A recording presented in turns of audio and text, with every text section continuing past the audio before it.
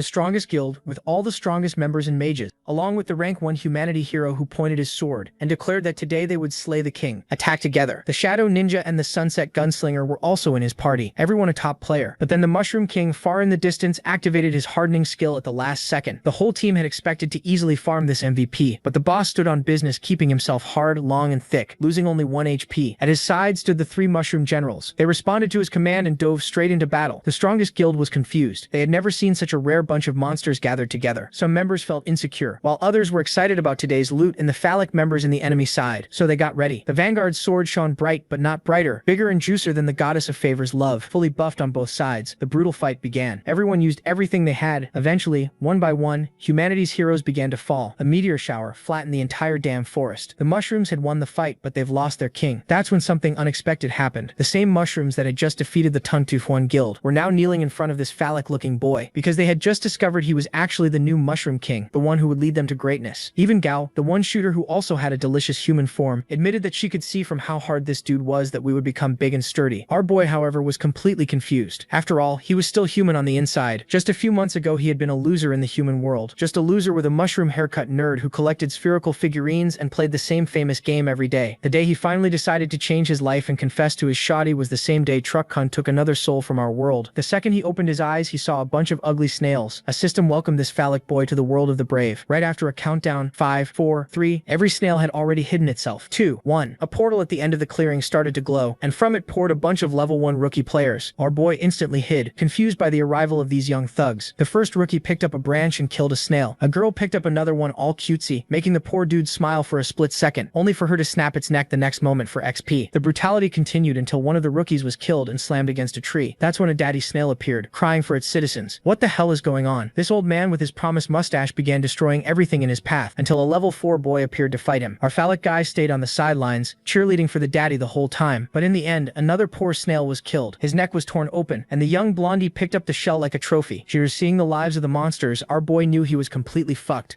He saw no way to survive, and wished someone would save him. Then a boy carefully moved through the forest after hearing something in the bushes, thinking it might be snails. He slowly pulled the bushes apart, and found not a snail but a mushroom. The boys screamed in fear. The mushroom panicked too. Sure, this was the end, but the boys ran off instead, shouting that a monster mushroom was hiding there, making him wonder if they were actually scared of him. The system confirmed it and told him to check his stats. So he decided to open the status panel. He was a level 5 mushroom with a resurrection coin, 36 health, 22 mana, and the monster tag. At level 5, he was the strongest thing there. The next strongest was only a level 4 boy. Feeling better, he checked his skills, appraisal and mushroom charge. Appraisal let him see other people's information, so charge had to be an attack since it used no mana. They were simple skills, but still enough to give him a real shot. He had thought this was impossible mode, but now it suddenly seemed easy. With his confidence back, he went looking for targets, and found some children killing snails. It was time to show them his power. He launched his attack skill. He hit 2 kids, knocking both out cold.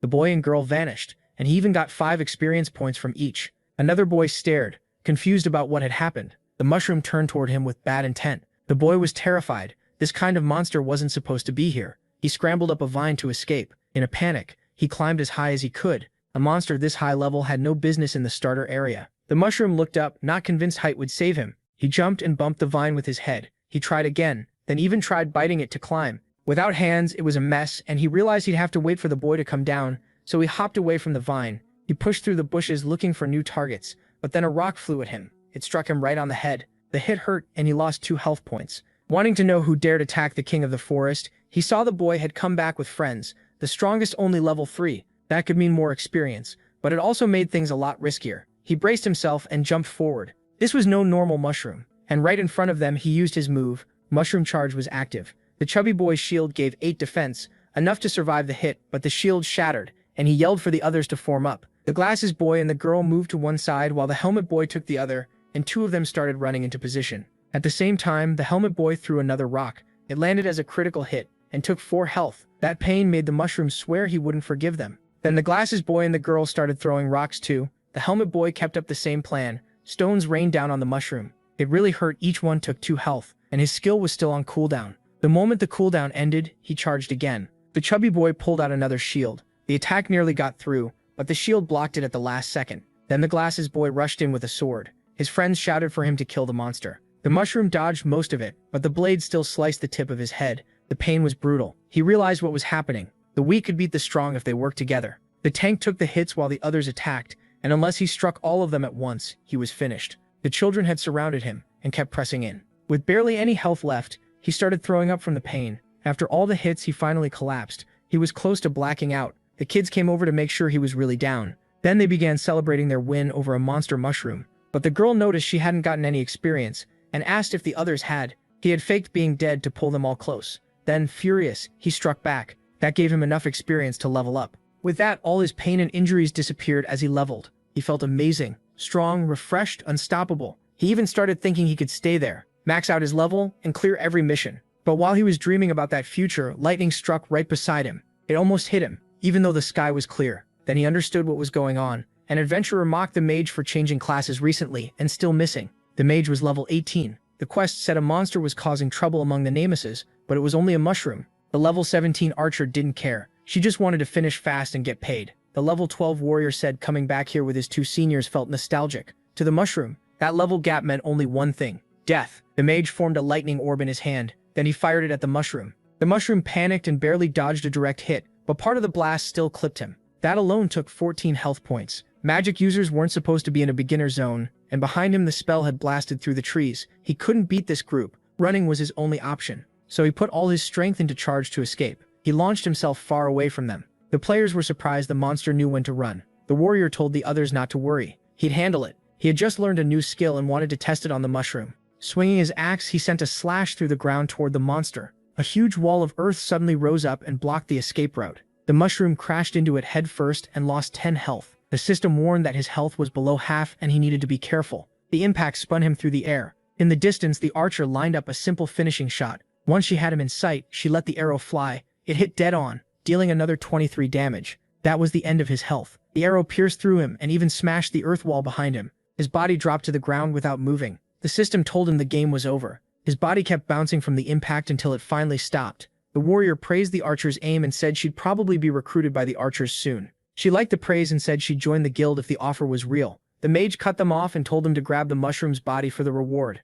The system asked if he wanted to use his resurrection coin. If he wanted to keep living, he had no other choice. His body glowed again, and he gained a new skill, Spore Explosion. His health also returned to full. The second they got close, he released a cloud of spores. It spread wide and covered much of the area. The mage was shocked. A mushroom with a skill like that was new to him. From inside the fog, the mushroom used charge again, but the archer still caught his movement. She warned the others that the monster was trying to run. They rushed to cut him off. He kept hopping away from them, but they were getting closer. He needed a plan fast, so he asked the system how much time was left on the first mission. There were a little over 3 minutes left. If he stayed alive until then, the reward might save him. Another bolt of lightning dropped from the sky. It landed so close that he thought his pursuers had already caught up. He dodged and slid across the ground. He couldn't understand how they found him so fast after he blocked their sight. Then he noticed a mark above his head. It was the archer's tracking skill placed on her arrow. The stronger the archer, the better and longer it worked. He had no idea how he was still alive, but after that hit, escape was nearly impossible. The warrior charged in,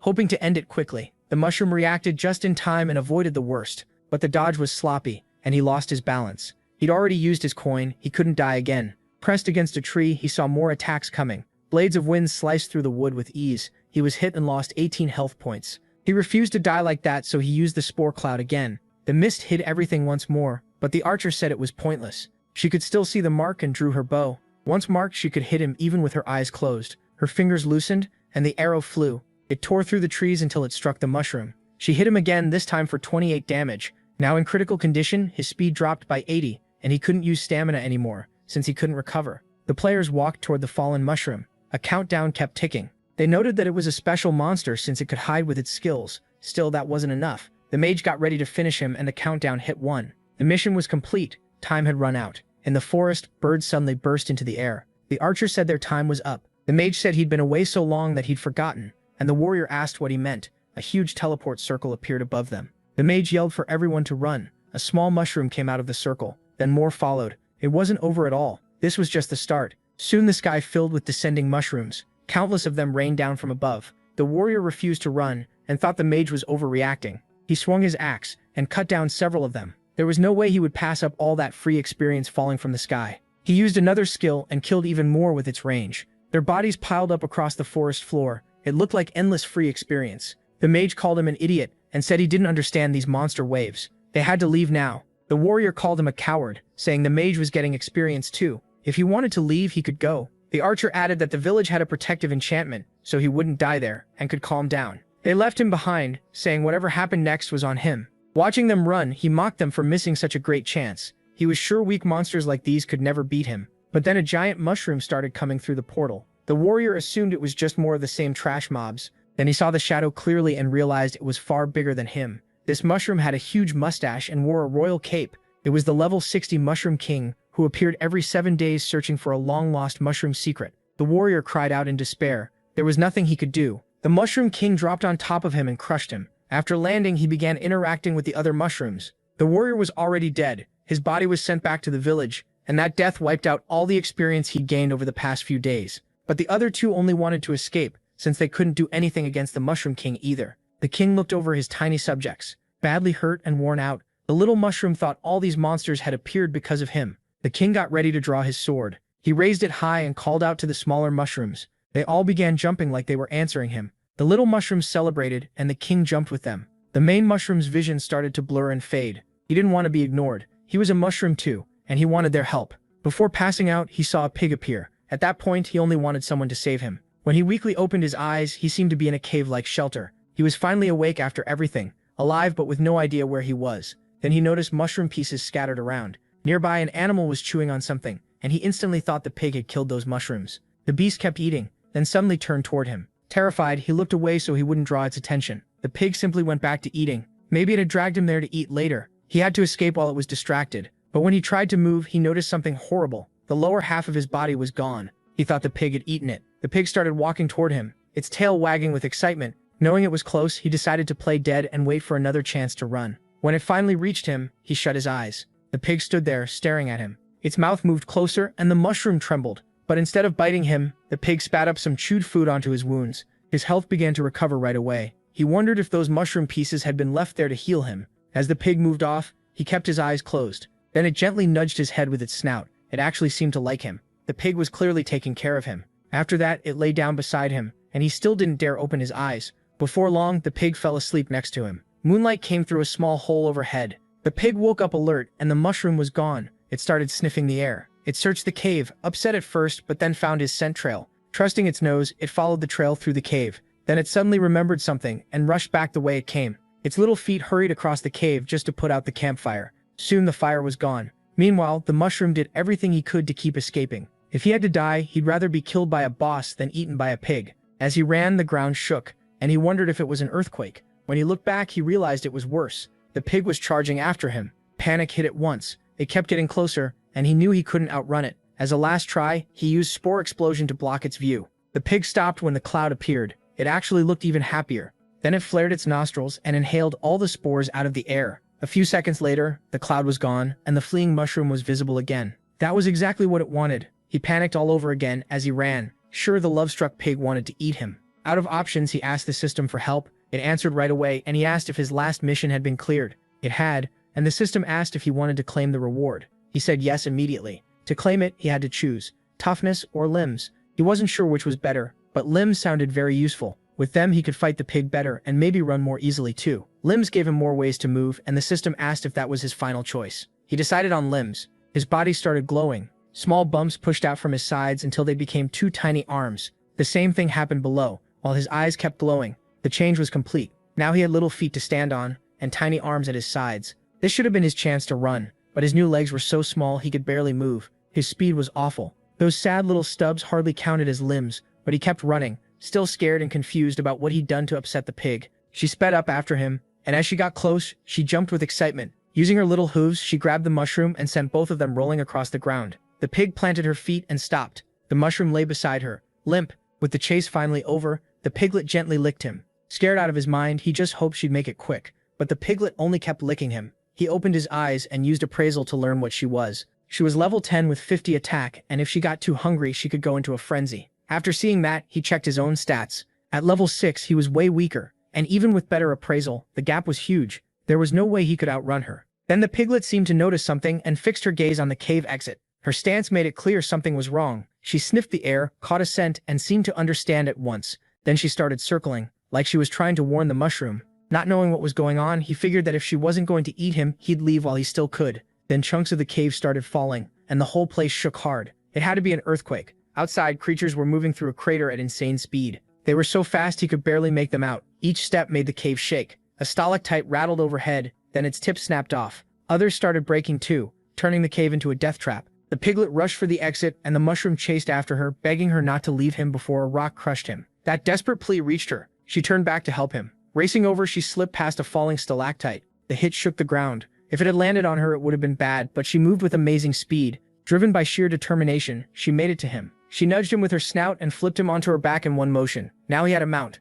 Using his tiny new limbs, he clung to her as best he could. She sped past every obstacle with ease while he fought not to lose his grip or throw up. The exit was right ahead. She pushed off with one last burst. That final leap got them out just before the entrance collapsed. A second later, they'd have been trapped. She landed safely outside. They were alive, though the mushroom was completely winded. The cave entrance was now buried under rocks and dust. Above them, strange figures had gathered. They were pigs too. The mushroom wondered if they belonged to his piglet. They were wild boars, level 18, strong and aggressive, but likely to run from something even stronger. One boar stomped a hoof. The others split apart, forming a path with a bonfire in the middle. The flames burned on the head of the one who looked like their leader. The piglet stared it down. The mushroom could tell this monster was level 35, but his appraisal wasn't good enough to learn more. After a short face-off, the piglet turned her back on them. One boar got angry, but the leader let out a threatening grunt. That stopped him. The herd only watched as she walked away, and the mushroom followed her into whatever came next. Back in the cave, she had cared for his wounds, and now she'd rescued him again. She still showed no sign of wanting to hurt him. Instead, she kept sniffing the ground for something. Together, they moved calmly through the meadows. He asked the system where they were. It said they were in Crescent Bay east of the Tempest Grasslands, 200 kilometers from the starting village. That was very far, and he had no clue how he'd ended up there. Maybe the piglet had some kind of teleport skill while he was out. Then something put her instantly on guard. A sticky slime shot up from the grass. It lunged at them, but she dodged. Another strike came, and she avoided that too, keeping him steady on her back. She was so agile those attacks couldn't touch her. Still, she couldn't dodge forever. The thing attacking them pulled back into hiding. The prairie went quiet again. Danger was everywhere, and he was lucky she never let her guard down. Even now she kept scanning and sniffing around. Then the creature in the grass finally showed itself. It was a huge toad trying to eat them. Its size scared him enough to use appraisal right away. Bull toad, level 11, always hungry, needing to eat its own weight each day, and preferring prey small enough to swallow whole. Now that it was exposed, it locked eyes with them. For a moment, both sides just stared. Then it snapped out its sticky tongue again, but the piglet dodged easily. The mushroom wasn't so lucky. The tongue grabbed him and he screamed for help. She saw right away that he was in trouble. That made her furious. She charged straight at the toad. As the toad got ready to swallow him, the piglet came in fast. With its tongue pulling back, it focused only on the prey it had caught. He was moments from being gulped down, but the piglet was already underneath it. In panic, he thought about using Spore Explosion, but she was already striking. She slammed into the toad with a heavy hit. The pain made it release him. He dropped safely onto her back, and she looked delighted. This time, he was truly thankful she saved him again. But they still weren't safe. A slicing attack was already coming. Feeling the danger, she jumped clear. When they looked back, they saw how close that had been. The toad had been cut completely in half. Its pieces dropped into the grass. Then came footsteps like an arthropod's. The mushroom knew something worse than the toad was nearby. By the corpse stood something like a praying mantis. It drove one blade into the toad's body. Then it tore off a chunk and started eating on the spot. It was a blade mantis, level 19, the strongest of its kind, able to cut through steel. Its health and defense weren't great, but its attack was terrifying, 280 points. Even while eating, it noticed them. The toad had already been dangerous. Against a level 19 monster, one bad move would get them killed. The mantis calmly finished the piece of toad in its grip, then slowly lowered its blade like a pro. Getting ready, it spread its legs, taking an attack stance with its eyes fixed on them. One hit would be enough. The piglet had to be careful, but before anything happened, a rock suddenly flew high into the air. The mantis looked up at it, then the rock came crashing back down, and they could only stare at what just happened. That boulder had moved on purpose. The flattened remains of the mantis were under it. Its body started being absorbed until nothing was left. A slit slowly opened in the boulder, showing a dark, creepy eye. It stayed completely still in front of them. It was a boulder mushroom, level 26. It pretends to be a rock until prey gets close. Slow but with strong defense, the mushroom told the piglet to back away slowly until they were out of its sight, and she did exactly that. The boulder stayed motionless in the grass. Then it decided to hide again, turning back into what looked like an ordinary rock. As they kept going, the mushroom was running out of energy. The piglet helped nudge him up a hill, but she was tired too. They pushed on a bit farther, then collapsed in the shade. Worn out, the piglet rested and watched a dandelion. There were lots of them, and she got briefly distracted by them, but the mushroom was more worried about whether this place was safe. Then something caught his eye. The plane stretched all the way to the sea, and huge creatures flew overhead. This world was as beautiful as it was dangerous. As he drifted off in thought, the system appeared, and explained that this world had its own natural laws and ecosystem. He realized he was near the bottom of the food chain. Without the piglet, he'd already be dead. Still, he refused to give up. He wanted to grow stronger and someday return to his old world. Thinking that, he called the system again. He asked for another mission and learned there were 3 choices: easy, medium, and hard. Feeling bold, he checked the hard one first. It required defeating one of the divine generals of the Stormgrass King. That was obviously impossible right now, so he switched to the easiest mission. He needed to gather 10 red berries for 50 experience. It could also restore a little health and reduce hunger. It sounded simple, so he called the piglet along. The little mushroom hurried through the grass searching for the berries. He found a small patch almost right away. There were plenty more nearby too, so this mission really was easy. Soon, he had 6 out of 10. The piglet helped gather some too, but then he noticed something weird. His progress had dropped back to 4 berries. The hungry piglet had eaten the ones he'd collected. Furious, he scolded her for eating his mission items and decided to show her who was boss. He swung his little hands at her. The weak hit did nothing. She didn't even realize he was attacking. She just kept calmly eating berries. When she shifted around, she accidentally knocked the mushroom away. Feeling the bump, she turned back. Then she wagged her tail, happy to be with him. He panicked, sure she was about to attack him back. Instead, she just tossed him up like they were playing. A new mission appeared: collect 30 fruits for 70 experience points and an inventory box. After that, he had to catch 15 fish for 80 experience points, and his spores would help. Then came one more task: gather 20 stones for 100 experience points. As the day went on, he cleared mission after mission and reached level 9 with 75 health and 39 attack. The piglet kept eating most of what he found, so all that work only got him 3 levels. Tired out, he wanted to rest too. She snored happily, dreaming about food. While she slept, he took one last easy mission: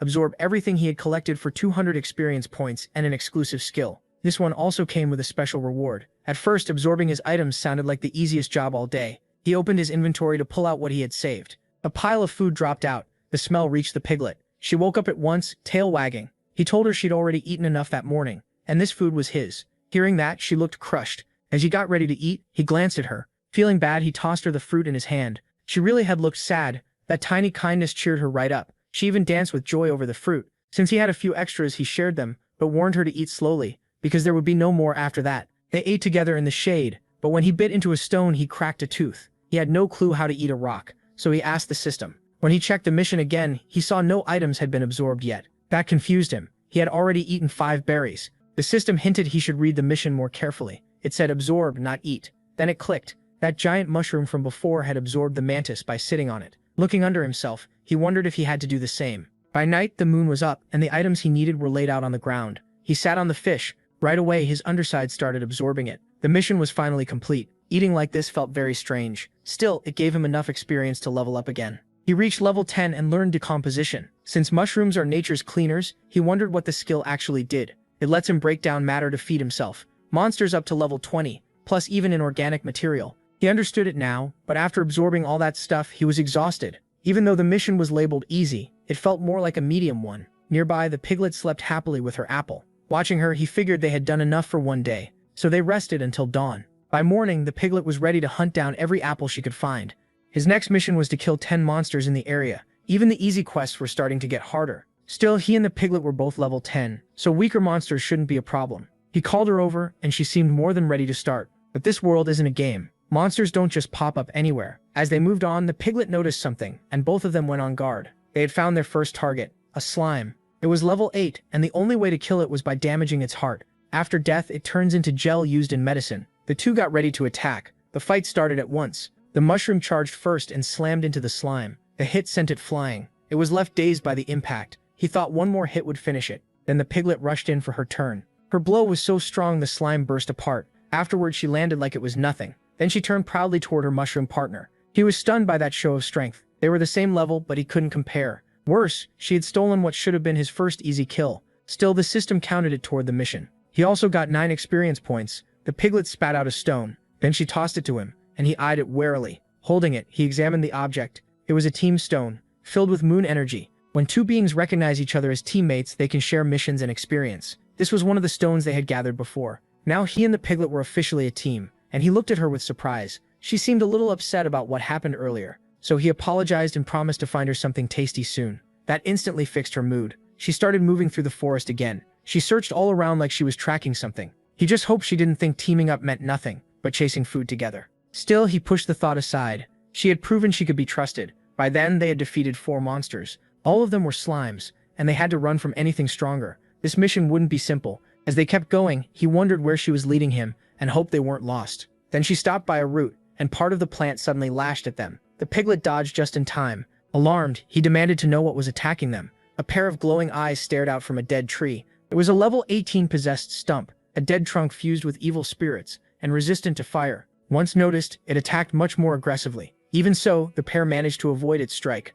Seeing the market left behind, he realized just how strong a higher-level monster was. They had to be careful. Still, they were starting to work well together, and traded a confident look. With quick dodges, they set up a joint attack. Closing the gap, both charged the cursed stump. Their hit landed cleanly, but the impact threw them both back. His plan had failed. He hadn't expected the recoil to hurt both of them. Worried, he looked over to see if the piglet was okay. She got it worse because her attack can stun enemies, but if the target's defense is too high, she gets stunned instead. Meanwhile, the stump stood there unharmed. Fighting something 8 levels stronger was rough, but this mushroom wasn't giving up. He had an idea. Before he could act, the stump attacked again, aiming for the stunned piglet. He used a spore explosion to block its view. Hidden in the cloud, he dragged his stunned friend to safety. As the spores began to clear, the stump looked around for them. It searched briefly, but couldn't find them. Since it didn't keep looking, it just moved on. Then it settled among the bushes and went back to pretending to be a normal stump. He was relieved. They were faster than it, and had escaped. The piglet had recovered too. Unfortunately, she caught the smell of his spores.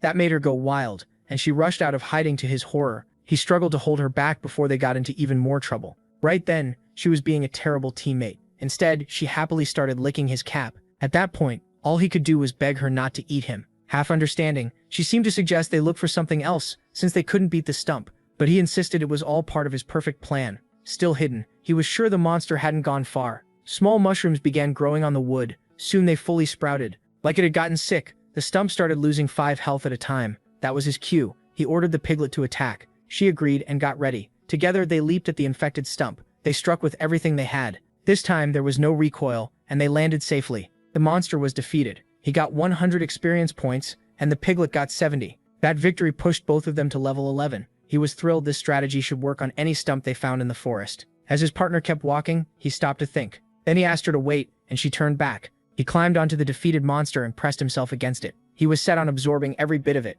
The process finally started. He pushed himself to decompose the whole body. By the end, he had spent 50 mana, but it worked. That raised his skill proficiency, gave him 200 experience points, and unlocked 2 more skills. Decomposition is now on cooldown. Even after all that experience, he can't use it again for 24 hours. He checks the system and asks what one-time use skills are. The system explains that the 2 skills he got from that monster can each be used only once. If they have a duration, they last no more than 10 minutes. Camouflage lets him blend in as part of the surroundings, and Barkskin turns him wooden to boost his defense. That makes him feel sure he can beat the Demon King someday. Back at the shelter, the little pig sleeps by the fire while he checks their growth. The mushroom has reached level 15, with much higher attack and health, and the little pig is now level 14 too. Even with steady progress, he knows stopping Golem's followers still feels impossible. Thinking hard, he asks the system how long it will take to change class if he keeps growing like this. The system tells him monsters don't change class, they evolve instead. That catches him off guard, since he has no idea what evolution means here. Every monster has its own evolution paths, and some can get special mutations based on their environment. So he asks when he'll be able to evolve. The first evolution mission comes at level 20, the next at level 40, and so on. Since he's only 5 levels away, he asks what the strongest mushroom path is. He definitely doesn't want to turn into that rock thing he saw before. The system says it can show him some evolution paths, but each one costs 200 gold coins. Hearing there's a fee makes him pause. Now the system is really showing how rotten it is. Still, it claims to be generous and offers to show one path for free. With 100 iron ore and 100 bronze, he can become a rock. With nearly 1,000 diamonds, a pair of glasses, and 1,000,000 coins, he can become a diamond mushroom. That last option actually sounds pretty cool. Then the system says that if he wants to prepare early, it can tell him the needed materials ahead of time for 200 gold coins. That was the offer. He thinks it's ridiculous that a monster is expected to have money. The system just answers, where there's a will, there's a way. If he were human, maybe he could pull that off. But as a mushroom, it's much harder. Then the system asks if he wants to trade materials instead of money. He calmly gets up and says that won't be needed. No matter what the system says, he already knows what he wants. Curious, it asks what he plans to become. Without hesitation, he says he'll become the Mushroom King. Morning comes, and their second day of hunting begins. He dodges a sharp slash with ease. The little pig avoids it too, staying locked in. Both are ready to bring this enemy down. Their target is a praying mantis poised to launch more slashes. It's a medium difficulty mission worth 500 experience points. The three stare each other down like one wrong move means death. Then he uses the stump skill and his body starts turning to wood. With the extra defense, he moves in. The mantis waits for him to get close. Then it strikes with a clean, deadly slash. The mantis drops low to the ground afterward. Behind it, the mushroom is still standing. He turns around confidently and says the mantis's slashes don't work on him anymore. The mantis calmly slides its blade back like a samurai. Then he notices the top of his cap was cut. That one hit took 75 health and leaves him panicking. Using his tiny fingers, he signals for the little pig to come over. The two quickly whisper about their next move. When they're done, he gives her a pat. Now it's her turn and he trusts her completely. The praying mantis stays alert, scanning for them. The little pig stands in front of it without fear. She starts circling her target. Then she suddenly charges and the mantis reacts at once. It gets ready to draw its blade for a killing strike. In a flash, it pulls the weapon and unleashes a triple slash. The first cut misses, then the second misses too. She dodges everything and closes the gap. Her attack lands directly, but the mantis blocks it with the back of its blade. Right behind it, a wooden stump waits motionless. That stump is actually the mushroom using camouflage. The mantis is strong but careless. That's why the disguised MC finishes it in one sudden strike. A bit too proud of himself, he lets go of the branch he was holding. The small branch drops to the ground. Then he sets himself to attack. He lunges with a deadly thrust at the praying mantis. He's just about to hit it while it's open. The mantis notices at the last second and tries to turn. Too late, his hit lands brutally, and its head is sent flying from its body. Dangerous or not, they beat it. The little pig gets 300 experience and he gets 340. Clearing the mission makes them both level up again. His charge skill also reaches level 4. He brags that he's basically a pro player when you use strategy. Even stronger monsters can be beaten. So he asks the system for another medium mission. This time he has to go to the Mushroom Kingdom. The system warns him the trip is long, and if his stamina runs out, even weak monsters could hunt him. He asks where the kingdom is and whether it's far. The system says not really, just 400 kilometers away. He stares down the road in disbelief. The system has to be messing with him. Then it says he doesn't need to walk and can hear a faster method for only 200 coins. He ignores that and tells the little pig it's nice having her with him at times like this. That makes her feel proud of herself. The system goes quiet after being ignored. They keep heading for the Mushroom Kingdom, and after a hard day, manage to cover 20 kilometers. His plan was simple, keep an apple in front of the little pig so she'd keep moving. But now she's worn out. Traveling like this is exhausting, and he only has 33 stamina left. At this pace, the system says he can only go 18 more kilometers before he collapses, so he needs rest. Even with the little pig's help, they barely made progress, and she only has 12 stamina left. He guesses he should have seen this coming. A medium mission was never going to be easy. The system reminds him that once a mission is accepted, it can't be cancelled. Though maybe he can find another way there. Sadly, he doesn't have the money to buy help, so he cheekily asks for a free hint. The system refuses. No payment, no tips, even if it knows he's broke. He wonders who the genius was that made money necessary just to use the system. The system suggests he look through his skills. Maybe he'll find something useful. That tip is actually worth thinking about. So he starts trying to come up with an idea. Then something suddenly moves fast nearby. A heavy impact slams into the ground and throws up debris. He and the little pig tense up, not knowing what just happened. Through the dust, a staff appears, along with two figures that look like mages. They're definitely human. Using appraisal, he sees the hooded one is level 28. It seems to be the same mage from before, only much stronger now. Meanwhile, after all his hard work, the mushroom is still only level 16. The other mage is level 36, and says he finally found what he was after. Both start heading toward the mushroom's position. The hooded mage floats closer. The little pig steps out from hiding. She angrily plants herself between them and the mushroom, stomping the ground, but they keep coming. The tension rises. Without a second thought, the mage kicks her aside. The hit sends her flying. She lands badly and can't get back up. The mushroom is stunned by such random cruelty, but the mage doesn't even look at him and walks right past. The hooded one finds it odd that such low-level demons are in this area. Still frozen, the mushroom watches the bald mage turn to the Stormhawk eggs, the thing he risked his life to find. He needs those eggs for his class change. He carefully picks one up at last, while the mushroom remains frozen in place. These two are far too dangerous. Almost by reflex, he releases a spore explosion. The mist makes both men start coughing. The bald mage didn't expect a mushroom to use that skill. His partner says he's seen one do it before, but warns they need to leave fast because this place is dangerous. The little pig recovers and charges them again, burning with rage. Her attack is lined up to hit either one. She leaps straight at them, nearly reaching the bald mage, but the tip of his staff glows, and he suddenly vanishes from her sight. She freezes in confusion, but she's already committed to the attack, so she slams into a stone instead. The impact stuns her again, and she crashes into the small tree with the hawk's nest. Now she's sprawled over one of the remaining eggs, not even aware of it. Her hit cracked the stone badly,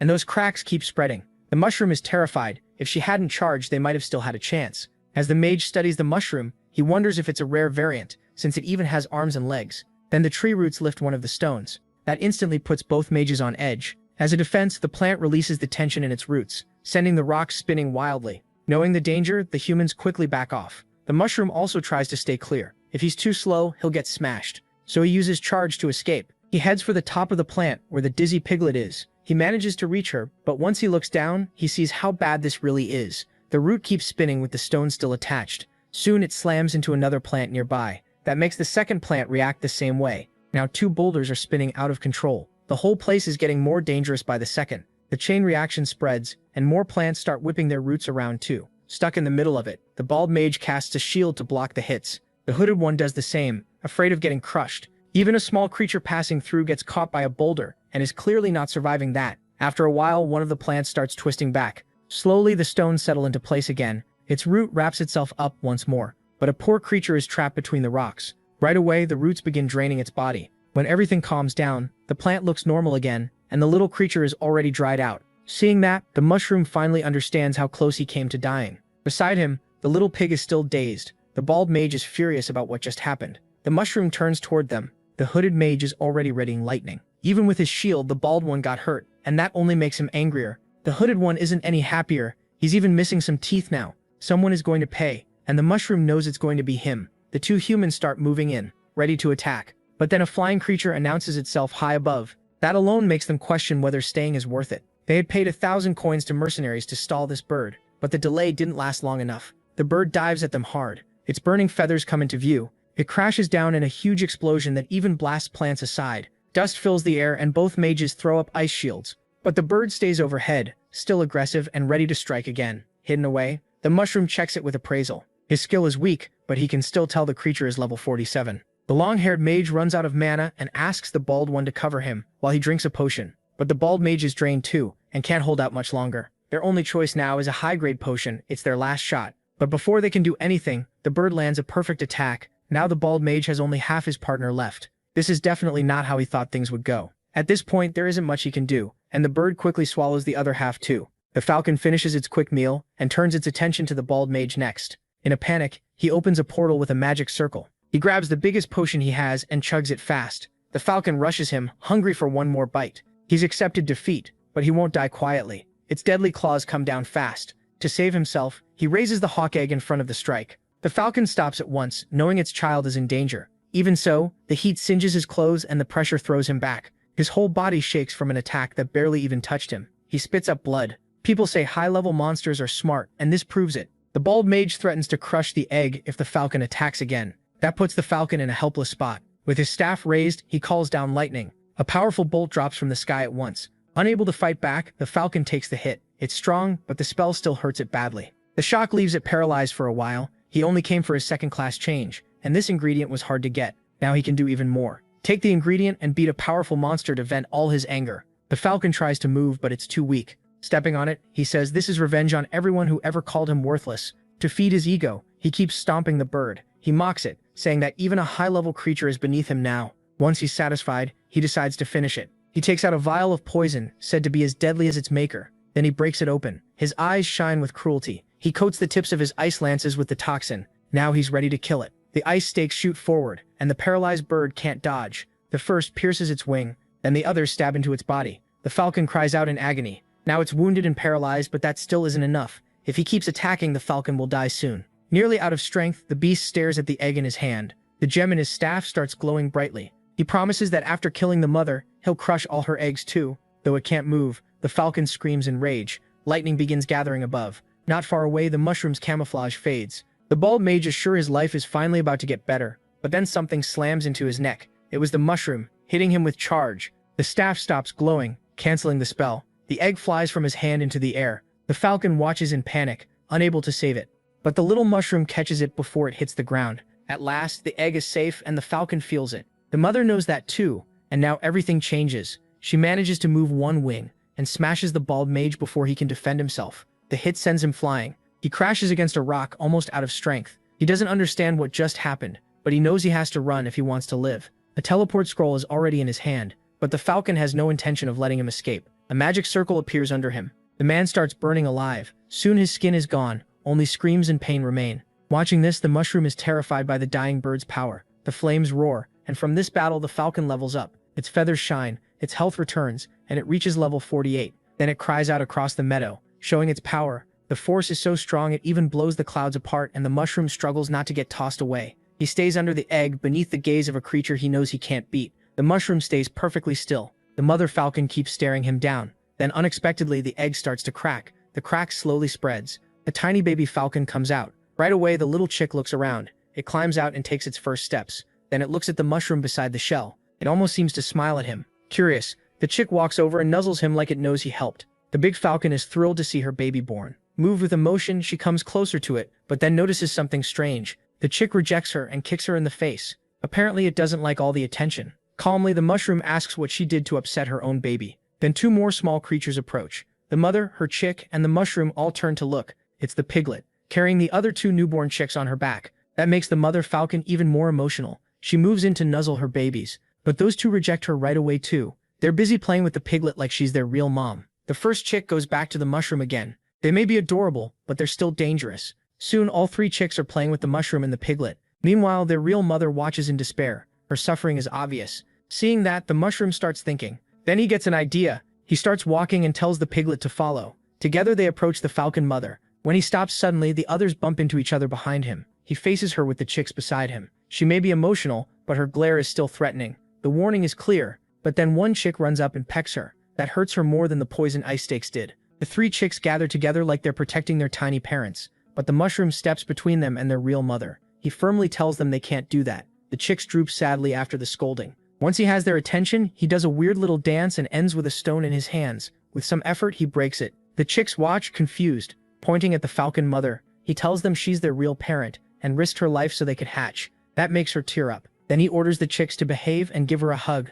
Happily, she wraps them in her huge wings. After doing this good deed, the mushroom hopes she'll return the favor and carry them to the mushroom kingdom. With the chicks tucked under her wings, she looks at him again. Her stare is still dangerous. Now he's not so sure about his plan, but he still hopes she'll be grateful. Instead, she simply turns and walks away. The mushroom watches sadly, still hoping she'll take them to the mushroom kingdom. But all he sees is the family disappearing into the distance. Far away, the chicks look back. The mother falcon does too, with that same terrifying stare. She calls the mushroom bold, a low-level monster daring to order her around. It never expected the creature to speak, and the voice is clearly male. Fear hits hard, and the little mushroom starts swaying from the shock. The falcon steps closer and demands to know what gives it the right to command him. As he walks, he suddenly feels something wrong in his body. Then the bird coughs up blood. Its chicks watch and worry as the heavy injuries make it tremble. Soon the body gives out and crashes to the ground, leaving everyone alarmed. The little chicks rush to the falcon. The bird is so weak it can barely keep its eyes open. It glares at the mushroom and the piglet like they are to blame. Hours pass, night falls, and the falcon slowly wakes up. As its senses return, it notices a warm source nearby. Its three chicks are sitting inside the bonfire. The sight makes it panic at once. But the chicks are unharmed. They were only asleep. Realizing that, it settles down. Beside the fire, the piglet is sleeping soundly. That makes the falcon even more annoyed. After waking fully, it forces itself to stand. But its legs still shake badly. Even with all that effort, it collapses again. Pain tears through its whole body. Even leveling up couldn't clear the synthetic poison. Nearby, it hears flasks clinking together. The bird turns toward the sound, curious. The mushroom pulls several things from its back. It lays out different items on the ground, along with gold coins. Seeing that, the falcon speaks to it. With a sly grin, the mushroom says, the bird is finally awake. Then it walks over holding a vial. Careful by nature, the falcon instantly grows suspicious. The mushroom ignores that, and pours the vial straight down its throat. It feels humiliating, not even able to resist a low-level monster. Still, it quickly notices something changing. The potion slowly starts restoring its stamina. The mushroom says it's lucky the falcon didn't eat all of them. There was still antidote left, though it needs time to work, so the bird should rest. Knowing this is strange, the falcon asks why it saved him. The mushroom says that without him, no one would care for his chicks. Because of what it did, all of them are safe. The falcon looks at its chicks, deeply moved. Even after taking the antidote, it still struggles to stand. The mushroom says it means no harm. It only wants to reach the mushroom kingdom while passing through. The falcon keeps its eyes on the chicks. It warns that the road is full of danger, and even if they get there, the mushroom may be fine, but the same won't be true for the piglet. Meanwhile, she just dreams about tasty food. The warning leaves the mushroom confused. The falcon goes on, saying the Mushroom King is well known. Humans and monsters alike get attacked the moment they approach his kingdom. That's why it got angry when the mushroom asked to go there. It already knew the place was dangerous. While thinking, the falcon moves closer. That scares the mushroom badly, and it asks what the bird wants. Terrified, it quickly backs away. The falcon says it's a very strange monster. The mushroom doesn't get it. It thinks the strange one is the bird, a normal mushroom like it should be mindless, but clearly it isn't. An intelligent low-level monster is rare, perfect food to strengthen the chicks. That frightens the little mushroom even more. But then the falcon bursts into loud laughter. He says it was a joke, though the mushroom nearly released its spores from fear. He adds that they aren't like humans, who ruin everything for selfish reasons. The mushroom knows monsters once lived in peace, and asks why that can't happen again. The falcon says humans only want the eggshells, so they break the eggs before they hatch. That's how it lost its earlier broods. Even in this world, humans are still awful. Just remembering it fills the falcon with anger. It screams once more, and a burning aura wraps around its whole body. Even then, its chicks keep sleeping peacefully. The falcon looks at them with concern. This brood survived only because of the mushroom, and for that it gives thanks. Startled by the sudden gratitude, the mushroom says it's nothing. Then the falcon says it will take them to the mushroom kingdom tomorrow, so they should rest. Fine. The mushroom was already planning to rest, but then it finally understands and excitedly asks if the falcon really means it. He does, but the mushroom should be quiet before he changes his mind. Overjoyed, it tells the bird to sleep, since it still has things to do first.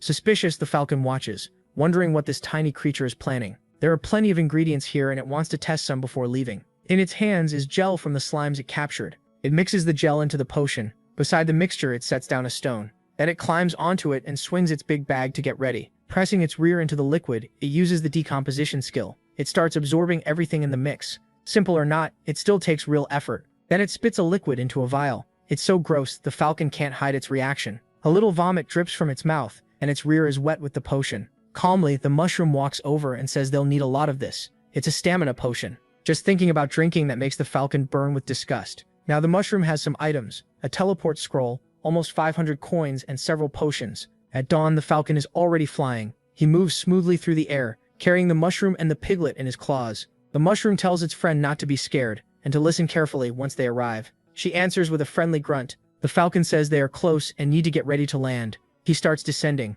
The mushroom is terrified while the piglet enjoys every second. They drop closer and closer to the ground. The little mushroom can barely handle the wild descent. Its friend, though, is amazed by the view. After pulling itself together, it finally sees the mushroom kingdom. The place is huge and ringed by protective walls. As he nears, the falcon tells them to hold on tight. At once the two cling to each other. Then the falcon dives even faster. A mud-like blast nearly strikes them. The bird readies itself to fight back and fires a strong burst of magic flame. The attack blocks the shot. The mushroom asks what's attacking them. The falcon answers plainly, they're his kind. As the smoke clears, they can see creatures below. The small mushrooms move into position. One is level 44, calm and composed, and uses magic to evolve other mushrooms. With a wand in hand, it starts chanting. Then it taps the mushroom beside it. The little one begins to shake. Soon the shaking turns into hopping. At last it transforms into a thorn-covered mushroom. It's an explosive mushroom that can blow up and kill creatures twice its level. This one is level 24, so it hops into place. Now it's set at the tip of the cannon mushroom. The cannon mushroom is level 36. It usually fires mucus, but it can also launch other things, or mushrooms. Its nose starts twitching. The urge to sneeze gets stronger. When it can't hold back anymore, it pulls in more and more air. Its cannon draws inward, then it finally sneezes in relief, shooting the explosive mushroom into the sky. Many more shots follow. The falcon has to defend itself, or they could all die. It knows that and waits for the right moment to move. With sharp skill, it dodges every shot. High above, the mist mushrooms stop midair. Then they explode, spreading spores toward the falcon. That sudden blast forces it into emergency evasive moves. To self-destruct, the mushroom pulls a lever on its body. After that, it glows like it's burning from inside. Those are the ones he must avoid, and one is dangerously close. The falcon is forced to use magic again, making a wall of fire that blocks the spores. The flames protect him and also create a distraction so he can keep escaping. They've already crossed the outer layer, and he'll drop them in the inner one. After that, they're on their own, but the pair barely hears him because his maneuvers have left them totally stunned. He quickly closes in on the drop point, then he senses something is wrong. The closer he gets to the city, the stronger the danger feels, so he stops advancing. Shaking, the mushroom asks if they've arrived. Sadly, the falcon says this is as far as he can go. Any farther, and he may not make it back. The mushroom asks where they are. Instead of answering, the falcon opens his claws and drops them. For a moment, neither of them understands what's happening. Then they realize they're in free fall, though the piglet seems to love it. As they fall, they rush toward a rainbow. The little mushroom smacks into it head first. After that, both slide down it like a giant slide. The farther they go, the more their stomachs tickle. They're almost at the ground. After bouncing across the grass a few times, they finally end up sitting on the lawn. They stay still, trying to process everything they just went through. The piglet loved it. Her friend, on the other hand, wanted to die. Looking back, it thanks God for surviving. Before long, they feel a faint tremor in the ground. The shaking grows stronger. drawing their eyes to a boulder. Another one starts trembling too. In that peaceful grassy field, they realize they're surrounded by giant stone mushrooms. The terrifying sight leaves the mushroom frozen in fear. But one of them stopped, unsure what to do. The piglet just stared at them like nothing was wrong. A moment later, one finally realized she wasn't a mushroom. As soon as it noticed, it started yelling in anger. It called her an intruder. The little mushroom knew they were reacting because of the piglet. Still, she stood her ground without fear. So he bonked her on the head, telling her not to provoke them. Their only choice now was to run. At once, the boulders leaped forward. They started chasing the intruders. They weren't very fast, but there were a lot of them. More boulders appeared along the path ahead. Not wanting to crash into them, they turned away. Then they changed direction again when more hostile mushrooms showed up. Sadly, they ended up completely surrounded, so they had to take a chance. The little mushroom set off his spore burst, filling the area with a thick cloud. The nearest boulders lost track of them. One stared into the mist, confused. The others were just as lost, with no idea where the intruders went. Inside the fog, the mushroom pulled out some slime jelly. He smeared it across the piglet's back. Then he stuck part of a mushroom on top of her. He grabbed a few more pieces from the ground too. While the mist held, he quickly disguised her. Around them, the boulders waited for them to appear. With a confident grin, he said this was all a misunderstanding. But as they started seeing him, they got mad again.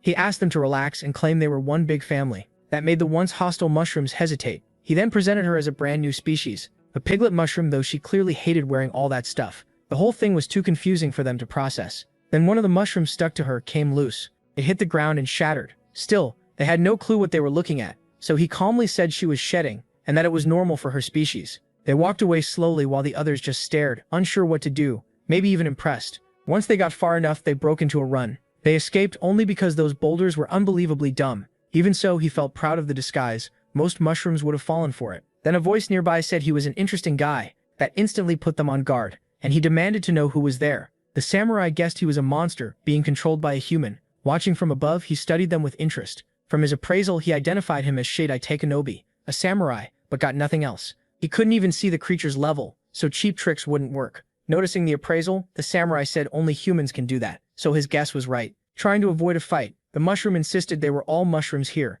and there was no need for violence. The samurai suddenly threw his hat. It came flying straight at them. Unable to respond to someone that strong, he just shut his eyes. Before they noticed, the samurai had already flashed past them. Then came the sound of his sword sliding back into its sheath, while his other hand caught the hat. That was all the warning they needed. With him guarding this land, no intruder could pass. He was Cage, one of the 4 great generals. The little mushroom tried to say it was a misunderstanding, but then he noticed a huge chunk of his health was gone. An unseen slash had split him clean in half. The piglet could only watch as her friend was cut apart. His 2 halves dropped to the ground. She couldn't hold back anymore. The disguise fell off her body. Now all the little piglet felt was rage. She started grunting wildly in fury. Then she charged straight at the samurai. Fearless, she threw herself at him, ready to end it all. Without losing his cool, the samurai declared that all intruders deserved to die. He struck her with the sword's hilt, so fast she barely knew what happened. The blow was devastating, and she couldn't react. The piglet collapsed, unaware of everything around her. The samurai then raised his blade to finish her. He gripped the sword with both hands, ready to strike.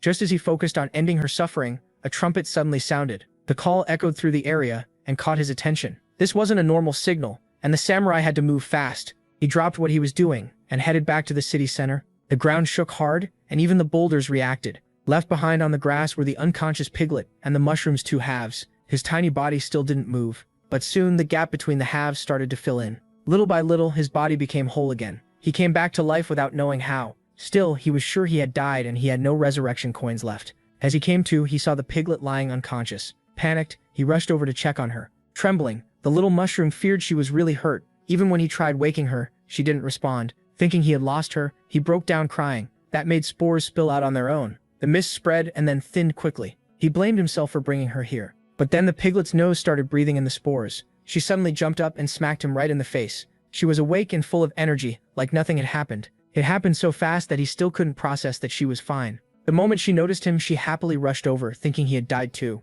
She kept licking him nonstop and he didn't even care. He was just glad she was okay. Wiping away tears, he could hardly believe she was alive. Then the trumpet sounded again, grabbing his attention. This time, the sound triggered something strange in him. The piglet quickly noticed he was acting weird. The little mushroom looked completely hypnotized. She grunted at him, but he kept walking like a zombie, so she grabbed him with her mouth and tried dragging him away. She bit down harder and the pain finally snapped him out of it. He had no idea what had just happened, only that his head hurt badly. The piglet stared at him, hoping he was back to normal. But then the trumpet echoed through the area again, and the little mushroom fell right back under its spell. This time, he started running toward the sound. The piglet was shocked by how fast he moved. She chased after him so he wouldn't reach the city. Ahead, a waterfall cut through the area. Water poured down from high above and ran across the land. A group of mushrooms was moving forward like an army. On the other side, many humans had gathered to fight them. The explorer slammed into the mushrooms in a fierce battle. One bald man blocked an attack from a small mushroom. He was a level 33 D-rank warrior, and he killed it in one hit.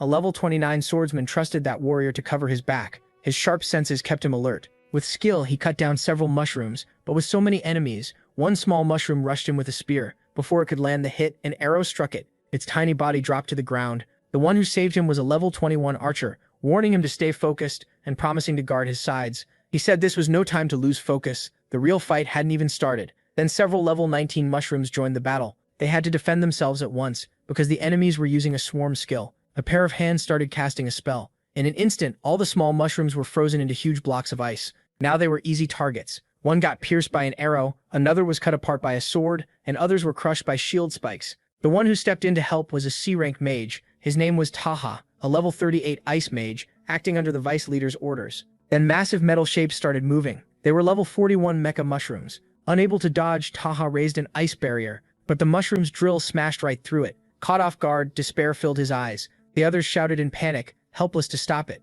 A huge explosion tore up the ground and sent debris everywhere. When it cleared, Taha was writhing in pain with much of his torso missing. Then more of those deadly mushrooms appeared. From the crowd, someone cried out for Taha. This man carried a large staff with a red gem on top, and it began glowing at once. He fired a flaming spear at the mushrooms. It shot forward and struck the first target. The hit completely destroyed it. This was Waga, their leader, a level 49 fire mage. He told Taha to hold on, because he was taking him back to the city. The archer warned that leaving the battle would get him punished by the guild. Meanwhile, Taha cried in pain, saying he didn't want to log out of the life server yet, because he was still too young. Waga didn't care about punishment. Some lines couldn't be crossed, and as far as he could tell, the guild was treating them like disposable tools. They hadn't helped at all. While they argued, they heard a familiar sound from above. Another one of those mushrooms was diving in to attack. This time, the warrior blocked it with his shield. There was no time to talk. They were in the middle of a battlefield, and every second mattered. With effort, he shoved the creature back. It hit the ground without taking damage. That gave the swordsman an opening.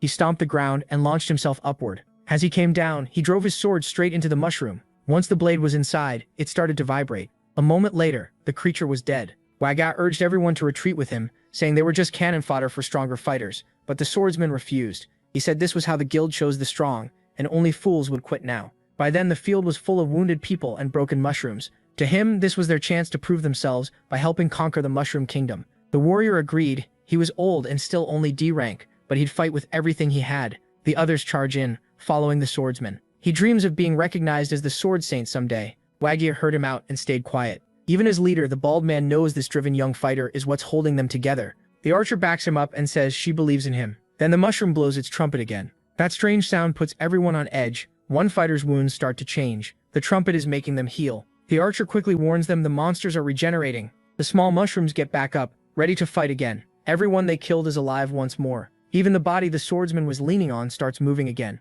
He realizes it and panics. He keeps stabbing, but the bald man tells him to calm down. They need to regroup. Then something happens right in front of him too fast to answer. A blow lands so hard it even shatters the bald man's shield. The others can't process it. The bald man's face has been crushed inside out. The swordsman freezes in horror, and Waga feels the same chill. Their attacker is a buff mushroom, a level 47 juice-loving, needle-fearing one. Enraged, the fire mage swears to burn them all. Flames wrap around him as he rises and launches a huge fireball. The flames rush forward fast. The juice-loving mushroom knows it'll be roasted if it doesn't move. But nearby, another enemy is already casting. A mushroom mage uses its magic. Beside the buff one, a tiny mushroom starts glowing. With that spell, it evolves instantly. Its cap grows huge enough to block the fireball. The fire mage's strongest attack is stopped with ease. At the same time, another mushroom lets out a huge sneeze. A projectile fires from its barrel. The shot hits the fire mage. To everyone's horror, he drops to the ground and doesn't move. The sneezing mushroom scuttles into a better position. Now it's getting ready to fire an explosive mushroom. Several others prepare to do the same.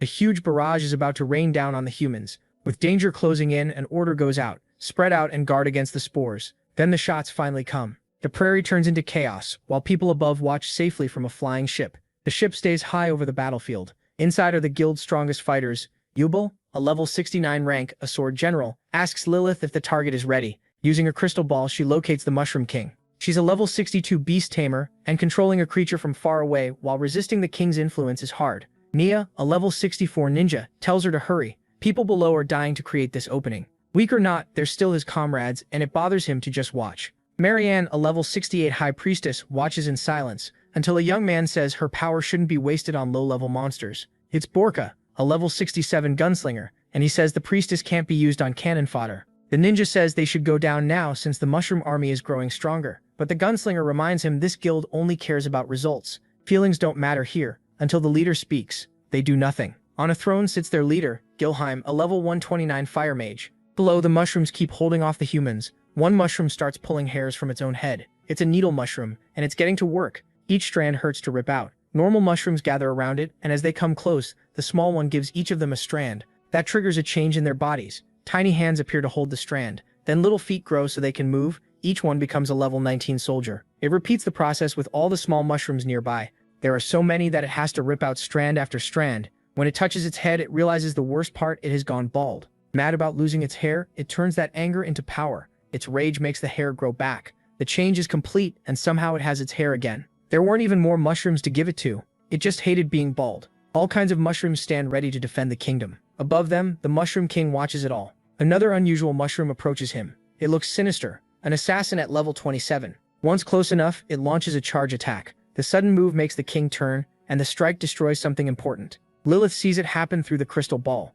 Her tamed creature has destroyed the Mushroom King's hidden treasure. With that done, the leader orders everyone to descend and fight, and they move at once. The mysterious object lies shattered on the ground. That sends the Mushroom King into a rage. The assassin only grins back. It jumps around wildly, cutting down more creatures until it's finally captured and dragged before the king. It seems they're accusing it of betrayal. Before anything else happens, a barrage of shots tears through them. The assassin drops dead. The holes through its body make the shooter obvious. It's Bo, one of the mushroom generals who has no patience for rebellion. The Mushroom King says nothing. Behind him, a hidden creature waits. It's a chameleon with a tiny blade on its tongue. It sneaks in and strikes from behind, but a storm of slashes blocks the attack. Its body and tongue are cut into separate pieces. The blade slides back into its sheath. A samurai has defended his king. Bo asks why he took so long. She thought he was dead. He says he also ran into a mushroom being controlled by humans, and he's shocked the invaders reached this deep. The king lifts the traitor's body with his own hands. Seeing one of his own used like this fills him with fury. Fluid starts leaking from the corpse.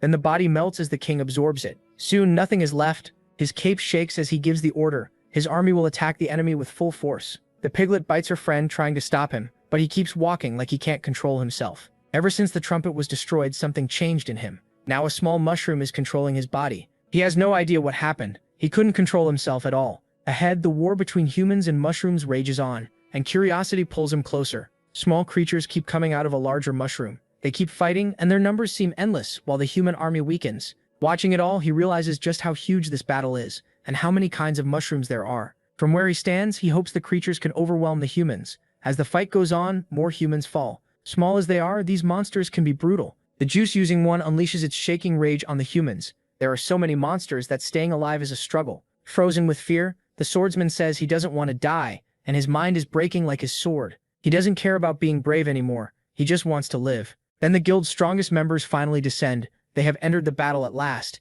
He stares at them in disbelief. After all that suffering, the elites have finally stepped in.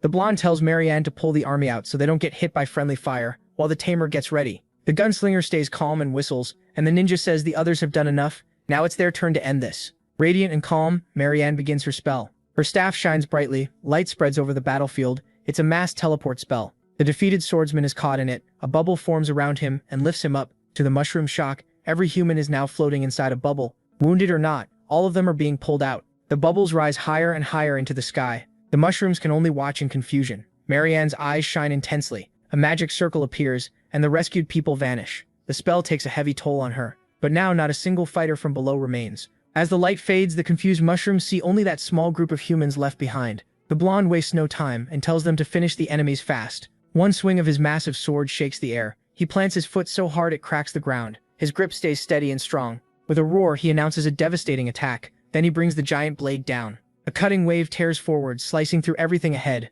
It carves a path of destruction across the battlefield. At once, the ninja jumps from his high position and starts using his techniques. He clasps his hands and pulls off a move made famous by a boy in orange. His number starts multiplying in the air until there are many of him. Then he forms a whirlpool shuriken with 25 attack points. When he throws it, a storm of cutting steel tears toward the creatures. And it doesn't stop there. The shurikens multiply too. Countless blades start raining from the sky. The remaining monsters are hammered by the attack. One mage refuses to just stand there. A large mushroom rises among them. Its giant cap covers the others like an umbrella. It's tough enough to block and deflect the attack. The mages gather to cast more spells, but one of their faces suddenly explodes. The others are killed just as fast. That puts the rest of the mushrooms on alert. Smoke curls from a gun barrel. The gunslinger was the one who did it. The sneezing mushroom sees everything and can't stop it. Now it's furious. So it and its allies move, but he doesn't care, saying they're too slow. He calmly loads another shell into his shotgun, flicking it into the air like a coin, before it drops perfectly into place. Now the weapon is ready.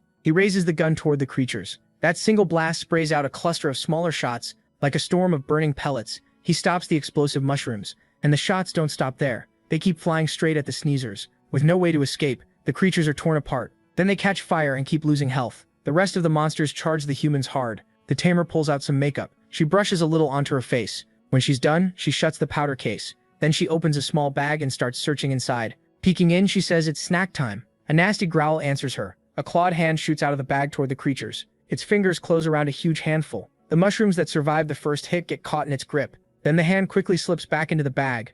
A loud burp comes from inside. Nearby, the little mushroom and his piglet friend watch in hiding. She had been asleep, but he saw everything and is now panicking. To him, it looks like high-level players wiping out weak mobs. The blonde says it's time to get ready and focus on the Mushroom King. He swings again and sends out another heavy slash. The ninja follows with the same kind of attack. The shooter raises his rifle and aims at the king too. All three attacks fire at once. The synchronized strike fuses together. It becomes one massive blast. Then it rushes straight at the Mushroom King. Even with the hit about to land, he doesn't move. The attack keeps closing in. Then the ground in front of him starts to crack. Earth rises up before the blast, shielding the Mushroom King and his piglet friend. A solid mass forms there. It turns into a wall that blocks the attack. The humans just watch, like they expected resistance. Then two glowing blue eyes appear, along with a smug smile. A diamond mushroom with resin had taken the hit, and it only lost 1 health point. It's level 92 with nearly 10,000 defense. The Mushroom King is furious. Cage gets ready to fight. Garrett is a mage and one of the 4 generals. Bo is also prepared to defend the kingdom. The Mushroom's strongest fighters have finally joined the battle, catching the humans off guard. Even so, the humans keep moving forward. It's the ninja's first time seeing a diamond mushroom, and the shooter has seen one before, but never one this big. He figures those eyes must be worth a lot. The tamer calls it a useless monster and wants the guild's vice leader to burn it down. But the blonde says they aren't rookies who always need backup. The mushroom answers with a sly grin. With its stiff body, it tilts its head back, then lowers its glasses. That lets it fully open its eyes. A bright glow shines from them. Then a huge laser-like beam erupts. It races at the humans, and as it nears, their vision starts to fade. The warrior drives his sword into the ground. He isn't shaken at all. As he pushes the blade deeper, it shines brighter. A protective field forms around them, while the high priestess also prepares a spell. Using a powerful technique for the goddess, she strengthens their defense as the beams close in. The lasers slam into the blonde's barrier, but with his power and the priestess's support, it holds and deflects them away. One beam hits a stone. At once, it and the area around it turn into diamond. Soon the ground nearby starts changing too.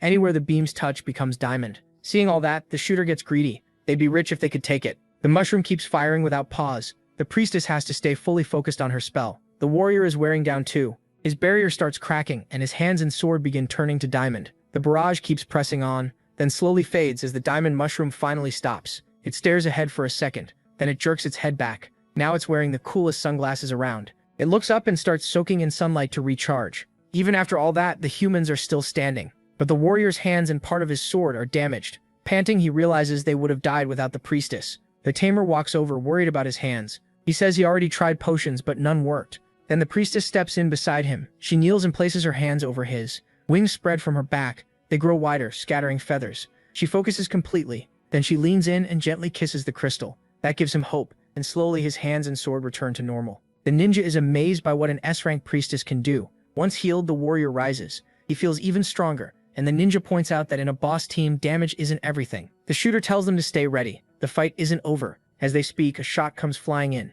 The bullet is almost on them. The warrior reacts fast and destroys it, saying their enemies are already here. They form up but still can't see anyone. Then the shooter's sharp hearing catches something. He instantly fires toward the sound. His shots meet the incoming bullets exactly. They burst in midair like bombs. In response, the ninja starts a chain of hand signs. He finishes the technique. With glowing eyes, he begins detecting magic. He finds 3 figures ahead and warns the others. The enemies are hidden and coming from the front. The mushroom samurai answers with several slashes, strong enough to force the humans apart. The blonde orders each of them to take one enemy. Everyone follows the plan. The samurai tells his side to fall back and hold the line. They can't let the humans near their king. Then they retreat and launch their counterattack. The ninja crouches, ready for the incoming strike. He scans carefully. The samurai tells him to stop looking around. He's right there. The ninja spins toward him. As the samurai's sword flashes, the ninja throws his dagger. While they trade blows, the samurai demands to know why humans keep invading land that isn't theirs. This is the sixth group to attack. The ninja has to pull back to guard himself. The force of the strike pushes him farther away. Standing firm with blade in hand, the samurai says, "Every invader so far has had a 0% survival rate." From a short distance, the ninja notices cuts on his body. He braces himself and checks the damage. Then a green light covers the wounds. The priestess is healing him. He glances at her and thanks her. He admits they're stronger than expected, but says his team will still beat them together. What he misses is the samurai moving in to cut down the priestess. The ninja hurls several daggers to stop him.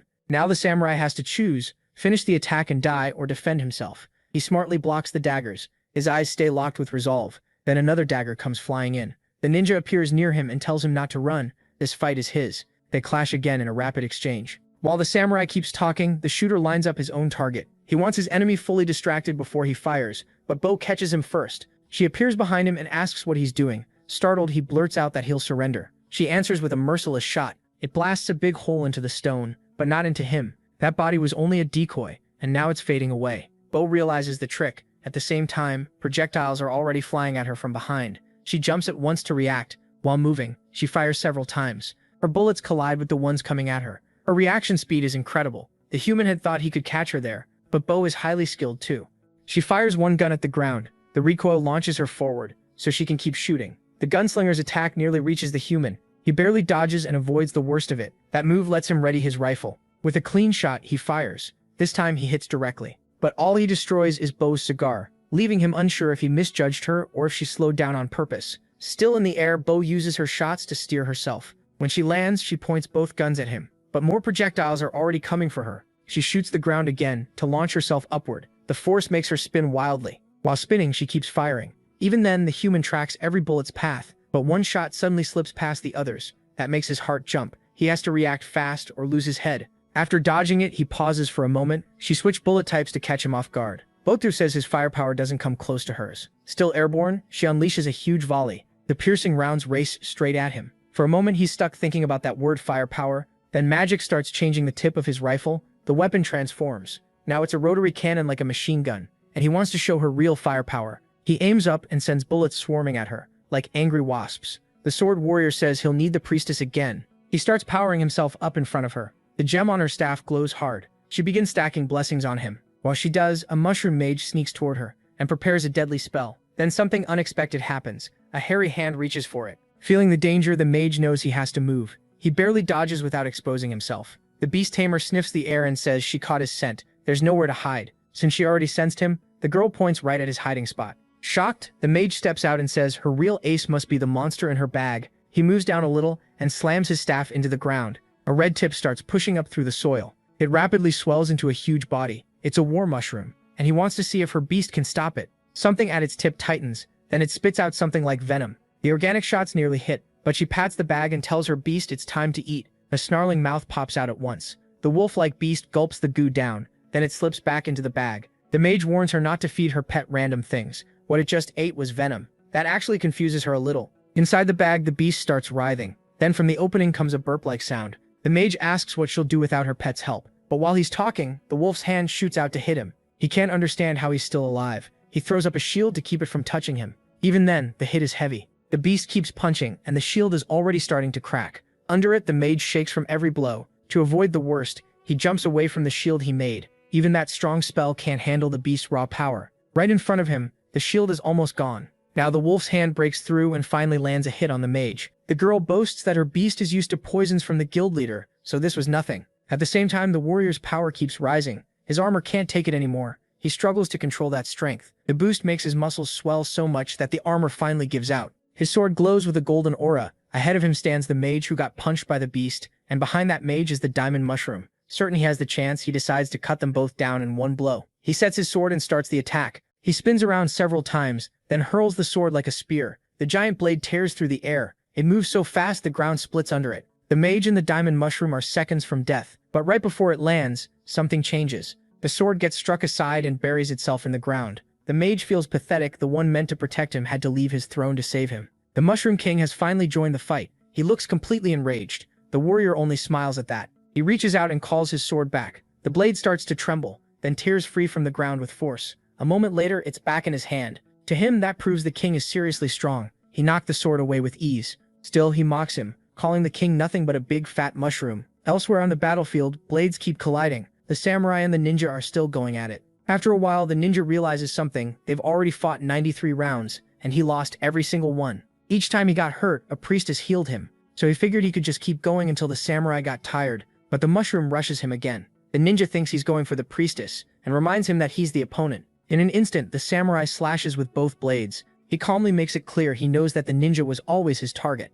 The attack is so fast the ninja can't react. Still, the strike doesn't fully cut through his armor. The priestess saves him by hardening his skin like stone. With help from his allies, he refuses to lose. But the wound across his chest keeps widening until it bursts open and blood pours out. Even the priestess is hurt from the strain. She has to fall back. Her white robes are now stained with blood. The ninja drops to the ground beaten. As he puts his hat back on, the samurai reminds him what he said before. The invader's survival rate is exactly 0. In the other fight, the shooter's machine gun keeps roaring. Grinning wildly, he asks if that's enough firepower for her. Shells keep piling on the ground. Bo decides she needs a new approach. She puts away her pistol and tears off a small piece of her cape, squeezing it tight into a little ball. She loads it into her weapon, takes aim, and fires once. That tiny shot spreads into a net. It's strong enough to catch every bullet. The shooter mocks her, saying it's pointless and she'd make things easier if she just died. Then he sees a shadow behind the ball that caught the bullets. Thinking it's Bo, he says goodbye and fires right at it. But after the shots, there is no body. He realizes he got tricked.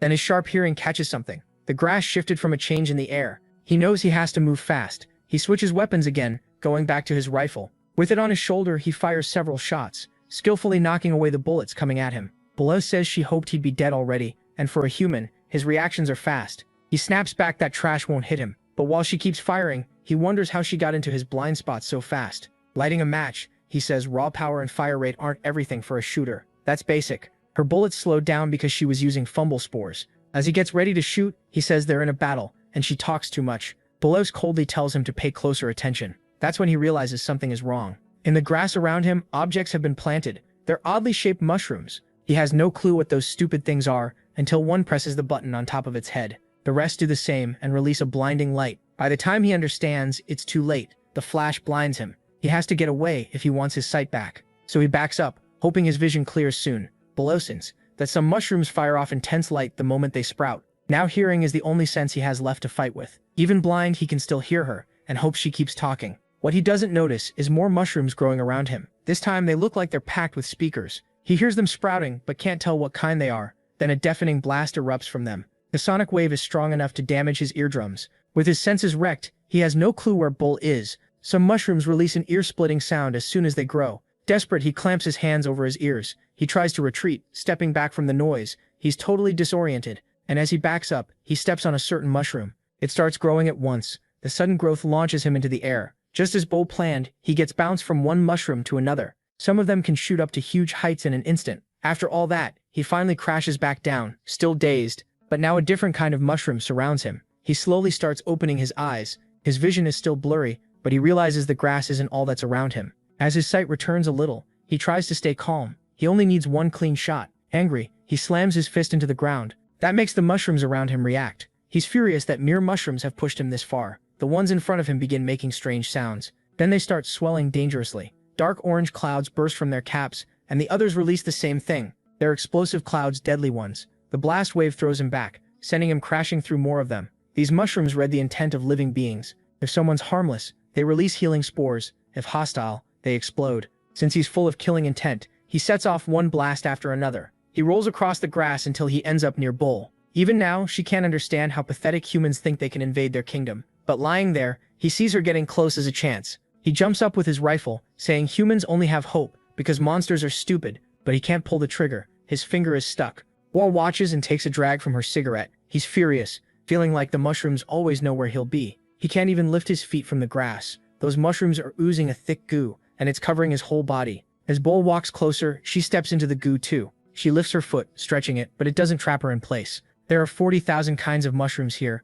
and not one should be taken lightly. At last, Bull points her gun at the human. From that range, he can do nothing. He stares at her, frozen in fear. Bull says there's only one kind of human, the bad kind. Then she asks who he called trash earlier. One shot later, his head is blown inside out, while a small mushroom watches without blinking. The small mushroom admits mushrooms really are strong and wonders if evolving would make him that strong too. But his attention stays on the king. If these powerful fighters are only subordinates, then the king must be far stronger. Then he notices a tiny shadow near the king and asks the piglet if he's imagining it, or if something is really there. A strange, eerie shadow hangs over the battlefield as the warrior walks toward the Mushroom King. The creature is furious over everything that's happened. Being looked down on by a monster really got under his skin. He cracks his neck side to side. His muscles swell to a ridiculous size. The juice is kicking in. His heart pumps the venom through his veins. His arms shake as all that power floods in. His body bulks up so much it's absurd. The power is so intense it nearly makes his teeth crack. His battle spirit as the war general is fully rising. A huge aura pours off him, but the Mushroom King doesn't move.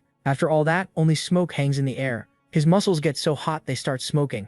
He wears a twisted grin, lost in trembo rage. This bigger form feels right to him. The two glare at each other, ready to kill. He can't figure out why the king let him finish transforming, but he doesn't care. He won't show mercy. The king's face shows nothing but hate. Then both vanish in an instant. They slam into each other again and again, trading blows at insane speed. The king drives his sword forward for a thrust. Mid-strike, the blade bends strangely and hits the warrior's sword, but he knocks it aside like it was nothing. Even that parry feels like an attack. The force shoots toward the diamond mushroom. It doesn't cut through, but it does shove it back. Even then, it only deals 1 point of damage. The warrior expected resistance, but that defense still impresses him. He swings again, aiming for the king, but the creature blocks it with his saber. The impact makes the weapon bend like rubber. With a flick, the king releases that stored force and knocks the human sword away. Then he sends his own sword back at him, with that same energy. A huge shockwave bursts between them. The ground is left scarred by the blast. Fueled by rage, he yells for the king to show everything he's got. Steel keeps crashing through the area. Some slashes fly far past the fight.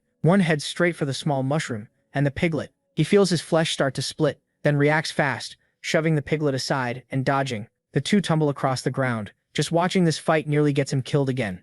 A sharp pain stabs his head, then fades just as quickly, leaving him confused. A system screen pops up with an urgent alert. An emergency mission has started. If this was all the Mushroom King had, the human wasn't impressed. The king looks just as unimpressed. Their attacks keep colliding non-stop. Elsewhere, the mage struggles to hold off the girl's beast. He doesn't know what it is, but he refuses to let it reach the king. His shield barely holds under the impact, and then 2 more arms crawl out of the girl's bag. She likes collecting mushrooms because they're cute, but she wants nothing to do with that old one. The creature's claws push forward. The mage throws up shield after shield to survive the assault. At his staff's tip, he starts gathering energy. He fires a poison ball, but the creature blocks it. Its body is immune to magic. The girl repeats that his tricks don't work. None of his magic helps, and he hates feeling this useless. She wonders why the shooter and the ninja are taking so long, even with the priestess helping them. Done wasting time, she tells her creature to come out. It agrees on one condition: it wants a dragon bone. That annoys her since it clearly knows what she's carrying. While they bicker, the warrior is breathing hard. Even at full power, he still hasn't hurt the king. The blessings raised his strength 7 times over, and the mission said the Mushroom King should be around level 60. Then the king lifts a hand, inviting him to try again. That sends the human into a fury. He can't stand being mocked by a monster, so he unleashes 100% of his battle spirit. When he jumps, the ground beneath him explodes. In midair, he readies a devastating strike. The giant wall of muscle charges without hesitation. He grips the hilt with both hands. The sword rises over his head. His face shows nothing but rage and lost control. Then he brings down his strongest attack yet. The king spins his saber again and again. The speed keeps building. The weapons meet with only the saber's tip touching the sword, and that alone throws the attack off course. He insists no trick can beat him. Then he realizes something is wrong. The saber releases all its stored force and blasts him away. He slams into the diamond mushroom. The pain leaves him writhing. The heap of muscle slumps against the diamond wall. He has no clue how that happened. A level 60 monster shouldn't be able to do this. Now the Mushroom King moves in to attack. The king comes at him hard, and the warrior knows he can't go down here. He raises his sword to block. Blood sprays everywhere. The small mushroom, the piglet, and even the tamer are left stunned. Even the diamond mushroom peers over his glasses to see what happened. The human looks completely spent, while the Mushroom King stays cold. The saber pierced through the sword and took the human's arm with it. Blood spills from his mouth. He drops to the ground and props himself up with his sword. Weak and hit by Trembo's backlash, his body starts shrinking until he's back to normal size. Only a bit of blood remains on the saber's tip. The king beat him without taking a single wound. Broken by defeat, the warrior begs the king to finish him. But the creature doesn't move. He can't understand it, and starts thinking the king was playing with him the whole time. With nothing left, he collapses. His defeat changes everything. The tamer finally agrees to give her creature the dragon bone. Even it seems surprised, then thanks her for the promise. Part of its snout starts to come out of the bag. The mage knows he has to stop this no matter what. He gathers a huge poison sphere at his staff's tip. It keeps growing, and he knows it won't work on the monster. Still, he makes it bigger, because his real target is the girl. She sees the attack coming. The blast erupts on impact, but it only hits the creature's arm. The mage watches, trying to figure out his next move. The tamer tells it to solve this already since it's getting the dragon bone. Still half inside the bag, it tells her to relax. It gently sets the girl down, while the mage watches. Knowing magic won't work, he puts up a shield with his staff. Then he tries the usual mushroom charge. The giant creature slowly turns toward him, then lands a brutal hit. The sudden blow crushes the mage's face. He slams into the ground hard enough to leave a crater. The beast bows to its master and says it'll handle things from here. Then it disappears in a blink. A second later, it's already behind the king. It raises a paw to strike. The king turns fast and brings up his saber to block, but the beast is too strong and drives him into the ground. As it keeps pressing down, it demands an apology. Then it pushes even harder, smashing the king deeper below. A huge crater now marks where he stood. Cracks spread wider as the creature keeps forcing him down. At last it lifts its paw, then it howls like the fight is over. Far away, the small mushroom watches in fear. The piglet just thinks about apples, and the system screen stays frozen. Only the wreckage of the battle remains. The monster starts throwing a storm of punches. It pounds the ground again and again. Then Bo and the samurai rush in to help the king. Even from behind, the beast still blocks them. It stops the sword with just 2 fingers. With its other hand, it catches Bo's bullets. It asks where these 2 annoyances came from.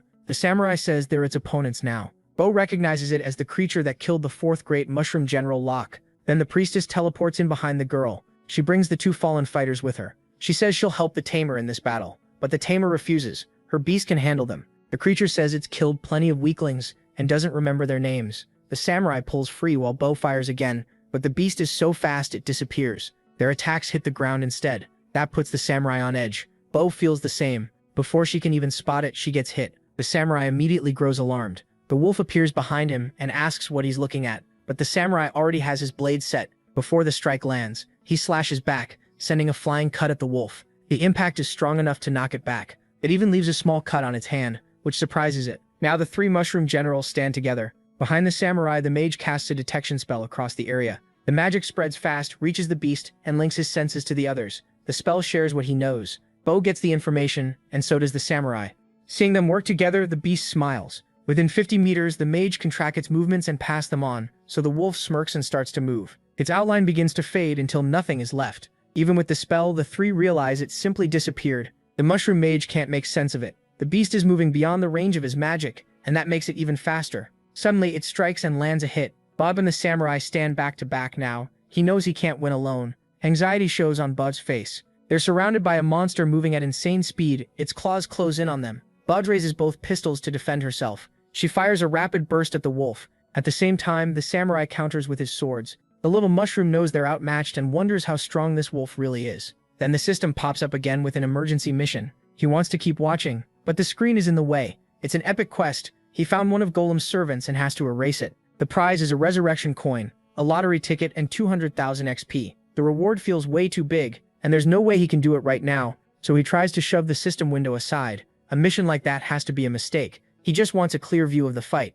Meanwhile, the samurai finally figures it out. The wolf has been slipping in and out of the magic field with insane skill. Bull realizes the wolf still isn't fighting seriously, and that scares her. Once it does, they won't keep up. Grinning, the wolf asks if they understand the gap in power now. If they want to stop him, they're nowhere close. Before they can react, the samurai gets hit. At almost the same time, so does Bo. The impact sends both of them flying. In the end, pawns are still just pawns. But he was once a king, Lycan, ruler of the polar wastelands, a level 92 werewolf king. They crash down near the strange figure. Both are badly hurt. Bo tells the samurai to run, but he refuses to leave her. The figure stays beside them while the little mushroom and piglet watch. They can't clearly see that shadow, or even tell if it's human or monster. Maybe it's the servant of Golem. The system warned him about. He uses his appraisal skill on it, but the system can't read it. Usually it says his level is too low. This time it just shows an error. The creature seems to notice and turns toward him, making the mushroom freeze in fear. Then the shadow disappears. To his horror, it reappears right in front of him. It stares him down, and he's too scared to move. Cold sweat starts pouring off him. In the next instant, Anna appears before him. He glances at the piglet and sees she isn't reacting, like she can't see it. Part of the shadow's cloak shifts shape. Anna turns into a huge black blade, Now he knows his life is in danger. The blade comes close to his face. If he moves, he dies. If he stays still, he might die too. He has no idea what to do. As a last move, he makes mushroom noises over and over while waving his tiny arms. The shadow actually seems confused, and the mushroom starts rolling around like a clumsy normal mushroom. The piglet, who had been watching the fight, gets distracted. She looks at her friend acting extra mushroom-like to avoid suspicion. Seeing that, she starts grunting playfully, then she runs over to join in. She happily gets in front of him and blocks his path. Her joining the act makes it look way more natural, because rolling around alone would look suspicious. She notices him mumbling. He tells her to push him toward the forest and away from the cliff. He looks at her, asking if she gets it. Her grunts say yes, but she starts pushing him the wrong way. Then she pushes even harder. The mushroom is dying inside, but he can't show it. The shadow is still there, and the mushroom is sweating bullets. Shaking with fear, he keeps making mushroom sounds while the piglet comes over and licks him. But he's still terrified. The two keep playing their part while the shadow watches. After a short pause, it decides to ignore them and floats back to the battle. But it's holding something strange. It is a bell, and it starts ringing it. Something begins moving at the bottom of the crater. The wolf made. Thin smoke starts rising out of it. Then two eyes light up. At the same time, the sky starts darkening like a coming storm. Meanwhile, the wolf keeps slaughtering everyone. The generals can barely resist anymore. They're getting beaten down without any chance to answer back. After so many hits, they're exhausted and badly hurt. And the samurai realizes it's still not over. Another storm of attacks rushes at them. He raises his swords and braces himself. Then he jumps straight into it. But the pressure is too much for him to do anything. To his eyes, the wolf seems to move slowly, but his instincts tell him that's a lie. The wolf is striking faster than he can even see. Its speed and power are far beyond him, and the wolf just smiles at their weakness. Bald rips off another piece of her cloak and fires it at the wolf. The fumble net shoots forward to trap him. He simply takes a deep breath and blows at the net. That alone tears it apart. On the ground, several mushrooms begin to sprout. The glowing one presses the button on its head. Bright flashes fire at the wolf, but he keeps moving like nothing happened. Then he asks Bo if she still hasn't noticed he's blind. So far, none of their attacks have done anything. Then he attacks again. The samurai steps in and blocks with both swords, but he doesn't have the strength to hold it. He gets hurt again and spits up blood. Even so, he lands back on his feet. Once they regroup, they realize they're in danger all over again. Another huge barrage is coming at them. This time they have nothing left, so they shut their eyes. Then a massive crash shakes the battlefield. They open their eyes, shocked they weren't hit. The king is standing in front of them. He threw himself in the way to shield his people and got badly hurt doing it. His body is covered in deep wounds. The wolf looks surprised that he's still alive. Now he'll make sure the king doesn't survive this time. The generals behind him say they can still fight, but the king keeps standing there to protect them. The samurai says they're his men, and they watched him grow up. They can't abandon him, but the king repeats his order even more firmly. The samurai asks forgiveness, saying he can't obey, and calls Bo to attack, but she shoots him in the head. He drops unconscious on the spot. Now the samurai is fully out of the fight. It wasn't ideal, but she had no choice. Then the wizard appears and says it finally happened. Ball asks what he means. He asks if she's ever heard of Golem, the demon king. She can't believe this has anything to do with old legends. He says it's no legend. Anyone who accepts Golem's power becomes demonized, loses their mind, and turns into his pawn. To protect them, the king made that pact with Golem. With no other path left, he chose the unthinkable to save his people. The wolf suddenly catches a familiar scent. It's the same strange energy he felt when Fenrir, his younger brother, took his place as leader. He hates remembering that, but if he's right, this needs to end fast. The wizard tells Ba to protect the king's legacy. The future of the mushrooms now rests with her and the samurai. She asks what he's planning to do. As his last act, he'll send them far away. Tunnel-making fungi rise from the ground around the two mushrooms. It's a fungus that digs tunnels. With both of them inside, it burrows underground. The wizard served 3 mushroom kings, and he wants to stay with his king to the end. He's already badly wounded from the earlier attacks. Across from him, the wolf gets serious and prepares a devastating move he's never used here before. Even hurt, the king stays ready to fight. The wolf unleashes a strike fit for a king. His hand drives forward to wipe the mushroom out. The shockwave tears across the plain. The wizard fears for the king. It's been a long time since the wolf needed that move, but then he catches a strange scent. He can't understand how it's possible. That eerie magic is getting stronger. The king's body starts changing, until he no longer looks like a mushroom. Multiple eyes form on his head, and his mouth fills with teeth. Tentacles burst from his body in every direction. This is the form of the fallen Mushroom King. His demonization is complete. One tentacle shoots toward the wizard. He accepts it as an honor to become the king's strength. The tentacles wrap around him completely and begin absorbing his body. All that's left is his staff. The crown still sits on top of the king's head. His head starts to split open, revealing something inside. The creature walks toward the wolf, leaving corruption wherever it goes. The wolf stares and starts growling. Then he kicks the creature's head hard. Yes, it's the same feeling as before. But this thing is slow, so he figures he can rip it apart. He follows up by smashing the corrupted king in the face. Then he keeps attacking without mercy. His speed gives him a huge edge. He's moving too fast and he's sure this is over. Then he brings both hands together. Like a spear, he lunges in for the finish. As he closes in, the creature suddenly turns toward the wolf. It opens its huge mouth and starts inhaling. Air rushes into it. Then it blasts out a massive cloud of corrupted spores. The wolf sees the deadly mist and has to cancel his attack. He stomps the ground and pushes off fast, jumping away from the spore cloud. His fur resists magic, so as long as he protects his snout and eyes, the spores shouldn't harm him. But then something feels wrong. Cancer-like mushrooms spread across one paw and start eating away at his life. It's from the cut the samurai left earlier. He reacts at once and bites into his paw. Then he tears it off, stopping the damage before it gets worse. He looks at the severed paw, still covered in mushrooms. To his shock, the infection keeps spreading, so he tears off the rest of his arm. Even that doesn't stop it from taking over his body. In panic, he calls for his master. She rushes over to help. His condition fills her with despair. They try to reach each other, but the mushrooms overtake the wolf first. Nearly out of strength, he begs her to save him. She opens her bag and tells him to get inside fast. He obeys at once, retreating into safety. Inside, she can heal him with mana, and promises to ask the guild leader how to cure him. Then she notices something strange inside the bag. Even in there, the wolf keeps thrashing wildly. He struggles harder and harder, and she has no idea why. Her mana starts draining out of control, until the bag bursts open and mushrooms scatter everywhere. By then, his body is fully consumed. There is nothing Beast Hammer can do. Crying, she tries to get closer, but she suddenly blacks out. Her body drops to the ground. She can't fight anymore. The priestess seals her inside a magic bubble to pull her out of the battlefield. She tries to get everyone away from there. The corrupted mushroom notices. It lashes out with its tentacles at the humans. The priestess struggles to defend herself. The bubble-carrying beast hammer is nearly grabbed by the Mushroom King. Before it can reach her, the monster suddenly catches fire. That saves the priestess at the last second. At last, the final fighter joins in. With his team nearly dead, the fire mage decides it's time to step in. He tells everyone to head for the airship while he handles the rest. He's sure things will change now. The priestess wants to stay, but he firmly orders her to get everyone out. This time, she listens without arguing. As the others rise toward the airship, the mage drops down to fight. The creature watches this new human, but he doesn't look worried at all. The corrupted mushroom inhales again. This time it draws in even more air and blasts a huge cloud of spores at the mage, but a barrier of fire surrounds him. The spores vanish the moment they touch it. Not one of them reaches him. The mushroom is clearly stunned. Then it notices one old servant still nearby, the diamond mushroom, and sends tentacles to seize it. The poor thing doesn't even understand what's happening. At once, the corrupted king drags it in. Its pull is so strong the creature can't resist. It gets yanked straight to the Mushroom King, but instead of absorbing it, the king hurls it at the fire mage. A small mushroom sees this and can't believe the corrupted king tossed such a huge creature so easily. But it gasps out loud, making the shadow turn toward it. Terrified of drawing attention, it quickly goes back to acting like an ordinary mushroom. The shadow loses interest and ignores it again. Meanwhile, the diamond mushroom hurtles toward the fire mage. He opens a hand and tiny sparks rise from it.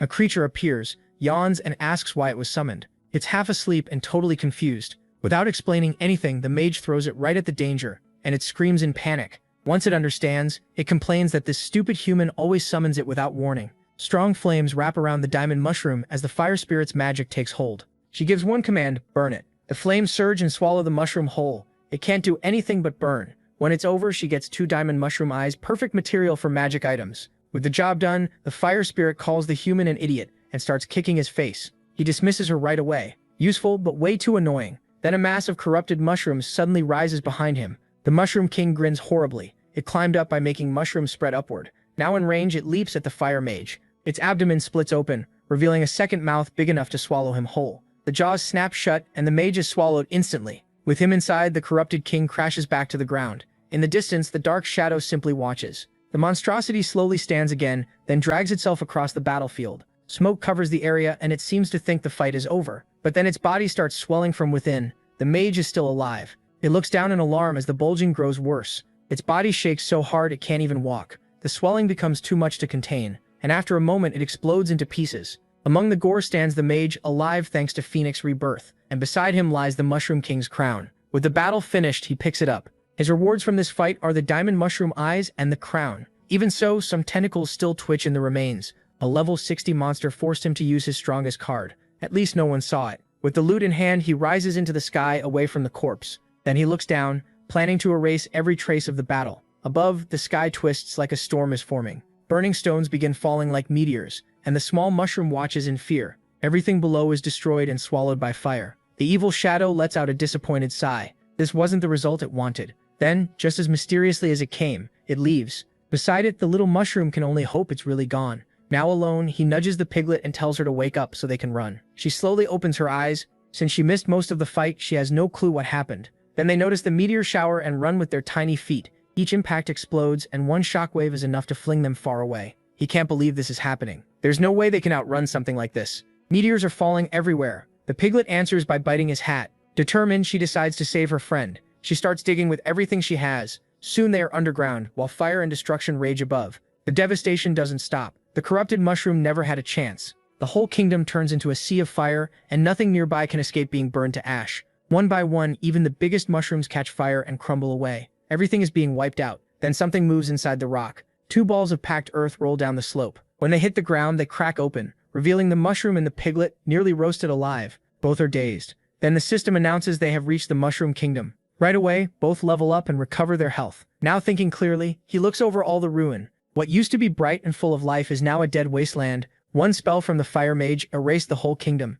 Even then, the piglet's stomach growls. It wasn't that the monsters were weak, the humans were just too strong. When the piglet nudges him again, he pushes her away. That small moment makes him realize something. Even if he became the Mushroom King, it would still mean nothing against a truly strong human. Then the system gives him a new mission. Find an evolution path in the Mushroom Kingdom. Seeing all this ruin, he doesn't even want to do missions anymore. But the system reminds him that missions are the fastest way to grow stronger. Reading that, he stands up. He stares at the message. He doesn't want to evolve anymore. He's made up his mind. The system asks what he wants instead. The little mushroom clenches his fist. He wants to become a brave mushroom. Far from the ruins, an object drops from the sky near a tree. It's the mushroom carrying the samurai and the gunslinger. Once it lands, it starts to open. Inside, both of them are still worn out from the battle. The samurai tries to rise, coughing hard. He had sworn to serve the king until death, but now there is no king left to serve. Angry and lost, he thinks about going back to their kingdom. Bo answers by slapping him across the face. Cage is still shaken and doesn't know what to think. She reminds him they are here because of the king's wish, and his sacrifice can't be wasted.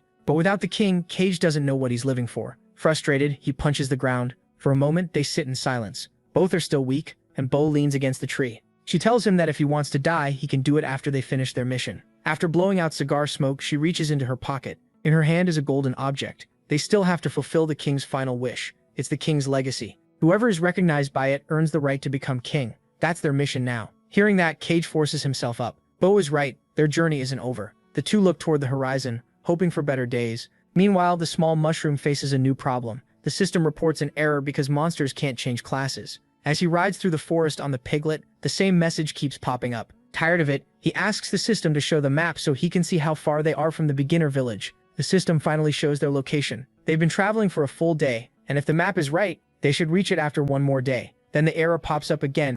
He says he'll still check the village, won't change class, and wants the system to stop spamming him. As soon as he says that, the screen vanishes. The piglet keeps going, still starving, but he's set on trying the class change and says he has plenty of stamina potions if she's hungry. He tells her to run full speed, since they're almost there. At the source volcano, lava pours in every direction. The eruptions keep throwing molten rock around, sending smaller creatures running. The burning stones slam into the ground. Their shells crack open, showing strange bodies that seem liquid inside. Once they land, they start shaking. They're actually lava monsters. One opens its huge jaws and bites into a lava boulder, then swallows it like a snack, absorbing the molten rock into its body. This is a level 52 lavaconda. It grows by eating lava and molten stone, great material for fire resistance. As the snakes look up at more falling rocks, the guild airship flies overhead, heading for the headquarters in this deadly zone. The burning stones never hit the buildings because a barrier protects them. It covers the whole base and blocks hostile threats. The airship, though, passes through just fine. As it crosses the barrier, an alert rings through the base. The ship docks safely. The injured are carried away while the fire mage heads for the main building. He enters a huge hall, clearly there to report to someone. Then footsteps echo out. A child excitedly says he's already back. Big brother Gilham has finally returned. The boy eagerly asks if he got what they wanted. This is Balan, a level 119 poison master. The mage places a hand to his chest before presenting the Mushroom King's crown. The boy grabs it with both hands. He's thrilled to finally have it. Now that the crown is his, he can barely contain his joy. The fire mage then asks for the item he was promised, but Balan is too busy celebrating, so he sets the crown on the floor. Digging through his pocket, he says it's right here. After searching a bit, he finally pulls it out. It's the medicine he made for the priestess, a small blue vial. But being clumsy, he drops it. He fumbles trying to stop it as it flies through the air. The fire mage catches it just in time. He also says all the bodies were sent to Balan's lab like requested. The delivery was handled exactly as asked. Balan thanks him for everything. The mage leaves, storing the medicine in his inventory. After that, the boy goes back to admiring his crown. He finally has it. What a perfect day. On his way out, the mage asks about the Mushroom King's demonization and whether that was part of the guild leader's plan too. That makes Balin stop and smile darkly. The mage waits for an answer, but the boy acts like he knows nothing. He simply asks what he's talking about. That isn't the answer the mage wanted. Still, he walks off, saying they can call him if needed. Outside, he meets the priestess and says he has the medicine, so they can go. They start to leave, but she asks him to wait a moment. Too many people died on this mission because of her. He reminds her they only came because he asked, and they'll leave once they find a way to remove the poison from her body. He says he'll handle the hard part himself. Meanwhile, the guild leader walks with the crown down a candlelit passage. At the end, he goes down a massive staircase. He keeps walking, humming to himself, until he reaches another chamber. There, he follows a path surrounded by lava. This is the altar called Golem's Heart. Standing before it, he presents the Mushroom King's crown with clear delight. Then he throws the crown in as a sacrifice, and it drops into the lava. The boy watches it burn away. The heat melts the item down until only bubbling remains. Then lava starts rising along the altar wall. He watches the whole thing happily. A stone figure fills with lava until no space is left. Another part is finally complete. He already had the Cat Queen's eyes and now the Mushroom King's crown. As a shadowy figure appears behind him, only one ingredient is left. The heart of true love. Then Golem's power will be his. At once, a violent tremor shakes the area. The whole guild rumbles, even stirring the lava rivers. 2 days later, the small mushroom is still traveling. He's been thinking hard about everything. They run into many monsters, but the piglet is fast enough to avoid them. Since the error, the system also stopped replying. The mission screen is frozen on the same quest. Still, some buttons work so he can check his skills and Yuta's inventory. He wanted to use decomposition to absorb materials, but the mage burned nearly everything. Only the Werewolf King's skin was left, and the loss still makes him furious. He even waited days to absorb the mage's staffs, and that wolf skin, the staffs were badly damaged and gave only 100 experience, and the wolf skin was too magic resistant to use. Maybe he can try again after leveling the skill more. For now, it was just wasted time, and that annoys him. Then he feels the piglet shaking. He finally asks if something's wrong. She suddenly drops dizzy and disoriented. Not knowing why, he uses evaluation on her, but it shows nothing useful. The skill lets him view another monster's abilities, and everything looks normal, so he can't figure out why she passed out. He tries waking her with stamina and health potions, but an apple gets the real reaction. Her stomach growls, and she lunges for the fruit. The piglet gets way too excited. He asks if she's better and tells her to hang on. They're almost there. Then he opens the map. The marker shows they've passed halfway. They're now very close to the village. And since there are snails nearby, they may be even closer. Now that they're near, he wonders if that item will work. It's a teleport scroll. He activates it to send them to the village. The scroll disappears and uses 20 mana. A magic circle forms under them, but the energy soon breaks into sparks, and the circle fades away. The system says monsters can't use this item. Before they were too far away.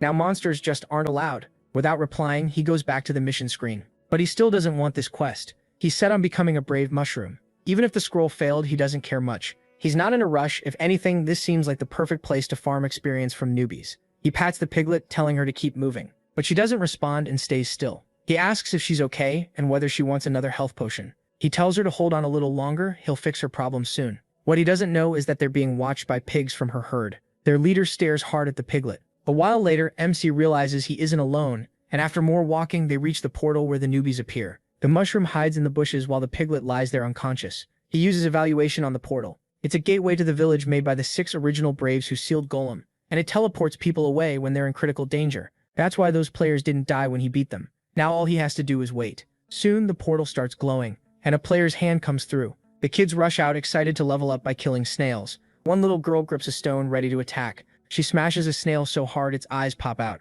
A boy boasts that his father hired bodyguards so he's not scared of anything, and starts taking down monsters with his spear. Another level 12 boy with swords says he'll keep everyone safe. At the same time, a fire user brags that even the big snail can't beat them. Then the mushroom steps out of hiding. He heads straight for the spoiled kids. Once close enough, he uses Spore Explosion. The mist makes the children cough. It's the perfect opening for him, and he charges in, beating them down. All he gets in return is experience points. With that warlord gone, at least no one will bother the snails. He then rushes the boy with the bodyguards and beats them too, leaving behind more experience, but it's still not enough to level fast. Then more kids start coming out of the portal. The exploit may be small, but there are plenty of them. One girl wants to hurry before the snails get away. As soon as they arrive, the new group wonders where the earlier kids went. Then the mushroom attacks them too. The second wave is wiped out, giving him 630 experience. The third wave gives another 540. Now the children start running, shouting that a dangerous mushroom is here. They climb onto the platform so he can't reach them, but they're idiots. From below, he watches the ones who made it up. They don't know why the mushroom is there.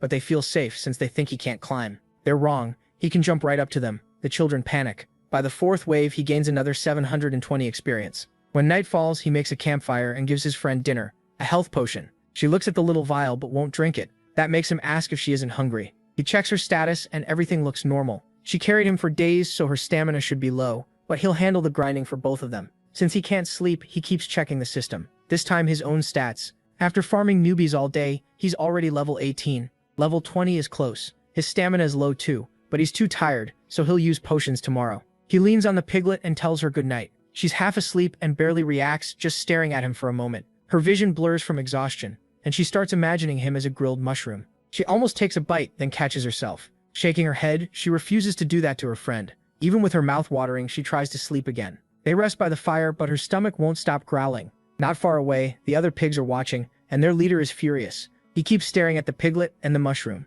By morning, no newbies have come yet. Then he notices people arriving. The children come out nervously. After what happened yesterday, they don't want to get hurt, but one boy steps out and calls them cowards. They were sent by the village to guard the newbies. It's odd to see a mushroom here after the monster waves already ended. They heard a guild wiped out the whole mushroom kingdom, including its king, so this one must be a stray. One of them mentions that the axe user once fought the mushroom king. He did, and says the king was weak, which is probably why the guild beat him so easily. The mushroom watches them and uses evaluation. 2 are level 17 and 1 is level 23. It's risky, but with the right plan, he and the piglet might beat all 3. He tells her they'll strike one at a time and wait for his signal, but she seems out of it, so he releases his spore cloud. The mist blocks their sight before he attacks. One child panics and asks what they should do, but he doesn't let up. Inside the fog, he keeps taking down newbies. One guard warns the others to stay together. The mushroom isn't weak. The bald one asks if they should save the children, but the leader says they're just bait. Killing the mushroom pays more than protecting newbies. Then he realizes the mushroom is coming for them.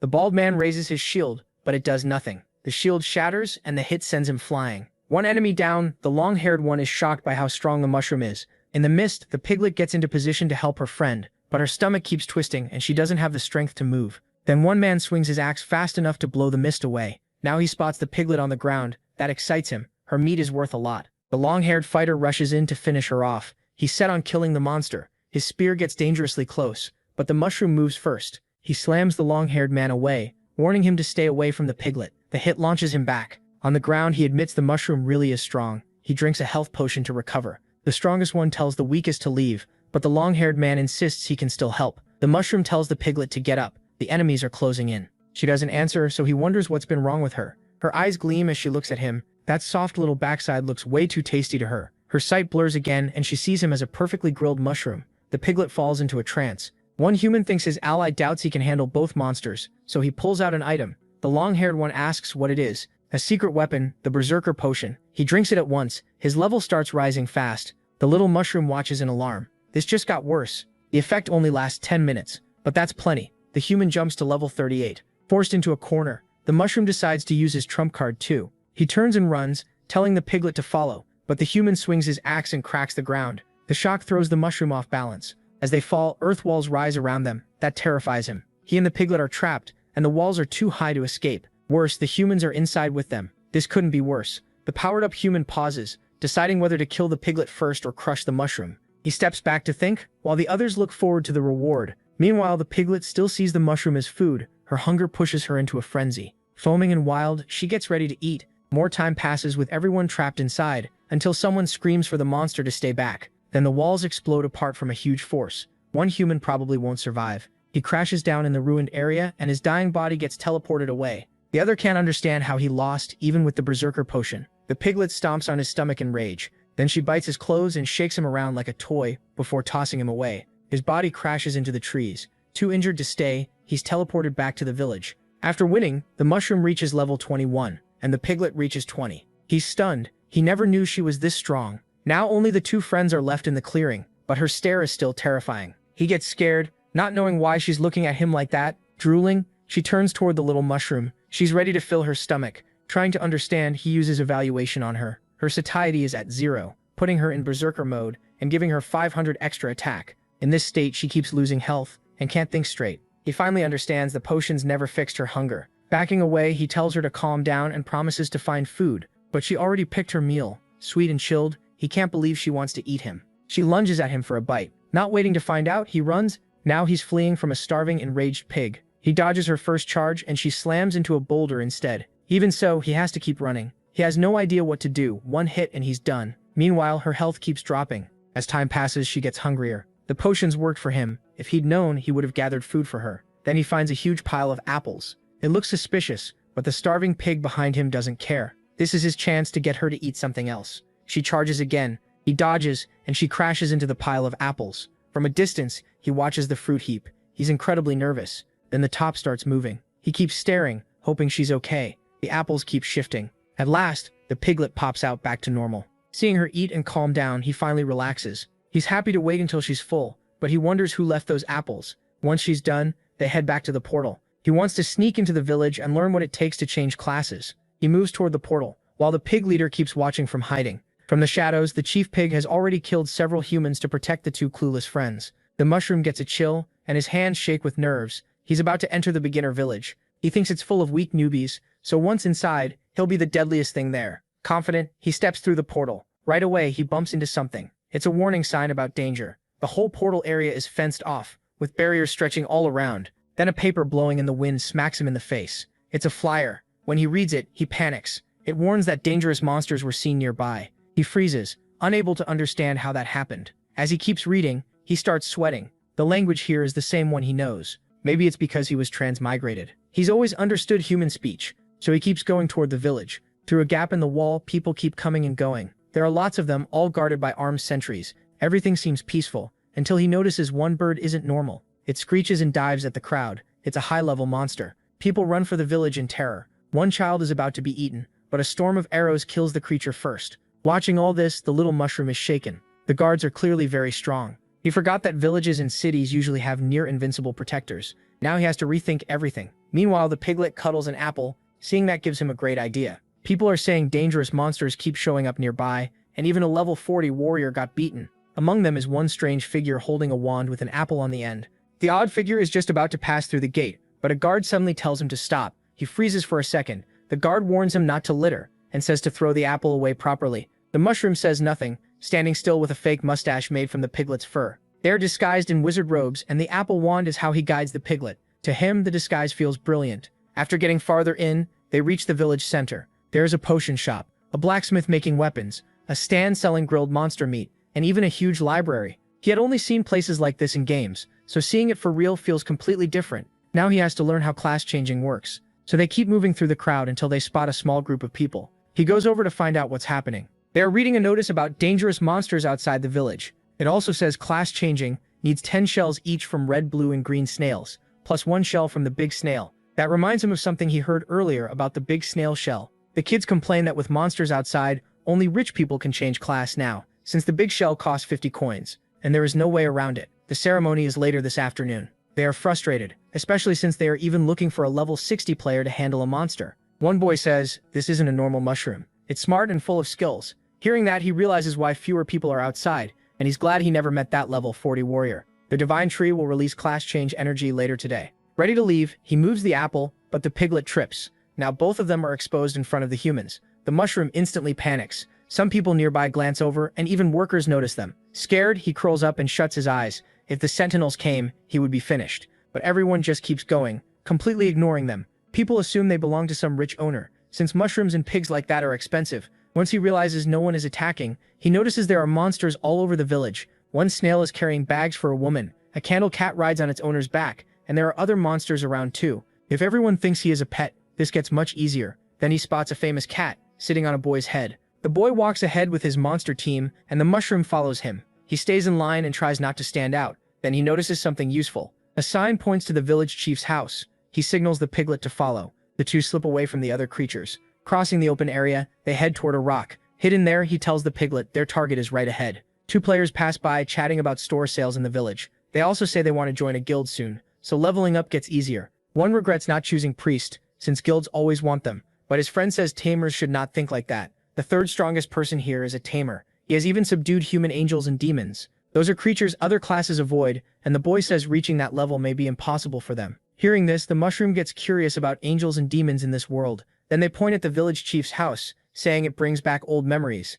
It no longer gives missions, so they wonder why people are gathered in front of it. Then one remembers that today is the class change ceremony. That is exactly what the mushroom wanted to hear. As they keep talking, one says they promise to become great tamers. His friend jokes that he is already doing great since he even tamed a mushroom and a pig, but the boy laughs it off, saying those monsters are not his. The two share a quick look. Then they turn back toward the mushroom and piglet, but the pair is already gone. In front of the house, several children are lined up. They are nervous because the ceremony should have started an hour ago. Then the door slowly opens, and an old figure appears with a staff made of snail shells. He apologizes for oversleeping. He is Broccoli, and he congratulates the children by finishing the mission. They are one step closer to becoming true braves. The children greet him with a bow. He tells everyone to come inside. The doors open wider, and the children file in. At the very end of the line is the mushroom in disguise. The old man looks pretty absent-minded, so getting past him should be easy. Then the elder asks if he is the last one. He puts his staff across the path and tells him to wait. The mushroom wonders if he has been found out, but the old man only says food is not allowed inside. He holds out his hand for the apple,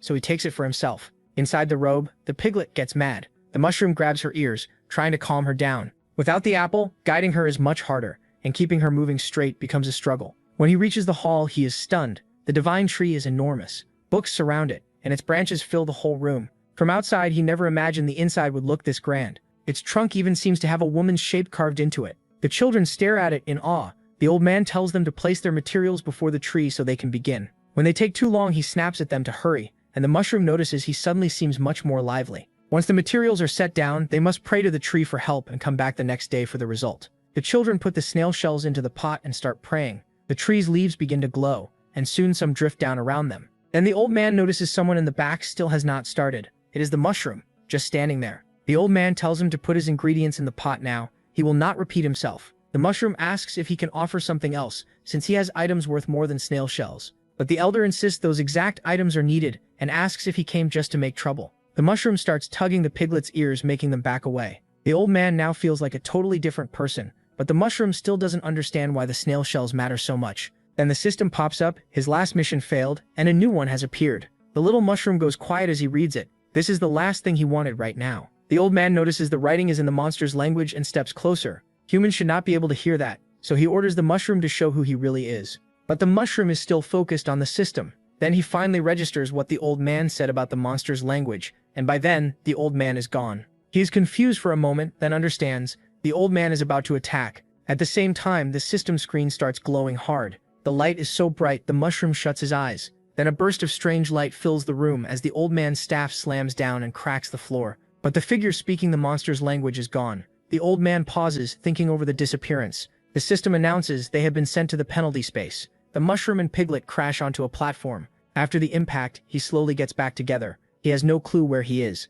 The last thing he saw was the old man. Then he reads the message and wants to know why failing the mission led to a penalty. Now he has to jump across 10,000 platforms in 1 hour, or die. That terrifies him, because the system never warned him about a punishment like this. Even so, it cheerfully wishes the player good luck while the timer keeps running. Desperate, he begs the system to answer him again, because he cannot do this. He feels completely scammed and has no idea what to do, but he has no choice now. Finish the mission or die. By his count, he needs to clear about 3 platforms every second. There is no time to waste. He tells the piglet to hurry too. If he uses his charge, he might be able to cross several at once. He gathers his strength and leaps, clearing multiple platforms in one jump. But the piglet gets left behind. He yells that this is no time to play. Their lives are on the line. She runs in circles for a moment. From above, he shouts again that there is no time. Her eyes shine with fear. She cannot jump that high. Still, the piglet tries. He screams when he sees it. The mushroom jumps too, crossing several platforms, and grabs his companion with everything he has,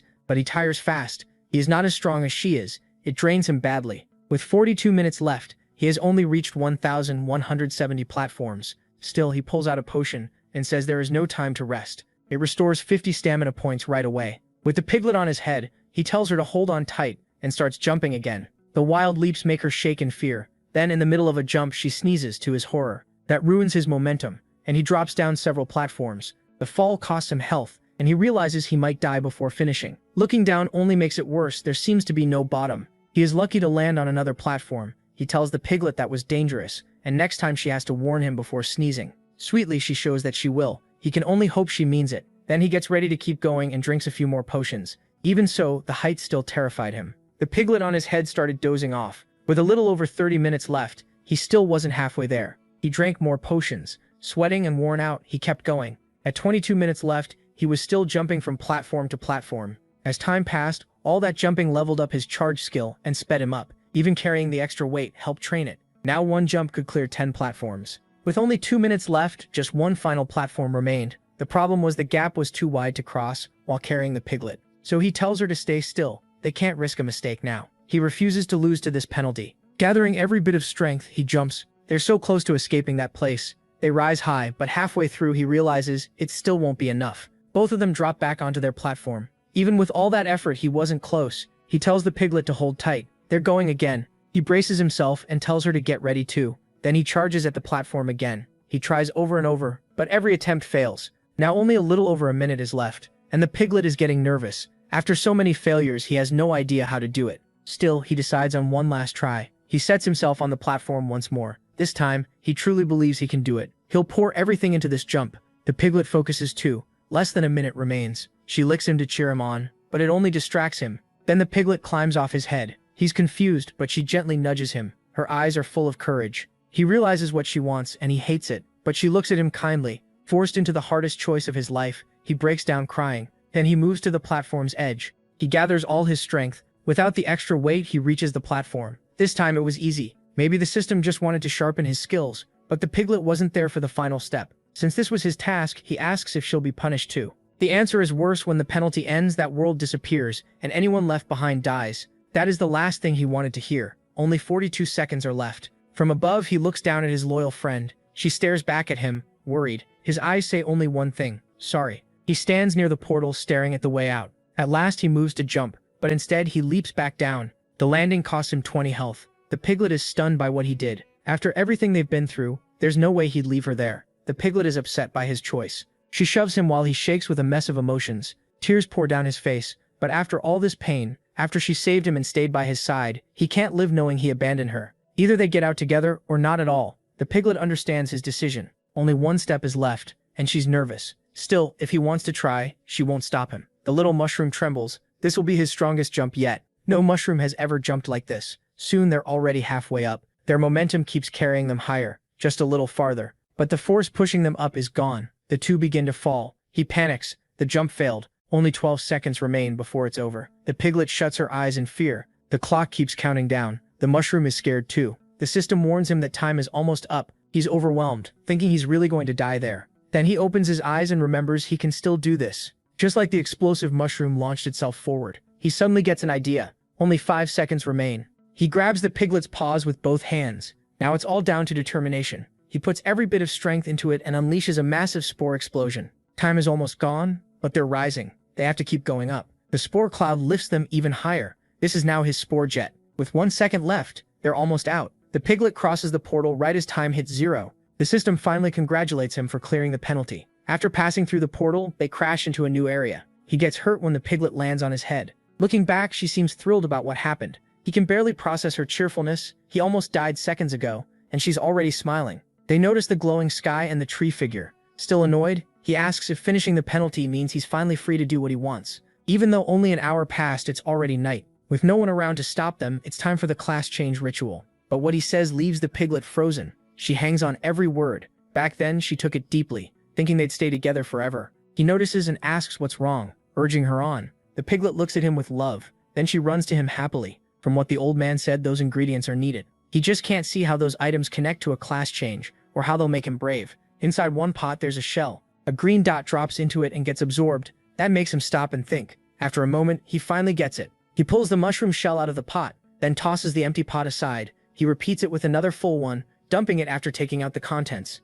When he's done, he believes this is what he needs for his superclass change. Even if he didn't bring the materials himself, he doubts borrowing them will matter. He puts his hands together and starts praying, asking the divine tree to help him change classes. He slowly opens his eyes and looks around. Nothing happened. That makes him wonder if he's doing it wrong. Maybe he needs a clear heart like in dramas. So he repeats his prayer to the divine tree. Still nothing happens. On the third try, he adds some made-up magic words. Again, nothing. Not knowing what else to do, he keeps praying with all kinds of weird phrases. After many tries, nothing changes. The tree in front of him is still the same. Now he starts wondering if monsters really can't have class changes. The system appears and reminds him it already warned him to give up. To him, that just feels like mockery. He's come too far to quit. No matter what it takes, he'll find a way. There has to be one. He yells for quiet so he can think. Meanwhile, the piglet hops around calmly. As she jumps, she's eating the glowing dots. He tells her not to eat everything she sees, but she ends up leveling up. That shocks him. It shouldn't even be possible. Now he wants to know what that green energy from the tree really is.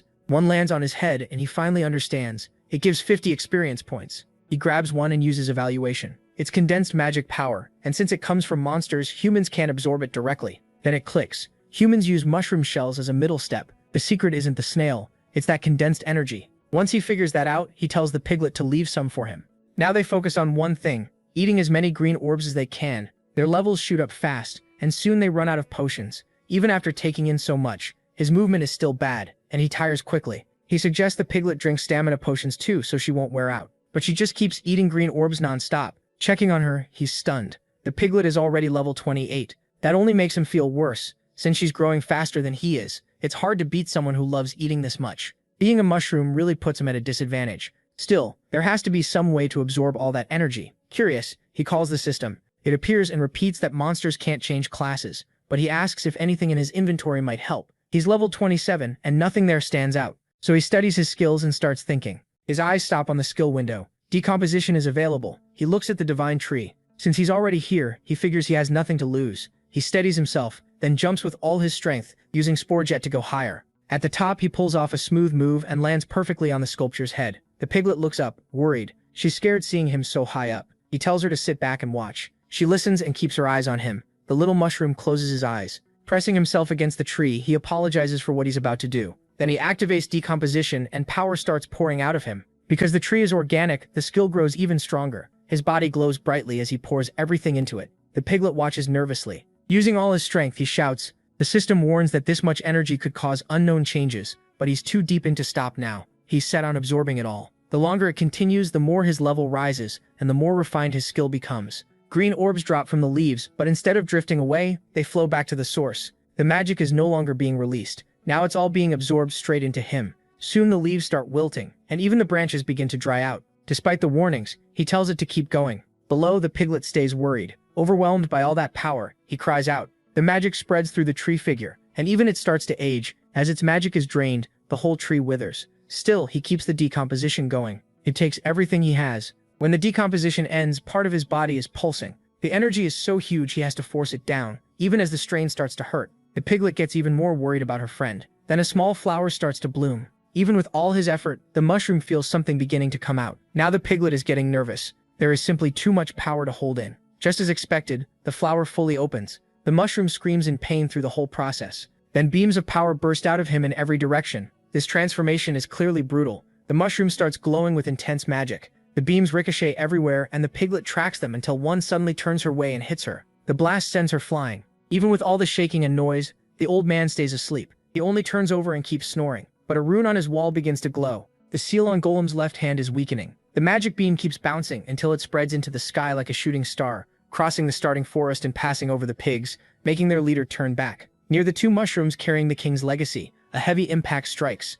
The ray also passes through the time castle, making a doll on the ground light up. It can be seen in the submerged world too. Deep under the sea, a seal reacts and a beast roars from the depths. The waves grow rougher. It is seen in the Pentachrome Desert too, where several hooded figures watch it. At the source volcano, the star draws the guild leader's attention. Even in the land of the dead, countless sinister eyes watch it. That night, stars like this appeared all over the world. At last, morning comes. A small bird notices a drifting petal. It leaves its perch to get closer. This was at the village chief's house. Inside the divine tree's hall, much of the place has been wrecked. Someone slowly opens their eyes and sees a bookshelf nearby. Then a strange screen appears before him. A notice pops up saying an update is in progress. It says 5 million experience points were used. The system congratulates him. He has now become a brave, still dazed. The mushroom wonders if he really did it. Then it sinks in. It worked, and he really can become a brave. After reading the message, he accepts at once. The moment he does, his vision shifts. He also feels something different in his hand. Looking at the system's reflection, he sees human hands. He lifts them to his face.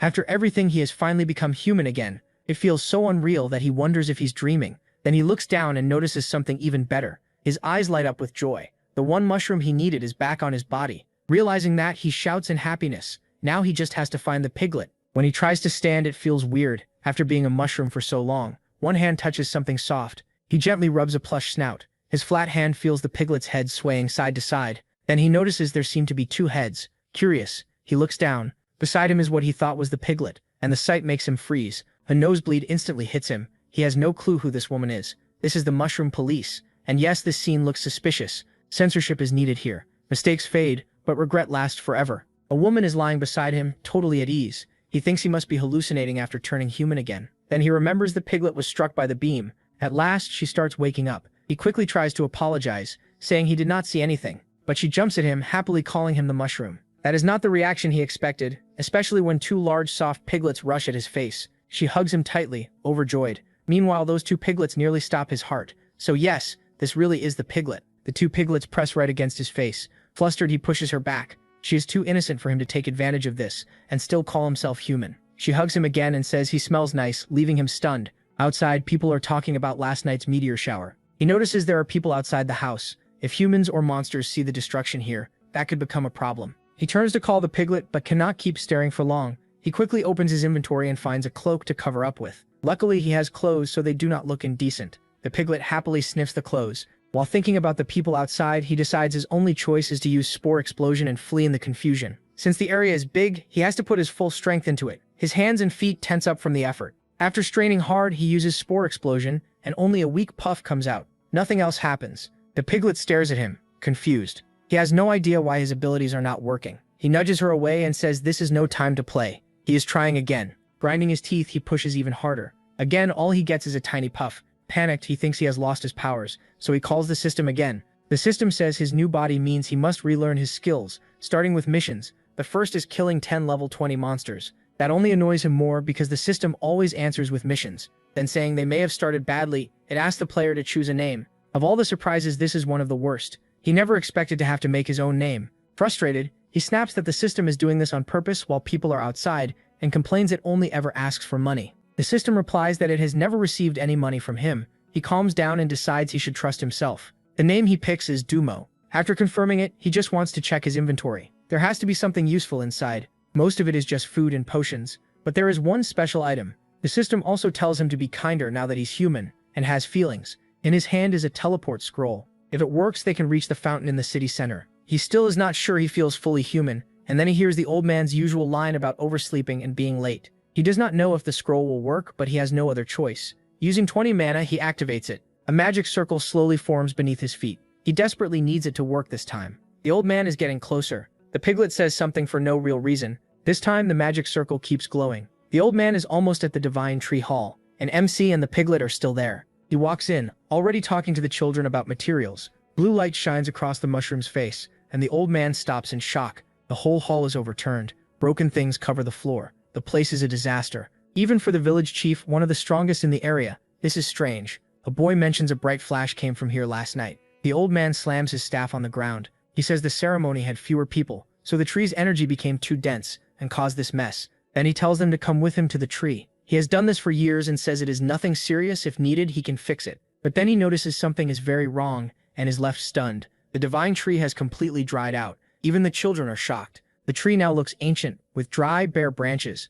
Your eyes are still blurry from the teleport light. When you look around, you realize you are in the city center. The scroll worked perfectly. Someone bumps into them and complains that they are blocking the way. Another woman shows up, grumbling that she has been told to make potions again. The city square is packed with people. The boy lets out a relieved sigh. It was way too close. The little pig is still getting used to her new body, especially her fingers. She has never had hands before. Her feet feel strange too. She squats to touch them without any care. The body change was intense, and her coordination and skills are all thrown off, so she needs time to adjust. At least looking human will make it easier to gather info on Golem's followers. Seeing everyone's shocked faces, he starts wondering what they are staring at. So he looks too and finds the little pig rolling around and exposing parts she definitely should not. Even he is stunned by that sight. He tells her to get up right now, but she is not interested. After resisting a bit, she finally listens. It is clear they need to start with the basics, so he says he will buy her food and clothes. That makes the little pig very happy. He spends 150 coins on clothes for her, then another 200 on weapons. That leaves him nearly broke, with only enough money for a few more days, so he needs a job.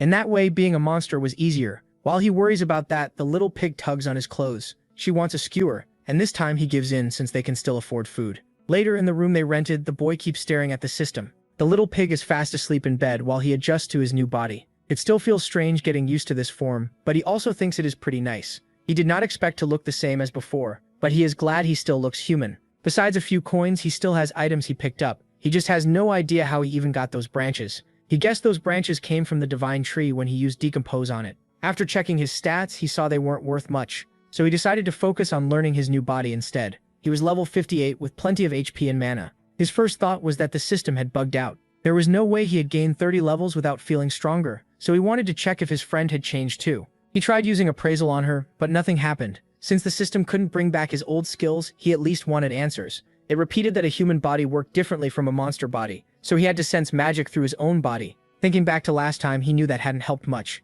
Humans were less sensitive to magic, but they could control it better. The system told him to close his eyes and focus. Wanting results, he did exactly that. Soon he felt magic moving through him. That finally let appraisal activate. His companion was level 47. That made him happy. They really had gotten stronger. Then a brutal headache slammed into him. It was the worst migraine he'd ever felt. The system explained that humans needed finer magic control, so some abilities were shut off to keep the body from overloading. He got curious and asked what happened. If all his mana ran out, the system said he would be invited to stop living, then admitted it was joking. He'd only pass out. Apparently, the latest upgrade also added terrible jokes. That night, a drunk stumbled through the city, annoyed that so many strong warriors had shown up lately. Then he stepped on a slime on the sidewalk. He cursed whoever left that there and said he'd smack them senseless. Seeing a snail in his way, he called it disgusting and decided to kick it dead. But this wasn't a normal snail. When it opened its mouth, it showed rows of huge teeth. His foot was already swinging toward it when the snail released black sticky sludge. It coated part of his leg.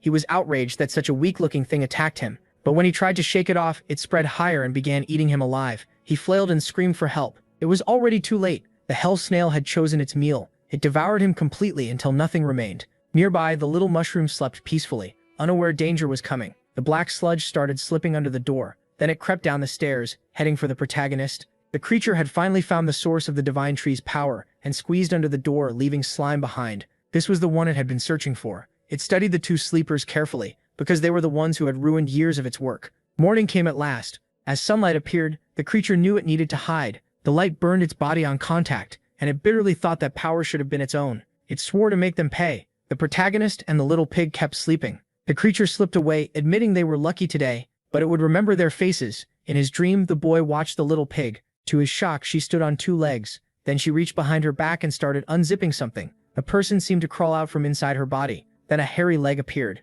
and it was the broccoli-head man. The nightmare was so awful it jolted him awake. It took him a moment to realize it wasn't real. Still, it had scared him badly. Now fully awake, he stretched and told his friend they'd be taking missions today. In that city, there was a train station. The system informed him he had finished the starter quest by boarding the train and traveling to Granite Mountain. The little pig held an apple, which was her breakfast. Doing missions was useful, even if they gave poor experience. At least it helped them understand how humans lived. First, they hunted monsters to learn how their new bodies worked. Then they took more jobs and got a better feel for this new life. By now, he could sense danger. After taking transport, he reached the mission area. This job was to kill creatures spreading through the place. The target was a level 18 possessed tree stump. He'd beaten these before he ever gained all those levels, so this should be easy. Still, it was strange that they were multiplying here. Even after a long walk, they hadn't found a single one. Maybe the real challenge was just finding them. The pay was also very different from system quests. He started doubting the mission, but he needed money and his companion loved to eat. Then he finally noticed something. Something about the area felt off. The system announced an enemy nearby. He looked around but couldn't sense anything yet. The little pig seemed to notice it too. Nervous, she gripped her fruit tighter. He told her to get ready. She clearly wasn't letting anyone steal her food. He used appraisal successfully and saw two monsters ahead. The bigger one was level 35. It was much larger than the ones he'd fought before. The system noted that monsters change with their surroundings and evolve into new forms. Confident they could handle this, he chose to fight without help. Meanwhile, the little pig calmly set her fruit somewhere safe. Even the monsters seemed confused by that, but quickly turned threatening again. She gripped her axe and rushed them without hesitation. One swing hit with insane force. Her strength in this body was unbelievable. The monsters were reduced to shattered wood. That attack earned her plenty of experience. Right after, she complained that she was hungry. He was glad to benefit from her attack and even happier that she was so strong. What he didn't expect was an attack from behind. He activated Sage Mode and sensed it just in time. Even caught off guard, the enemy was too slow. Using charge, he pushed power into his legs, and that let him pull off a new move. He called it Sword Dance after slicing through several enemies at once, gaining a lot of experience. But the forest still wasn't clear. When he turned back, another wave was coming. He was surrounded again. If this kept going, he'd burn through all his stamina. He gathered mana in his palm, readying another skill. Too bad for them. These monsters were made of wood. He fired off Spore Explosion, hitting the whole group. The dust threw them into confusion. Then mushrooms sprouted from their bodies, draining their life until nothing living remained there. He figured that should finish the mission. He asked his friend if she was done too. With a relieved sigh, he saw her side had ended even worse for the enemies. Since they were both done, it was time to celebrate with food. But the system suddenly warned of new danger. His hands started shaking. Behind the little pig, a huge monster appeared. After he warned her, she looked back. The creature crawled across the ground toward them. Roots were already reaching for his boots. Apparently, like mushrooms, these things could come back. He used appraisal again to check, and confirmed the bodies on the ground were only broken off parts, branches and roots twisted together, forming one single monster. The little pig's fruit got caught too. She grew alarmed as one branch lifted an apple. Then the tree opened its mouth and roared. It was an ancient tree level 60. The roar was so loud it sent out a shockwave. Now he was seriously worried. The system explained this was evolution. One creature had absorbed the others and transformed. The little pig wanted revenge for her stolen fruit, while he warned her the enemy was too strong. She still attacked, but her axe shattered against the tree's hard body. The monster roared and quickly wrapped branches around one of her legs. Before she could react, she was caught, completely pinned and helpless. Using the movement skill he had just learned, the mushroom rushed in and freed her from the wooden coils. He caught her in his arms so she wouldn't hit the ground. That rescue only made her like him even more, but it cost him. His sword couldn't take much more, and his legs were giving out too. Complaining that she was heavy, he dropped her. The poor girl looked confused, but still got up smiling and hugged him, grateful he saved her. They stayed like that for a moment until the system warned them the danger still wasn't over. He told her to stay sharp, the monster was coming again. The tree had absorbed the energy from the fruit. That sent the pig into even greater rage. The tree changed again, becoming far more menacing. He told her to calm down because they needed to run now. But her anger was beyond reason. She refused to let that thing get away after what it did to her fruit, so she leaped at it with full force, not realizing the monster had been waiting for exactly that. It was ready to catch the little pig off guard. Their fists slammed together. Debris flew up and the boy covered his eyes. The impact sent the little pig flying. He thought speed could beat it, but after that transformation, and with no weapons, they had almost no chance. Then he remembered his spores. Maybe they could still help. With no better choice, he released a cloud of spores. They burst the moment they touched the monster. Fungi quickly spread all over its body. The monster stood completely still under the fungus. The boy waited to see if it worked, but then the creature shed its outer layer right in front of him. His attack had been cancelled out completely. Now he had to fight with the only weapon left. It was the branch of the divine tree. Not knowing if it would work, he rushed in and struck several times with the branch. When he fell, he saw something strange. The creature was totally unharmed. That only frustrated him more. The branch was useless. Branches started growing from its back, then turned into another pair of arms. The mushroom had to move fast because the creature kept attacking, but he was already too slow. The monster's new arms smashed into him, dealing heavy damage. He crashed into the ground hard. Now he faced the monster while badly hurt. A single hit had cost him 800 health points. The little pig finally saw what happened and rushed over in panic. He tried to tell her to stop, but she was too furious. She wouldn't let that thing do whatever it wanted. Shouting that it had no right to hurt her friend, she charged with her fists raised. The monster realized she was a real threat and struck back, but this time her blow was devastating. The creature's whole body started to crack, then exploded in the shape of a little pig. The mushroom could barely believe what he saw. It was unreal. The little pig was absurdly strong, but that attack drained almost all her power, and she collapsed. Seeing her fall, the mushroom ran to help. Because of the close contact, he even got a small nosebleed. Holding her tight, he kept asking if she was okay. Then he noticed her body had changed again. She had a small tail now, and not just that, her whole body looked like a normal pig again. Too weak to move, she stayed in his arms. He still couldn't figure out why she had transformed again. At an inn in the plains, people talked about many things, including how awful the Firebane Guild headquarters was. They also mentioned new recruits would be coming soon, and the sword sink would make its move. Walking in, the boy said he had finally made it back safely. He went to the counter and Poulter asked if he wanted a drink or had come for business. Showing what he brought, the boy said he was there to turn in a mission.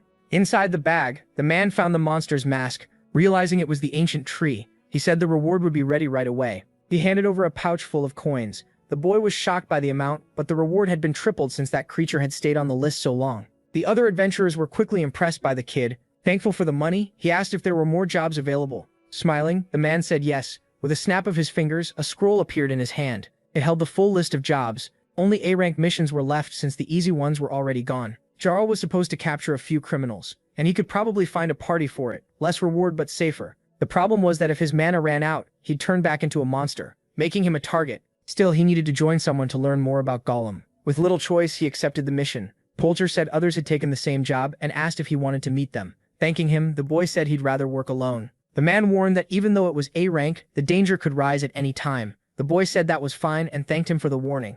Around the inn, adventurers said 30 people had already died trying to finish that mission. A mysterious man sat with his feet on the table. As the boy left, the stranger lifted his hat. Outside, he kept walking away from the inn. The two kept heading toward the train, but ever since leaving he felt something was off. He asked if the little pig also felt like they were being followed, though maybe it was just because the road was busy. He complained to the system that even after the update he still knew nothing about Golem. The system told him to keep clearing missions, and fate would bring answers eventually. He wanted to know more about Golem's followers. The system said they included both humans and monsters, and even the weakest one was over level 100. That terrified him. The little pig was upset because she had dropped her apple. Seeing that, he knew he had to get much stronger. Then the system said there was another option. Hearing that, the mushroom asked what it was. He could stop Golem's resurrection, but to do that, he needed all 6 pieces. That actually sounded possible. He wouldn't need to fight the followers. He only had to find one sealed piece. Interested, he asked if the system knew where any piece was. It said no. He shoved his hand into the screen,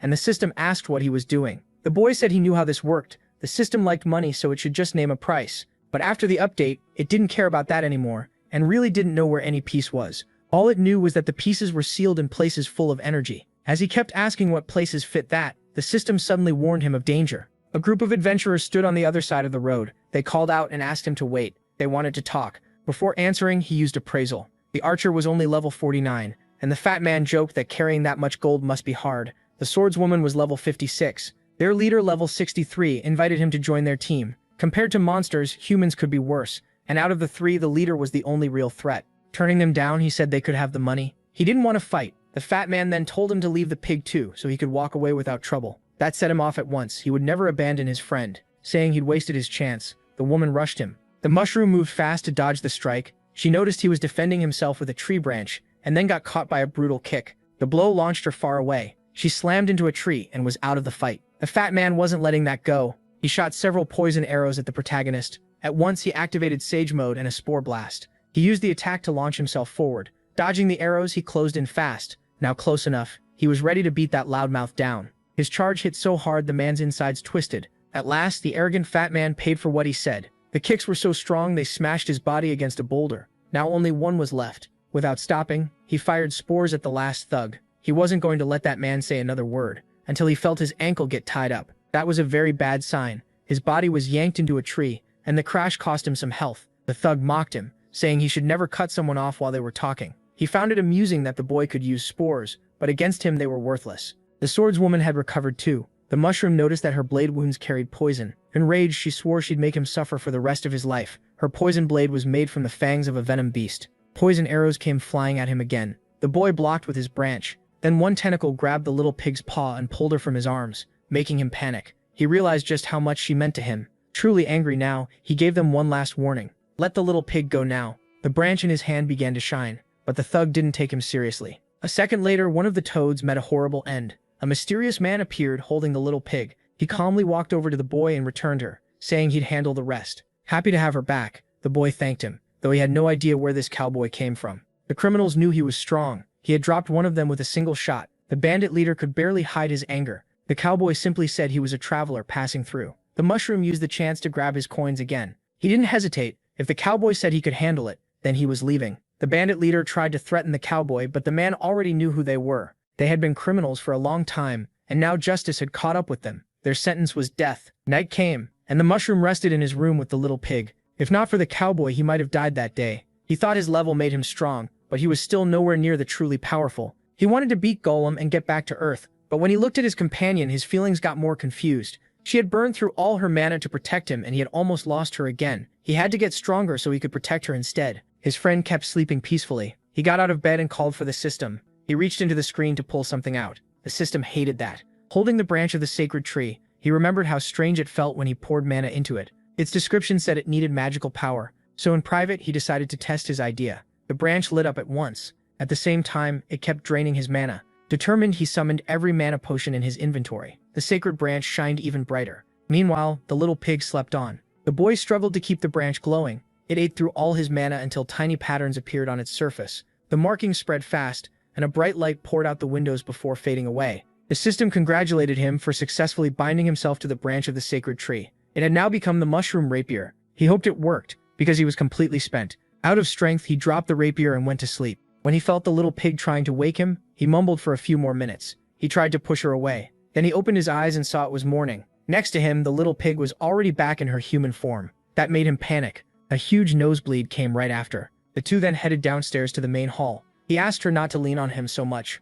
or they might both fall. Using appraisal, he learned almost nothing about the weapon besides the fact that it was unique. Wanting to test it, he stepped outside. Someone remarked that he hadn't expected him to already have a companion. It was the cowboy from yesterday, and he wanted to talk somewhere else. The three of them went to the spot where the earlier mess had happened. Staying careful, the boy used appraisal to show he meant no harm. Dumo introduced himself first and showed his guild symbol. The boy didn't recognize it. It was the mark of the Sacred Sanctuary, one of the 6 major guilds, and Dumo's job was to keep that area peaceful. The boy thanked him for saving him yesterday, but still didn't know why he had come looking for him. Dumo said keeping peace there was his duty, so thanks weren't needed. Still, he wanted to join the boy in hunting those criminals. Knowing how strong he was, the boy said he didn't need help. Dumo replied that he wanted to protect him because his heart was pure. That only confused the mushroom more. The man smiled and took the cigar from his mouth. Then he used a skill called Judgment of Purity. Floating hearts appeared around them. The mushroom expected to be judged like a monster, but a number showed up over his head instead. Dumo said his skill wasn't perfect, but it could measure purity,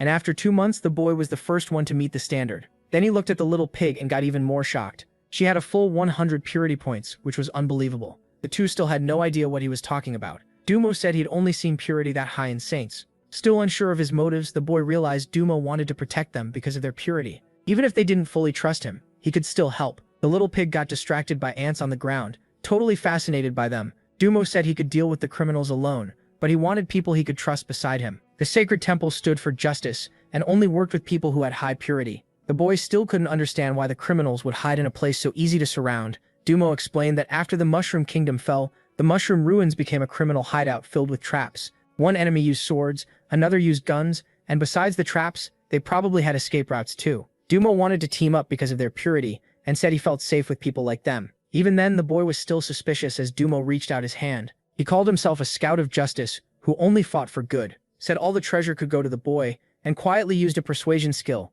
The boy fell for it, deciding it would be safer to travel with him, even if he still had doubts. At last, he gave a small smile. He shook Dumo's hand and asked him to look after them. Dumo told him to keep the insignia, saying he'd mention him to the saint after they beat the criminals. The boy introduced himself as Dumo, then said they should focus on the mission and board the train at once. But the cowboy said that wouldn't be needed. He revealed he had a scroll. He tossed it into the air and instantly drew a pistol. He shot the scroll with perfect aim before it touched the ground, ordering it to take them to the ancient mushroom ruins. That activated the teleportation scroll. The boy was seriously impressed. Dumo explained the scroll would send them straight to the marked place. As the light faded, all three vanished. The former Mushroom Kingdom had become a wreck. A blue glow formed into a circle and rebuilt the three travelers' bodies. They had reached the ruins. That item was amazing. And if something that rare existed, the ruins might hold even better things. The boy saw a chance to make some money, but they weren't the only ones there. Other adventurers had gathered too. Dumo pointed toward the ruins. Past several waterfalls stood a large portal. He said they shouldn't waste time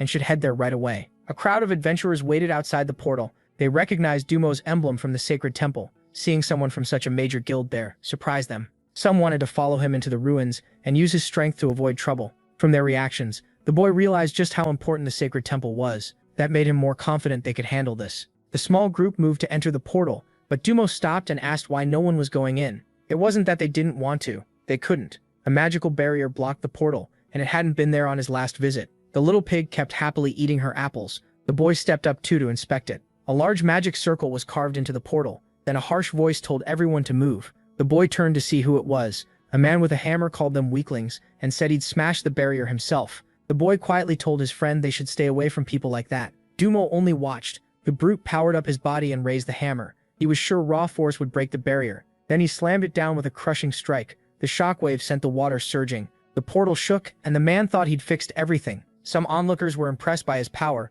but nothing changed. The same crowd mocked him, saying if that was all, anyone could have done it.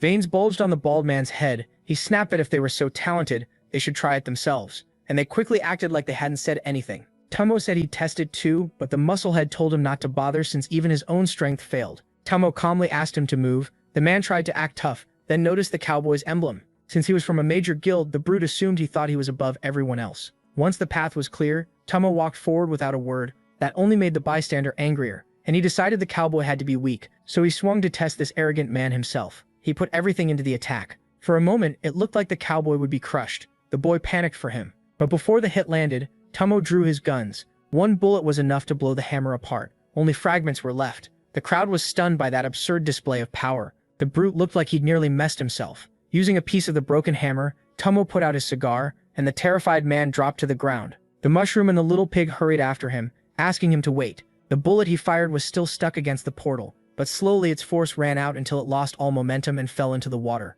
The boy was disappointed. Even that attack hadn't broken the barrier. Tomo carefully picked the bullet back up. If a piercing shot strong enough to cross a mountain couldn't get through, brute force clearly wasn't the answer. The boy started thinking the whole trip had been pointless. The portal was really a teleport device, so maybe they needed a high-level mage to deal with it. Curious, the boy stepped closer to inspect it. He had expected to find treasure there that day. Even so, Tomo told him not to give up. His guild had mages who could break the barrier. Without saying that he really wanted to bring the two pure-hearted ones to the sacred sanctuary, he started explaining the route to his guild's headquarters. As he got closer, the boy noticed the barrier looked odd. The moment he touched it, it shattered. Everyone was stunned by that. Even the cowboy who had failed to break it. Now the way inside was open. The little pig was thrilled with what her friend had done. The cowboy quickly put a hand on the boy's shoulder. He wanted to know how he did it, but the boy had no idea. Thinking fast, he came up with an excuse. Lots of people had already attacked the barrier, so maybe it had been weakened already, and he just got lucky. The thick-lipped bystander proudly decided his own hit had helped weaken it. Still, the explanation sounded reasonable. The entrance was open, so it was time to go in. The ruins felt like a giant cave. Inside, the bandits knew only someone from the Mushroom Clan should have been able to break the barrier, but maybe a powerful mage had come instead. They grabbed their weapons. They couldn't let the intruders reach the center. The samurai said the answer was simple: kill them all. As they stepped inside, the boy was amazed. These were the ruins of the ancient Mushroom Kingdom. He told his friend the ceiling was beautiful, and just looking at it made him feel refreshed. One adventurer rushed ahead, hungry for treasure. Everyone wanted the riches inside, but the fool stepped on a suspicious mushroom. It caused a small explosion. The group quickly realized the cave was full of traps. These mushrooms were living mines. Ice magic could disarm them, and they also wouldn't blow up if stepped on gently. Among them was a golden mushroom the boy couldn't identify, so they had to be extra careful. He decided to inspect it, and got caught off guard. Before the mage could react, a huge creature swallowed the man like a snack. The woman screamed for help. The others were struggling too, blocked by mushrooms that ruined their vision. Some were trapped in thick, sticky slime. Another was getting pummeled by an old mushroom. They had to stay together and hold formation if they wanted to survive. The old mushroom was the first to learn it. Wasn't that tough? The giant creature fell too, and the vision-blocking mushrooms were getting overwhelmed. The cowboy stepped in, telling the wounded to move to the rear. Then the protagonist accidentally stepped on one of the mines and froze, waiting for it to explode. When nothing happened, he started thinking. Even the glowing mushrooms went still. The big carnivorous mushroom didn't attack either. It just walked right past them. He realized why. Despite looking human, he was also a mushroom. The thick-lipped bystander got cornered and figured if he stayed still, he'd be ignored. Sadly, the carnivorous mushroom kept coming anyway. Before it could get worse, the little pig saved both of them. But that drew the attention of the other monsters nearby. They all rushed toward her, so the boy had to move fast. He raised his sword in a guard stance. At once, every creature stopped, shaking. He told them not to come closer or he'd strike. The creatures immediately backed off. Seeing that, the thick-lipped guy started thinking the boy must be some kind of expert. As more carnivorous mushrooms appeared, the cowboy shot them down. His pistol was smoking from overuse. Then one creature tried to ambush him from above. Gunfire suddenly burst from inside its mouth. The cowboy spotted the incoming shots and barely dodged them. Realizing someone was hiding there, he fired his piercing rounds. Again, he sensed danger behind him. This time the bullets grazed his skin and he instantly fired back, destroying the creature. In the silence after, he searched for the hidden shooter. The attacker was inside the monster's mouth. As he dodged more shots, he realized this gunman was nearly as skilled as he was, and still hidden in the beast. The bullets were getting closer and closer. More creatures appeared, and the gunfire never stopped. The cowboy was almost fully boxed in. With no other choice, he went for his final option. He had a special bullet in his holster, already loaded into his cocked pistol. Even then, he still had to dodge another attack. His plan worked. With both hands on the gun, he steadied himself. The shot was fully charged. It was the supreme bullet of purification, and a bright holy light filled the cave. The creatures tried to hide from it. The light was so strong it scared even the monsters, and the worms crawling from the walls slipped back into their holes. Anything that couldn't escape the light was burned away by it. But wounded people got the opposite effect. Their injuries were healed. The thick-lipped bystander felt his strength return. It was all thanks to the cowboy, and the whole group admired him for it. The boy felt that sacred light warming his whole body. Then the cowboy explained, "That was a special bullet blessed by the saint. It destroys monsters and heals human wounds." Terrified, the girl said she didn't want to keep exploring. They were supposed to face a few bandits, but the cave was packed with monsters. They felt lucky just to be alive and decided the cave was too dangerous to continue. It looked like everyone had lost heart, until another gunshot rang out from the cowboy.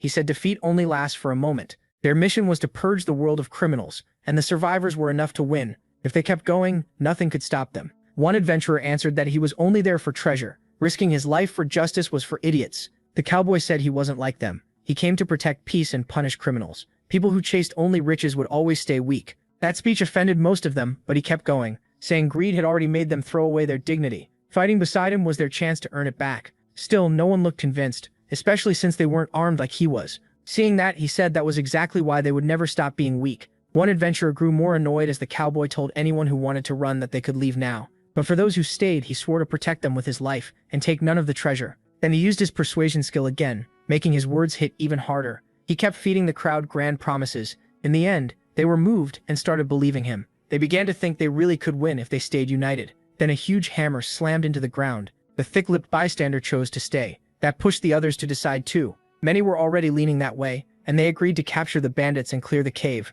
The boy was amazed that the cowboy's speech could change people's hearts. Just like the saint always said, hope is precious and justice will win. Far more carefully now. They kept moving through the cave. They got past more of its dangers and by working together brought down the carnivorous mushrooms. The boy and the little pig helped too. Together they subdued many monsters. Since it was already late, they decided to camp and take turns on watch. The group found a huge chamber deeper inside. There they set up campfires and rested. The boy hadn't expected the adventure to take this long. He even worried they might be lost, but the cowboy told him they weren't. He had left marks along the way, and they were close to the cave's center. He was sure everything would be settled the next day. The boy couldn't help thinking this guy was really cool, and the cowboy looked pleased to hear it. He admitted he hadn't always been like this. In the past, he was a cruel gunslinger who extorted people in the streets and showed no mercy. Even the poor suffered under him. One day, after shooting a man in the foot, he listened to the young man beg for mercy. That was exactly what he liked. He enjoyed hearing people suffer. But then a soft light appeared and asked him to repent. That light fully healed the poor man's wound,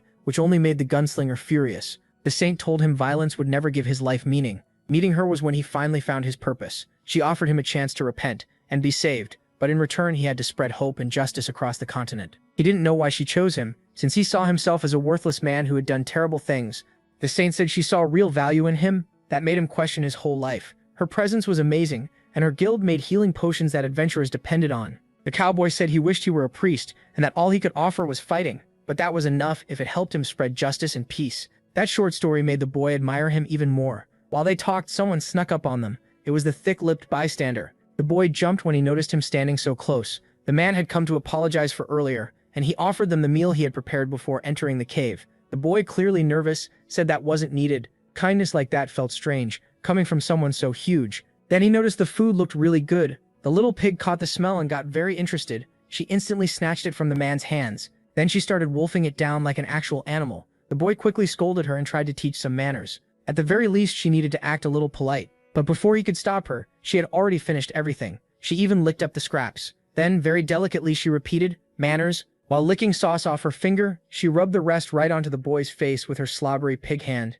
To him, trying to fix her was hopeless. The polite young man said it was fine. He had made plenty more. There was enough for everyone, so no one should hold back. The little pig kept eating non-stop. That scary, muscular man was an amazing cook, and the boy never saw that coming. Cooking was actually what he loved most. He wanted to save enough to marry his fiancée and open a restaurant. Then he reached into his pocket and pulled something out. It was a photo of his fiancée, a skilled archer. The boy took the picture to see her better. She would handle the customers while he worked in the kitchen. The boy stared at the photo for a moment. Something about it really caught his attention. His fiancée was just as unbelievably muscular. They really were a perfect match. Meanwhile, the cowboy sipped the kind of water little birds don't drink. Then he asked if the boy had ever thought about joining the sacred sanctuary. Right away, the boy worried they might uncover his real identity as a monster. That could help him learn more, but it was also dangerous, so he said he couldn't see himself being useful to that guild. The cowboy explained that the saint had ordered him to look for people with pure hearts. If someone earned her approval, they could become an important member and gain many benefits.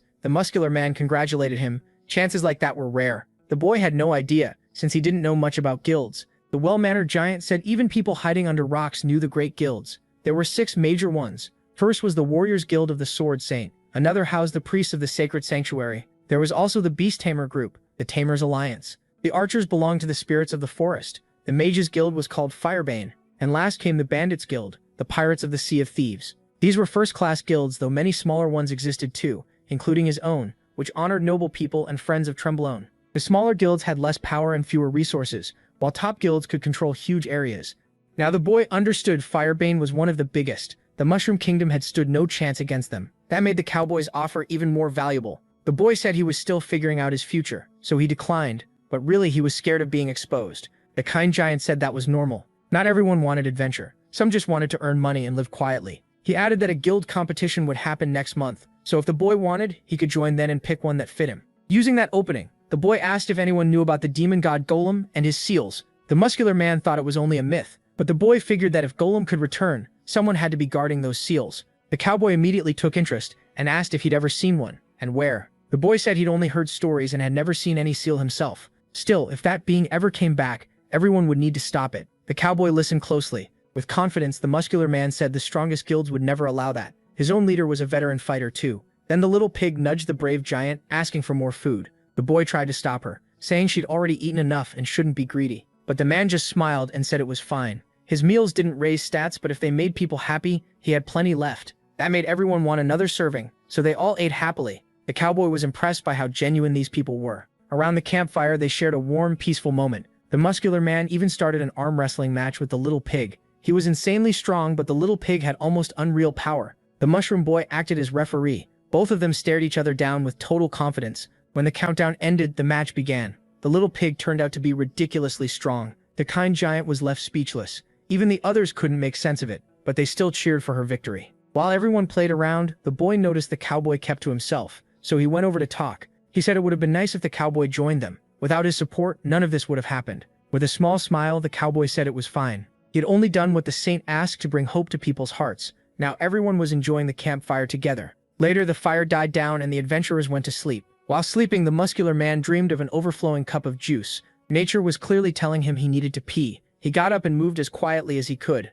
After finding a calm spot, he watered some mushrooms. Feeling relieved, he headed back to his bedroll. But then he tripped over someone's leg and crashed to the ground. Annoyed, he started saying that person should have been on watch so they wouldn't get ambushed. Then he realized the watchwoman was dead. Alarmed, he checked the body for any sign of life. Slowly, he turned her over and confirmed there was none. Fear hit him instantly. He had to warn the others fast, but he didn't know someone was watching from the shadows. His attackers moved carefully. Desperate, he shouted that they'd been ambushed. A figure dropped to the ground. A voice told him not to waste his breath. The moment he recognized it, he froze in shock. It was the cowboy. He said yelling was pointless because magic had silenced the area, then slowly drew his pistol. The muscular man couldn't understand why he was doing this. Gripping his hammer, he knew he had no choice now. The cowboy said the gap between them was huge, and deep down the man knew he couldn't win. Still, he might make enough noise to wake the others. He prepared to strike, but the cowboy moved first and cut through him before he could react. The pain was awful, but he tried to stay standing. The cowboy said it was a smart plan, but it meant nothing if all his tendons were severed. Then the cut spread across his body. Weak and bleeding, he collapsed. Beside him fell the photo of his fiancée, now stained with blood. He couldn't understand how this happened, after they'd all been given so much hope. The cowboy replied that he was only following the saint's order after hope. People feel the deepest despair. The boy woke up groggily and said it was almost their turn to keep watch. The strange part was that no one had come to wake them. Then he saw a line of bodies in front of him and instantly went on alert. The cowboy sadly said he hadn't wanted the boy to see this, but he couldn't save anyone. He claimed the killers were terrifying and silent, and that he survived only by luck. The boy ran forward in panic. The cowboy said the truth was cruel, but they had to push through the pain. As he lied through his teeth, he covered the kind giant's body. The boy stepped closer, overwhelmed, and then stepped on a piece of paper. It was the photo of the muscular man's fiancée. He still couldn't accept what happened. Just last night, everyone had been happy. His grief was so heavy that he finally broke down crying. That ending was just too cruel. The little pig tried to comfort her friend. Meanwhile, the miserable smoker lit another cigarette and said it was hard,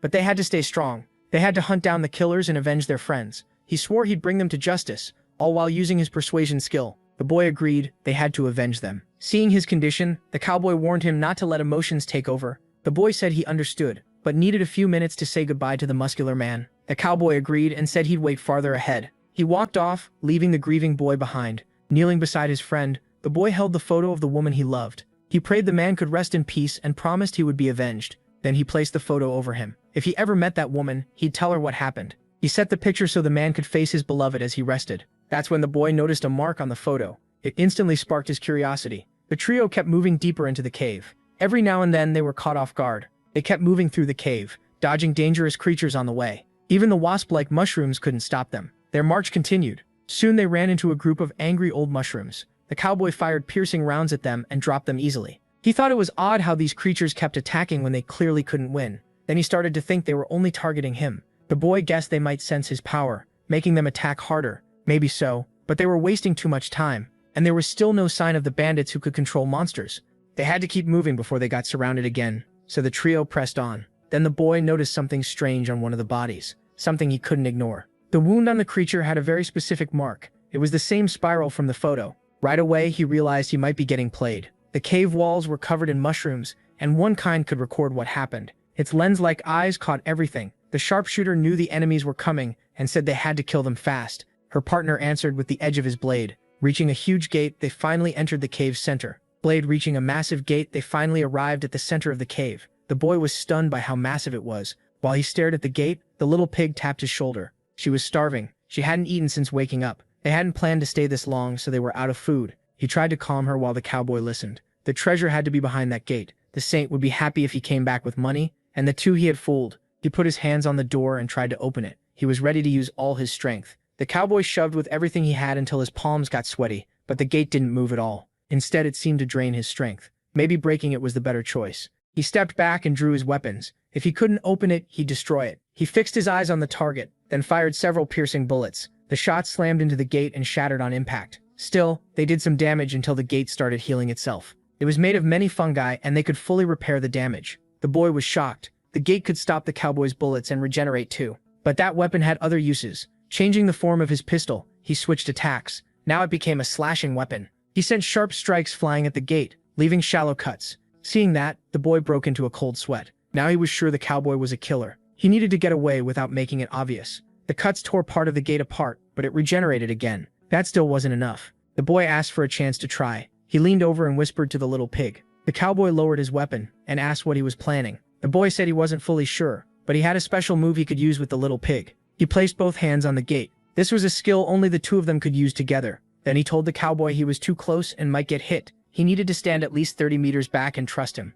The cowboy hesitated for a second, then chose to believe him. The boy watched him back away. Once he was far enough, they started pushing on the gate. The plan was to decompose just enough to make a hole for him and the little pig. Careful not to overdo it, he began breaking the structure down. Bright energy poured out from the skill. Watching it, the cowboy realized this magic was strong. The boy and the little pig stayed fully focused. The glowing energy spread across the whole gate. He had to control it carefully. Just enough space for the two of them, so he pushed a little harder. His hand started passing through the gate and he knew he was close. He looked back and told his friend to shove him with all her strength. She grabbed his shoulders and followed his command. Together they slipped through the gate without opening it. The cowboy, left outside, thought he'd be pulled in too. He dropped his cigarette and ran for the opening, but it had already closed. Furious, he pounded the gate. He cursed in rage when he realized he'd been tricked. The system announced that the boy had decomposed the gate and earned a one-time skill, Great Mushroom Wall. At last, the duo was inside. They ran deeper in. The clues were enough. He was sure he'd been deceived, and they were probably the next targets. To him, nothing was worse than the human heart. He hated that he'd fallen for a nice speech. He hoped the gate would keep the cowboy out, but he and the little pig still had to be ready to fight. As they moved down the corridor, he noticed something. He could still follow the markings on the path. He just didn't expect them to lead to stairs. Then the little pig tripped hard, dropping a few hit points. After shaking off the pain, he saw something amazing. Across the room was a mountain of treasure. This had to be the treasure chamber. He also noticed carvings along the corridor walls. They seemed to tell some kind of story, and his curiosity grew. One carving showed a man on a throne, another showed several knights. The little pig focused on a different engraving. It showed humans and mushrooms together. The strange carvings were hard to read, but it looked like monsters and humans had once worked side by side. There were shadowy figures too, but this wasn't the time to study them. They had to move fast. He'd heard a teleportation scroll was in here. He asked the system if it could help store all the items. It said yes, but immediately warned him that danger was coming. He sensed it too. With no time to waste, he threw himself in front of his companion and blocked sudden gunfire. The attack had come out of nowhere. The bullets exploded on impact. He had no idea how the cowboy reached them so fast. Then they looked up the stairs and saw him. The level gap between them was huge. He needed time to find the scroll. So the boy placed his hands on the floor and used a skill. It was spore manipulation. Spores started growing at once. He was trying to block the hall and keep the cowboy out. Carefully controlling the energy, he motioned for the barrier to close. He successfully formed the Great Mushroom Wall, cutting the cowboy off. He just hoped it would hold a little longer. But right away, the cowboy started forcing his way through. The boy listened in fear to the sounds outside until terror took over his face. The barrier had been destroyed. It happened even faster than he expected. The cowboy mocked a cheap trick. He only had to hit the same spot over and over. Then he asked when the boy figured it out and whether tricking him had been fun. the boy took a fighting stance and told the little pig to get ready. Now there was only one option: fight and avenge his friends. What he didn't know was that a mysterious pair was watching everything. They noticed the boy was holding the mushroom foil, while the cowboy kept coming down the stairs. He played with his weapon casually. Sure, the boy had broken free of his persuasion. His will was stronger than expected. He had wanted to bring both of them to the saint, but now he knew that wouldn't happen. The boy called him a monster, but the cowboy vanished. In the next instant, he had grabbed the boy's hand. The weak had no choice. Sage mode activated at once, but even then, he could barely track the cowboy's moves. That made the little pig jump in too. She shouted that he couldn't bully her mushroom friend, but that move left her open, and the cowboy slammed a kick into her side. The blow sent her flying. It hurt her badly enough to take her out of the fight. The cowboy told her to stay down. The saint would be happy to receive her. Taking advantage of that opening, he said the boy's sentence would be carried out now. His punishment was simple: death. Knowing he had to act, the mushroom used his sword techniques. But even attacking first, he was the one getting overwhelmed. He couldn't keep up with his enemy. Then a knee smashed into his head, sending the small mushroom flying. He crashed down right in front of the giant pile of treasure. That one hit took nearly 900 health from him. He knew he couldn't lose here. He had to use his remaining health potions. He reached for the first bottle, but it shattered in his hand. A second later, the cowboy stomped hard on his stomach. Even badly hurt, the little pig tried to help, but her body wouldn't move. The boy was in terrible shape too, because the cowboy was about to finish it. He fired from point-blank range, but a crown appeared from nowhere and stopped the bullet. Behind the sly deceiver, two figures appeared. At last, the real bandits showed themselves. They said humans love killing for no reason, and now that they were here, the cowboy had no chance of surviving. The boy had no idea what had just appeared in front of him. The woman had planned to wait until the humans killed each other, but things changed. Bo the gunslinger was an A4 level human form fighter. The cowboy kept crushing his target, totally unaware of the danger in the room. The boy quickly figured out this was the criminal duo, and the woman was a gunslinger. The second one was still hidden in the smoke. He used swords. He mocked the humans for entering that ancient place while preaching justice. This was Cage, level 77. After getting a better look, the boy asked if he was a dwarf. Angry, the man snapped that he was a shinobi, not a dwarf. Even then, the cowboy wasn't scared. He hadn't expected his lies to be exposed, but these two gave him a new chance. Kill them, then make up a tragic story about what happened here.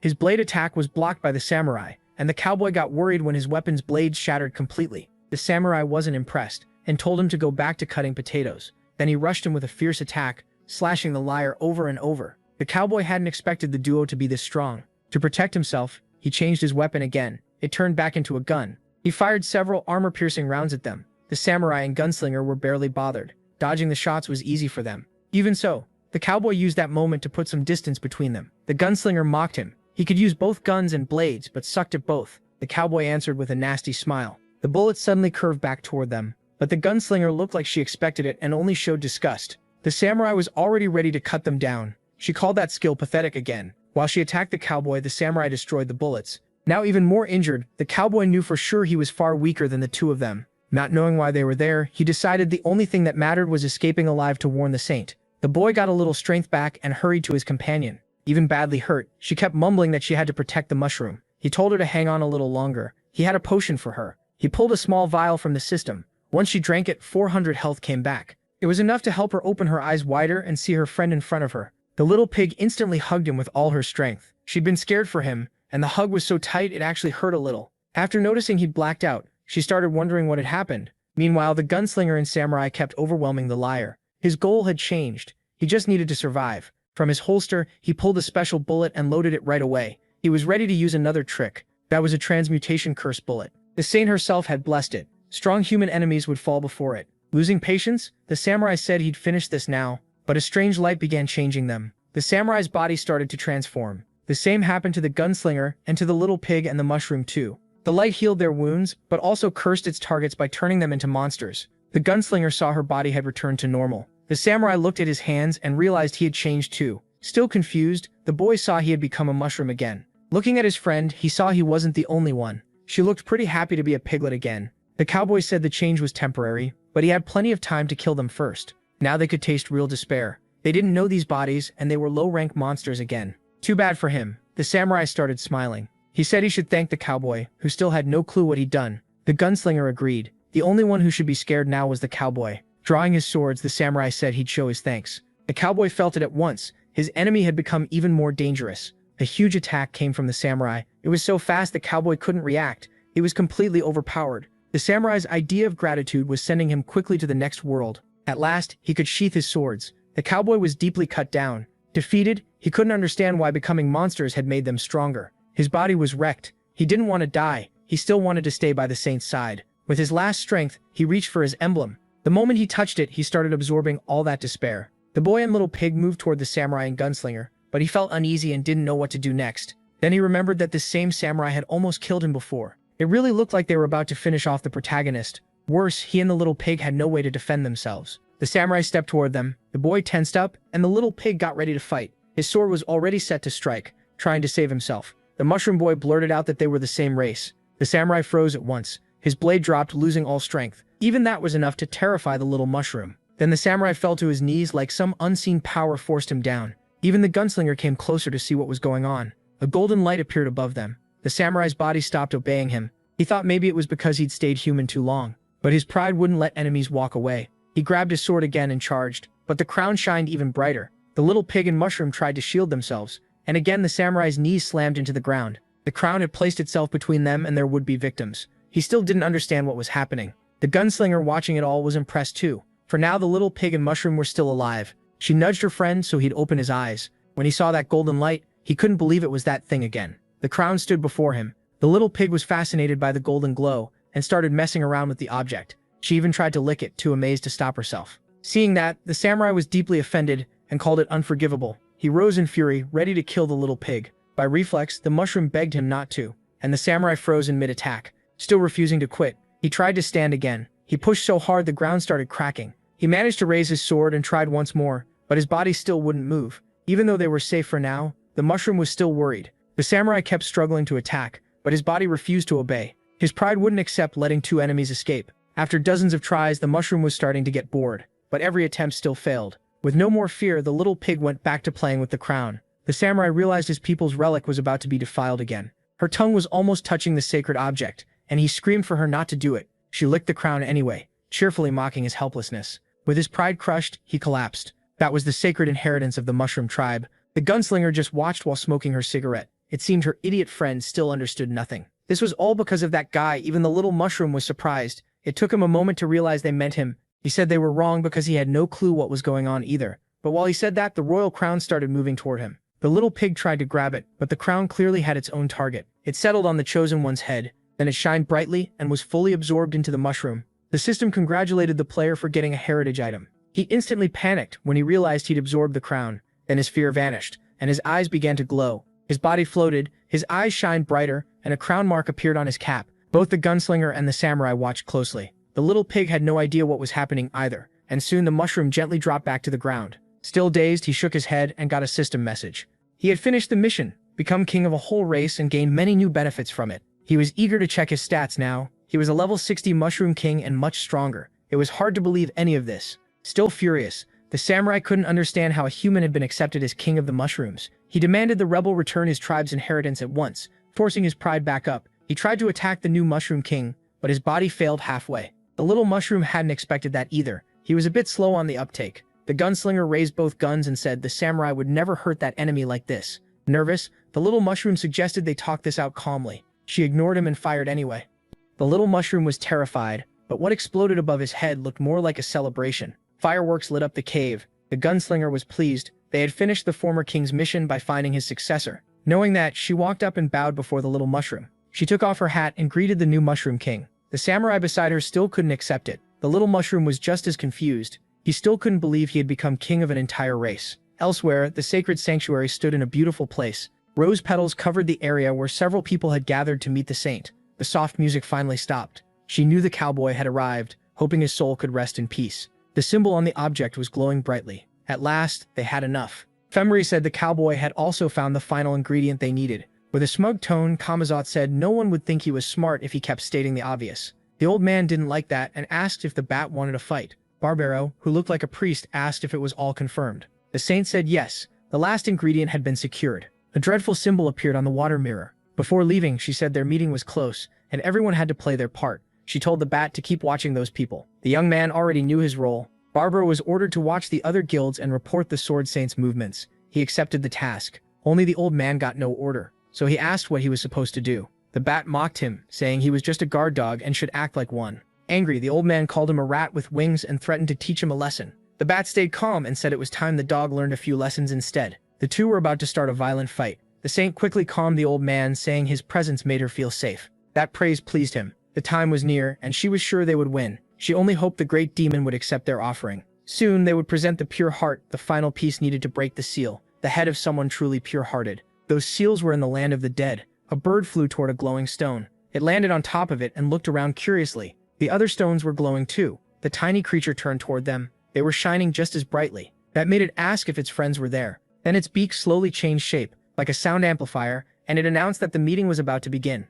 The stones started glowing even more. On one of them, a woman's silhouette appeared. The shadow that had watched the Mushroom King's battle was there too, though its identity was still unknown. The old man with a broccoli-shaped head also joined the meeting, along with a man whose chest was a wall clock. Zuzu noticed one of them was missing. The stone meant for Susu stayed empty. Ignoring that, they began. First, they would review each person's progress. The broccoli-headed man hated this place because he couldn't hide anything there. His mission was nearly finished. The saint was halfway done. The mysterious shadow was close to 70, and the clock-chested man had already passed 80. Compared to before, they had all made progress. Now they only needed to know how the missing member was doing. They assumed he was doing fine and that Golem would return soon. He then asked if anyone had found anything about the prophecy. The man with the clock said no. The broccoli-headed man said the same. The saint said the heavens would announce his arrival and a legendary adventurer would appear. But the story sounded so absurd it might never happen. Their real problems were still the Sword Saint and the Elemental King. That legendary adventurer was probably just a myth. If she knew how strong those two were, she wouldn't talk so lightly. Even all of them together couldn't beat the Sword Saint,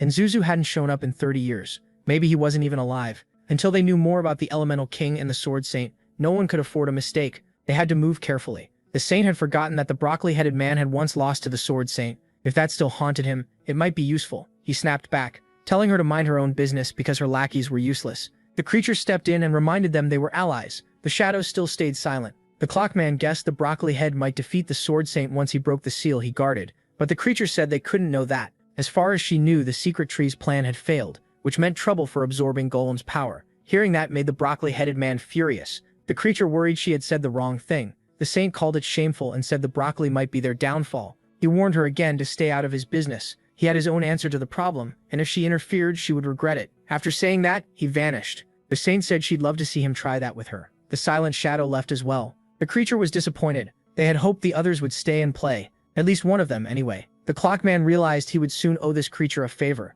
He said he couldn't stay because he still had too much to do. Then he disappeared. The poor creature wished he had stayed a little longer. Soon everyone was gone again. The creature seemed to have no friends. Ever since Sosu vanished, no one stayed to play with her. Still, she had an interesting idea. Even if they left, she could make friends herself. She called for them to come out of the shadows. Several creatures approached. Those many-eyed monsters were the friends she meant. The broccoli head finally opened his eyes. That meeting had left the old man furious. The saint was disgusting. He would prove he wasn't useless without his tree. He swung his staff at a creature, but the snail dodged fast enough. He was sure he could catch them by himself. The snail, though, didn't look worried at all. His weakened body couldn't catch it. Some kids wondered if they should help, but decided not to. The old man was too nasty. One said he'd heard the old man used to be strong, but nobody escapes old age. Maybe they didn't need to become adventurers after all. There were other ways to earn money. So they left while the old man kept struggling to catch his snail. Barely staying upright, he got hit by a skateboard. He fell to the ground, completely helpless. Behind him was an angry snail, burning with hate. It bit him right on the rear. When he chose that seal, he thought it would be easy. He never expected to grow so weak every time he left the cursed stone. The whole thing was ridiculous. At last he gathered some dried-up fruits, but it took far too much effort. He had once been incredibly powerful, and now even snails were a problem. That boy had ruined everything, and every day he wanted revenge more. Meanwhile, the protagonist was still in the Mushroom Kingdom with his new companions, all still in monster form. The little mushroom wanted answers. Looking across the plains, the gunslinger said the kingpin was recovering, and the grass showed it. Nearby, the little pig was playing with one of her apples, but MC really wanted to know how they had gotten there. He had only thought of the place, and suddenly they were there. As he realized that, he activated his domain ability. Maybe it was something only kings could do. The samurai still thought this mushroom becoming king had to be a mistake, so he tried attacking again, but the king's domain caught him off guard. Everyone started floating. The samurai was stunned. Unlike the others, he dropped into a puddle. He thought the king was trying to force his recognition. Enraged, he shouted that would never happen. Then the domain activated again, and all of them were lifted off the ground once more. The gunslinger told the king to quit fooling around because there were things he needed to know. He said he could control it now. A second later, they were teleported somewhere else. The poor samurai landed headfirst, leaving the others wondering what had just happened. His new powers were passive, and the domain let him move anywhere inside his territory. His abilities had grown stronger. His race now had to obey him, and his power increased with the number of subjects he had. The samurai still couldn't accept it. To him, it was impossible that this mushroom was the new king. The gunslinger said he was only embarrassing himself. Not even the former king had these powers. The royal inheritance doesn't make mistakes. Even if the samurai refused to admit it, he already knew that. All former mushroom kings had a royal form, but this little mushroom still hadn't transformed. That made him realize something was wrong. After gaining the title of king, he should have changed into a stronger form. So he asked the system why he still looked like an ordinary mushroom. The system started looking for an answer. Since becoming an adventurer, he had been stuck in that mushroom form. Even with the king's stats, that was exactly it. He had given up his ability to evolve so he could become an adventurer. Seeing him talk to himself, the samurai became even more sure something was off. The gunslinger stepped toward the new king. Maybe this was fate. She asked if he had been struck by the falling stars, but the little mushroom didn't understand. A few days earlier, while searching for the new king, they had been hit by a light and gained the power to turn human. The samurai blamed evil humans. If he found who did this, he swore he'd cut them to pieces. Without telling the truth, he just agreed. He and the piglet became human after being hit by falling stars. As soon as he said that, his body started changing again. The same thing happened to the gunslinger, and to the samurai too. It looked like the cowboy's curse had run out. The piglet turned back into her human form. Now she struggled to play with the apple. Because she was so clumsy, it slipped from her hands. The apple rolled toward a cliff. A desperate scream echoed out. Even the others were shocked by how loud it was. The gunslinger sighed that the idiot was at it again. The samurai looked completely crushed. Watching him suffer was already getting old. She said he was a hopeless fool, and still couldn't turn back into a mushroom form. The boy asked if that was really possible. She said yes, then got surprised he couldn't do it. Truth was, he'd never even tried, so he asked how it worked. The gunslinger tossed her cigarette up, and her body changed again. That was how she transformed. Impressed, he asked how she did it. She said it was simple. Draw in the star's energy and blend it into your body. That lets you transform. Then she switched back to human form while the samurai cried in despair. The boy asked why the samurai couldn't do that too, and the man stopped crying. He stepped closer to answer. He said it sounded easy, but not everyone could control that energy well. Right in front of him, the boy transformed. He'd never even considered that. He thought he'd stay human forever. That only made the samurai feel worse. Trying to comfort her friend, the piglet hugged him tightly against her chest. The gunslinger said it still wasn't hard. The samurai was just a fool. He still couldn't control his mana, so he stayed stuck in a half-transformed state. He was neither fully human nor fully monster, and because of that, he couldn't use all his strength. The samurai argued it wasn't so simple. She was used to mana control, and the boy had the advantage of being king. If it was really that easy, the girl should be able to do it too. Right away, the little mushroom urged his friend to try. Without noticing, she squeezed him even harder. She tried to change back into her piglet form, but she couldn't do it either. The samurai smirked and said again it wasn't as easy as they thought. While he was grinning, the little mushroom offered her an apple. At that moment, something changed in her body. She transformed successfully, making her friend happy. After that, the samurai had no excuse left for being incompetent. That only made him feel even worse. His misery got deeper. The gunslinger told him to stop screaming so loud, then she shot him right in the forehead. The boy and the piglet were stunned. She said it was a blank round. Now it was time to talk about serious matters. The kingdom was slowly recovering, but the tribe was gone. And without the mushrooms, it was just an ordinary place. The king had to restore the tribe's old glory. Only then could they bring the mushrooms back. He admitted he still had no idea how to do that. Then the woman fired a few shots. Small mushrooms appeared in front of them. She explained these were spores from different mushroom types she had collected, and she could grow them when needed. The little one realized he might be able to raise them until they became strong. He just didn't get why she needed him for it. She said there were 40,000 kinds of mushrooms. She had only gathered a few. Only he could create them all. The king showed her his spore manipulation. Annoyed, she said that wasn't it. The king had to use royal spores. He still didn't know what that was because he'd never seen such an ability. He guessed he needed to make basic spores first and let them evolve later. To test that idea, he used spore explosion, trying to summon small mushrooms. She watched him try out his theory, but nothing happened. The system said a king has many powers and he still needed to unlock his full potential. She agreed his abilities still had a lot of room to grow. Then he asked if she could help him level up fast. She instantly pointed her gun at his face. She told the king to call her by name, not lady. Her name was Biu. Almost slipping again, he said he'd do as big sis ordered. Smiling, she said she knew a way, since helping the king grow was her job. The boy also said he didn't want her calling him Majesty. She could use his name instead. She asked why. He said he still didn't feel like the true Mushroom King and was too weak to bring back their lost glory. He believed one day he'd lead them to prosperity, and when that day came, he'd accept being called Majesty. After saying that, he gained the persuasion skill. The gunslinger was impressed. The little mushroom wasn't arrogant, and maybe he really could become a great king. Knowing what drove him, she agreed to call him by his name, Duemo. He asked what they would do next. While they talked, the samurai woke up. He jumped up, did a flip, and declared the goal was obvious. They needed revenge right away. They would wipe out the humans of Firebane. Terrified, he said he really didn't want to die yet. Then the system announced a new mission, the revenge of the Mushroom King. The Mushroom Kingdom sat near the ocean on the Great Continent. Now they were traveling somewhere else, and they chose a train to get there. The locomotive pushed ahead, moving across the land. Its smoke trail gave away its position, and people on motorcycles were watching it. As the train kept going, the piglet looked out the window. One biker stared right at her. He clearly had his own plan. The little mushrooms group kept traveling. Inside the train car, people kept moving around.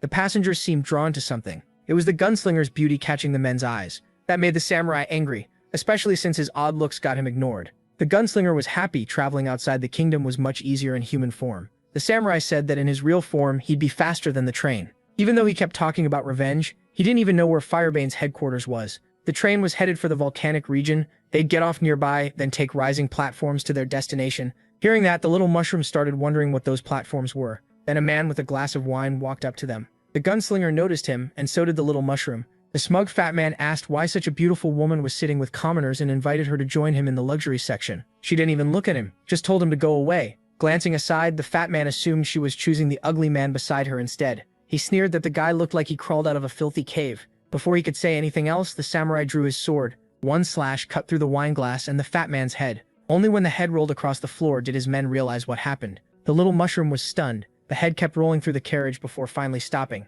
Then, unbelievably, a new body grew out from where his neck should have been. The man started yelling at his subordinates for not helping him. That scared the little mushroom, who wondered if this guy was even human. Furious, the man said this was outrageous. Since he hadn't seen the strike, he blamed his men for not fastening his armor right. As they left the carriage, he kept complaining to them. He was too angry to stop talking. A ninja said the Castle of Time was a great place to train, but it was expensive and full of annoying people. The woman with them said she could handle the mission alone. The man with covered eyes said they shouldn't question the guild and couldn't afford to underestimate the enemy. The one who never stopped drinking was more interested in trying the alcohol served at the Castle of Time. They said Knight Adrian should worry more about his own image. Still, with Dragon Knight Eugene on their side, there was nothing to fear. The ninja was impressed since Eugene belonged to the Sword Saints team. They didn't need to be nervous, their guild was full of experts and only getting stronger. After hearing that, the girl stayed quiet. The man hiding his eyes said that if the knight had more discipline, he'd already have been promoted. But the drunk said if promotion meant giving up alcohol, he'd rather stay C rank forever. After that answer, the covered-eyed man had nothing left to say. His companion had already emptied another bottle. Then he looked at Elifay and asked why she had joined them. The ninja answered for her, it was obvious, because they were strong. Still, since she was from the Elven tribe, she could have— The ninja hadn't considered that joining the guild might have been easier for her, but it wasn't easy at all, and she was excellent with a bow. She said she had no interest in the forest spirit. That blunt answer left the others speechless. She wanted to make her own path without her father's help and prove it to everyone. Trying to lighten the mood, the drunk offered them a drink, but they turned him down. Meanwhile, the train kept moving until it finally reached a station. The doors opened. The little mushroom and the others got off and continued on. Soon they came across a signpost pointing in several directions. The system said they still had a long way to go, though at this pace they'd reach it soon. The volcano. The system says seals hide in places with strong energy, so this could be one of them. The two wanted revenge, but their real goal was finding the seal. The samurai said that if they were attacking first, they should leave no one alive. While they moved on, the little mushroom gave the piglet an order. She was already ready. Since he was so slow, having her help was useful. At last, the original Dew was back. As soon as he told the piglet, she took off running fast, leaving the other two behind. That was when he realized he'd been caught off guard.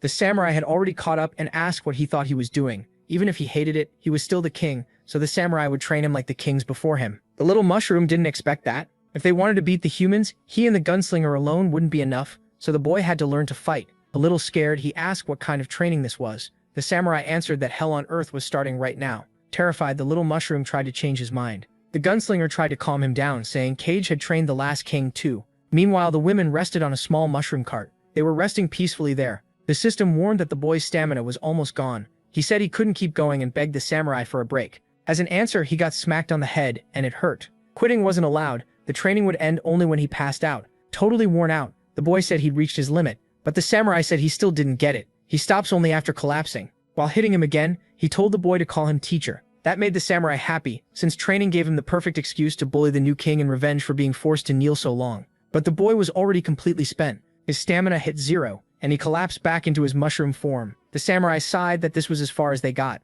With the unconscious boy in her lap, the piglet got very worried. She said he couldn't treat her friend like that. He replied that the king was still weak, then suggested the gunslinger train the piglet too. When night came, they stopped to rest. As the little mushroom slowly woke up, he first saw his friend, but the voice he heard was different. It was the samurai telling him to get up. Then he realized he was being held by someone else. Startled, he thought the piglet had somehow turned ugly. He figured he was still training and had no idea what happened. Looking at the samurai, he asked where the gunslinger and the piglet were. Both were asleep. Calling him too noisy, the samurai said the king was pathetically weak and could barely do anything. Then the boy remembered everything. His head was pounding. The system told him he'd been out for 6 whole hours. He realized he had to be careful. If this happened while he was alone, he'd be in real danger. Not sure who he was talking to, the samurai asked if he was speaking to someone. The boy said he would have died if he'd been alone there. But the samurai told him not to be so gloomy. His training had only started. He blamed himself for not being able to evolve. He thought becoming human would let him break his limits, but he rushed things. No matter what he learned, he believed he'd stay stuck like this. The samurai asked who told him he needed evolution to get stronger. He also asked who said low-level monsters couldn't grow stronger. The little mushroom insisted that was just common sense. The samurai said strength doesn't come from your form, it comes from your will. If your spirit is strong, you'll grow stronger too. Still discouraged, the boy thanked him, but said if he stayed this way forever, he'd only drag everyone down. The samurai slapped him on the head and told him to watch carefully. He flicked away the leaf in his mouth with his sword, making several cuts. At first it looked like nothing had happened. Then he sheathed his sword. Only then did it become clear. The leaf had been sliced with insane precision. The little mushroom could barely believe it. After showing that skill, the samurai asked if that looked like real strength. Still amazed, the boy said yes. His teacher was incredibly strong. Then the samurai revealed he was only a low-ranking monster. Shocked, the little mushroom couldn't understand how that was possible. The samurai said it all began 40 years ago. He had lived in the mushroom kingdom like everyone else. Back then, beginner mushrooms all wanted to evolve. One path was becoming a needle mushroom. They could make weapons for their allies, turning them into armed fighters.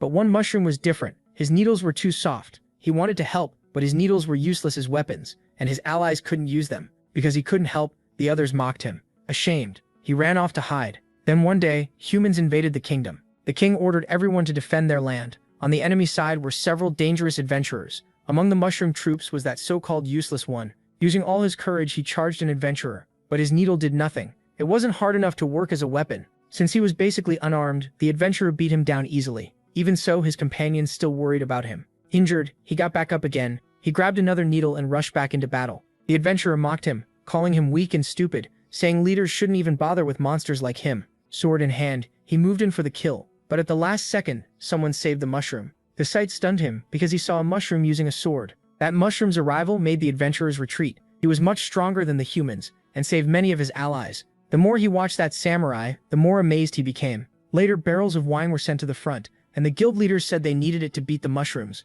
The loaded wagons rolled in. The fire mage saw his chance and cast magic on the alcohol. The wagons burst into flames, and as they neared the mushrooms, they exploded. Larger mushrooms got ready to stop the attack. They could spit huge amounts of sand, so they smothered the fire on the wagons. Seeing that, the mage got furious. He said his plan wasn't over yet, but the mushroom ignored him and kept spitting sand. A massive wave of earth was about to slam into the fire mage. To everyone's surprise, the attack worked extremely well. Right after that, the mushroom army pushed forward. The humans' plan had failed, and now they were doomed. As the adventurers ran, the mushrooms charged after them. Many looked back in panic because deadly mushrooms were waiting for the slightest mistake. The battle finally ended, and the mushrooms still had wine left to celebrate. But hidden from the others, the wet emo mushroom was sad. Night fell, and the kingdom partied hard. Even the king got completely drunk. Only one mushroom stayed away from the celebration. That's when he noticed a strange magic circle forming. A person appeared there. The mushroom was shocked by what he saw. The man with the broccoli head was pleased.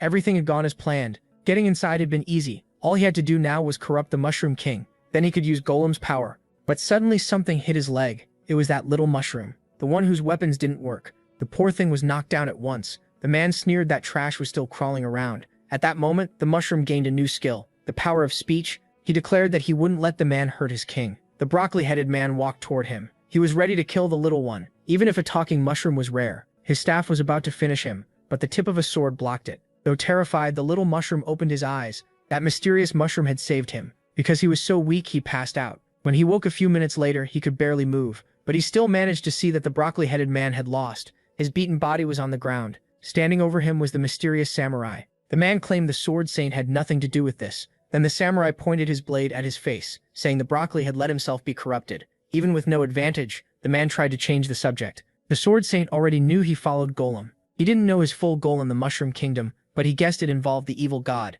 The broccoli-headed man knew he'd been found out. His hunger for power had blinded him. The Sword Saint refused to let that god return. Pulling out a scroll of absolute binding, the man begged his old friend to spare him, promising to disband his guild and never leave the starting village again. The samurai wanted to know what would happen if he broke the contract. The answer was simple. He would lose all his magic and physical strength. With that condition, the Sword Saint agreed to spare him. One slash cut off part of the broccoli's hair. The blow was devastating. It also shattered the staff he carried. The damage left behind was overwhelming. Finally, he sheathed his weapon and took the contract, warning him not to try evil again. The little mushroom watched the whole thing. The samurai then walked toward his hat lying on the ground. He picked it up carefully and headed for the little mushroom, changing form as he came. But the little one no longer had the strength to stay awake. When he woke the next day, he was still shaken. His first thought was whether the king was safe. He looked around next, hoping his friends were all right too. From the cliff, he tried to check on the Mushroom King. It took him a moment to understand what he was seeing. Everyone was safe and tears filled his eyes. It barely looked like a huge battle had happened the day before. Seeing his companions unharmed brought him huge relief. The mysterious mushroom said that even against an impossible enemy, the little one never hesitated. He was truly remarkable. Then he remembered he had been badly hurt. It had to be the stranger who saved him. As he stood, the mysterious one said that if fate allowed, they would meet again. But the little mushroom suddenly dropped to his knees. The samurai did not understand the gesture. Full of emotion, the little one said he did not know his savior's name, or even if he would ever evolve. Still, he wanted to learn the sword so one day he could be that strong. The samurai asked what drove him to seek strength. The answer was simple. He wanted to protect that place. A deep silence settled between them. The samurai knew his training was brutal, and wondered if this little mushroom could survive it. Without fear, the boy said he would endure anything. It seemed like the story had finally ended, but the new king asked if that was really all. He was too curious about the training to let the tale stop there. The samurai said there was little more to tell. The training had started. Yet the little mushroom did not remember actually being taught anything. All he remembered was crushing exhaustion. That was the secret. The samurai said face near death over and over, and only then grow stronger. Honestly, that kind of story sounds familiar. Some bald guy got famous for it. Still curious, he called for the system. It appeared right away. He asked if forcing his body to the limit every day could really make him stronger. The answer was yes. His body would slowly adapt. So he checked whether his stats had changed. After just one day, his health, mana, and attack had gone up a little. His level, though, stayed the same. Even after pushing himself so hard, the gains still felt small. The closer he got to his limit, the more his stats would rise, but it was hard, and passing out left him defenseless. Knowing that, he asked if the system had a better method. The samurai looked at him and told him to stop talking to himself. If he got through the worst part, he would grow much stronger. He asked how long the samurai's own training had taken. When the man held up 5 fingers, he guessed it had been only 5 months. Then he learned the truth. It had taken 5 whole years. That was far too long for the little mushroom. The samurai admitted the truth was harsh. Since the boy was only a little stronger than a basic mushroom, even the king might need 10 years. That was under normal conditions. Because he was the king, it might go faster. His successor had done it in just 1 year.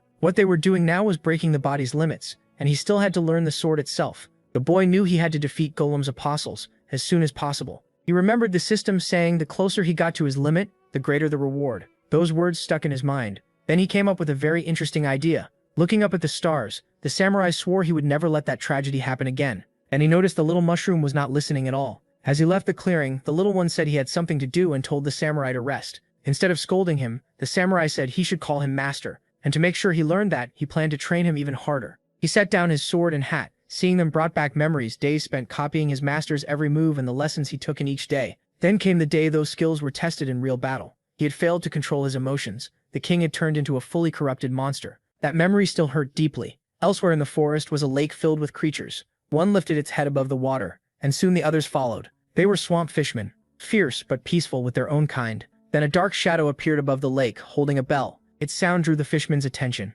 At once they changed. They were now consumed by aggression. The rage inside them was overwhelming.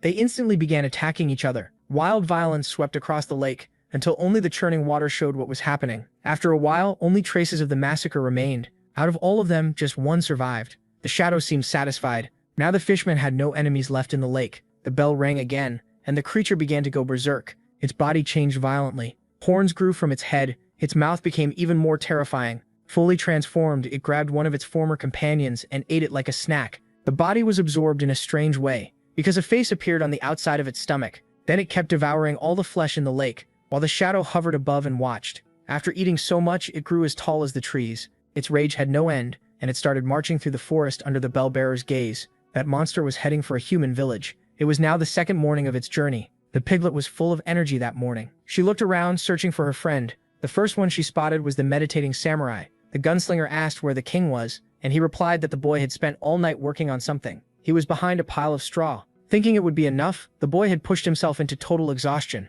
Only one last step remained for his plan. A jar appeared in his hands. He set it under the hay. He also brought out his still-living slime. Then he squeezed the slime's juice into the jar. After that, he put it back into his inventory. Sitting over the jar, he prepared to use his skill. Slowly, the mixture began to break down. He had used decomposition on all of it. It took intense focus. The gunslinger admitted that kind of magic was fit for a king, and even the samurai had not expected he could do it. Soon, all that matter was being broken apart. The little one earned a lot of experience from it, but his plan still was not complete. He then spat out a strange liquid. It was a strong potion that could cure every status problem he had, but making it left him way too exhausted to even talk. The piglet hurried over, worried. He tried to ask for help, pointing at the potion. She recognized the flask at once, and he felt hopeful she understood. When she picked it up, he gave her an approving signal. The piglet managed to open it. Now she just needed to help him drink it. The little mushroom waited for her help, sure she knew what to do. Instead, she decided the best idea was to drink the whole thing herself. He could only watch the potion vanish. After working all night, this was the last thing he expected.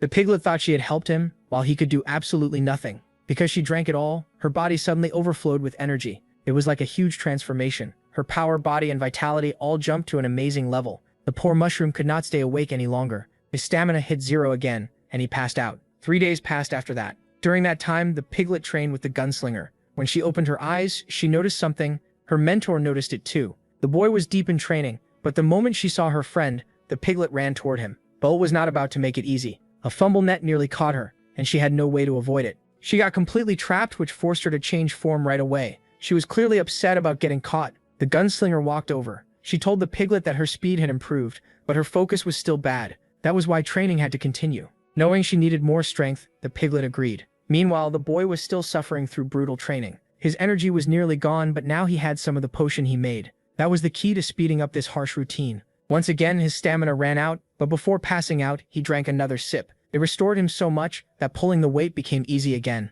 The samurai was impressed by how fast he was improving. The boy explained it was because of the potion he kept drinking during training. The samurai ignored that and decided it was all thanks to his great teaching. Seeing he had been ignored, the boy just went along with it. He believed pushing to the limit each time would help him improve faster, but the samurai cut him off. If he had breath to talk, he had breath to keep pulling. He said the boy had to understand that stopping at the basic stage meant he had to work 10 times harder than an evolved monster. There was no room for laziness. He had far more barriers to break than others. That was why he had to keep training until he surpassed his limits. And once he broke one, he would need to train even harder to break the next. That was the road he had to walk to become stronger, until one day he would truly be powerful and agile. He had to endure all this to stand beside the strongest monsters. The boy already knew how hard this would be. Then the samurai hit him again, and he had no clue why. But that level of pain still wasn't enough. The training was about to get worse. Now he had to drag the weight while dodging attacks. By the 4th day, the training had become completely brutal. At the same time, the piglet kept training with the gunslinger.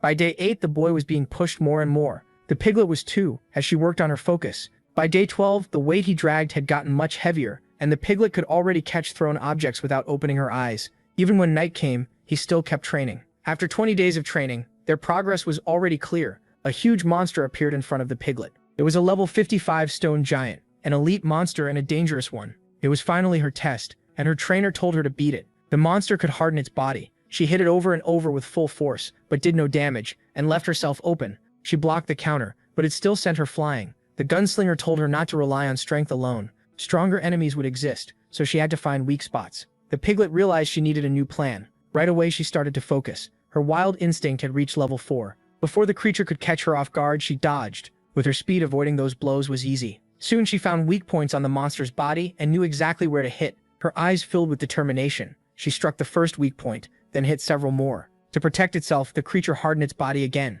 At the same time, it tried to attack while she was distracted. That blow should have hit her, but the monster's body shattered first. It was reduced to a pile of stones. Proud of beating it, she asked if she could go play with her mushroom friend. Now, she got permission right away. She might act childish, but she learned fast. As the king's companion, her talent was rare. The samurai warned that his student couldn't depend on potions if he wanted real strength. After all that training, the boy was nearly dried out. His potion had already run out, but he thought he could keep going until he hit total exhaustion again. The system warned him what was coming, and then he collapsed unconscious. The samurai praised the boy's effort. Since he'd reached his limit, training was over for the day. But then something unexpected happened. His body began to glow. The samurai was shocked by what he was seeing, and even the women couldn't explain it. he shined like a little lamp. He was going through some kind of transformation. He had broken through his first barrier. His growth speed increased, and he also gained experience and leveled up. The result was amazing. His whole body felt much lighter. The samurai was the most stunned. His student had done this in less than a month of training. For the boy, it had gone just as planned,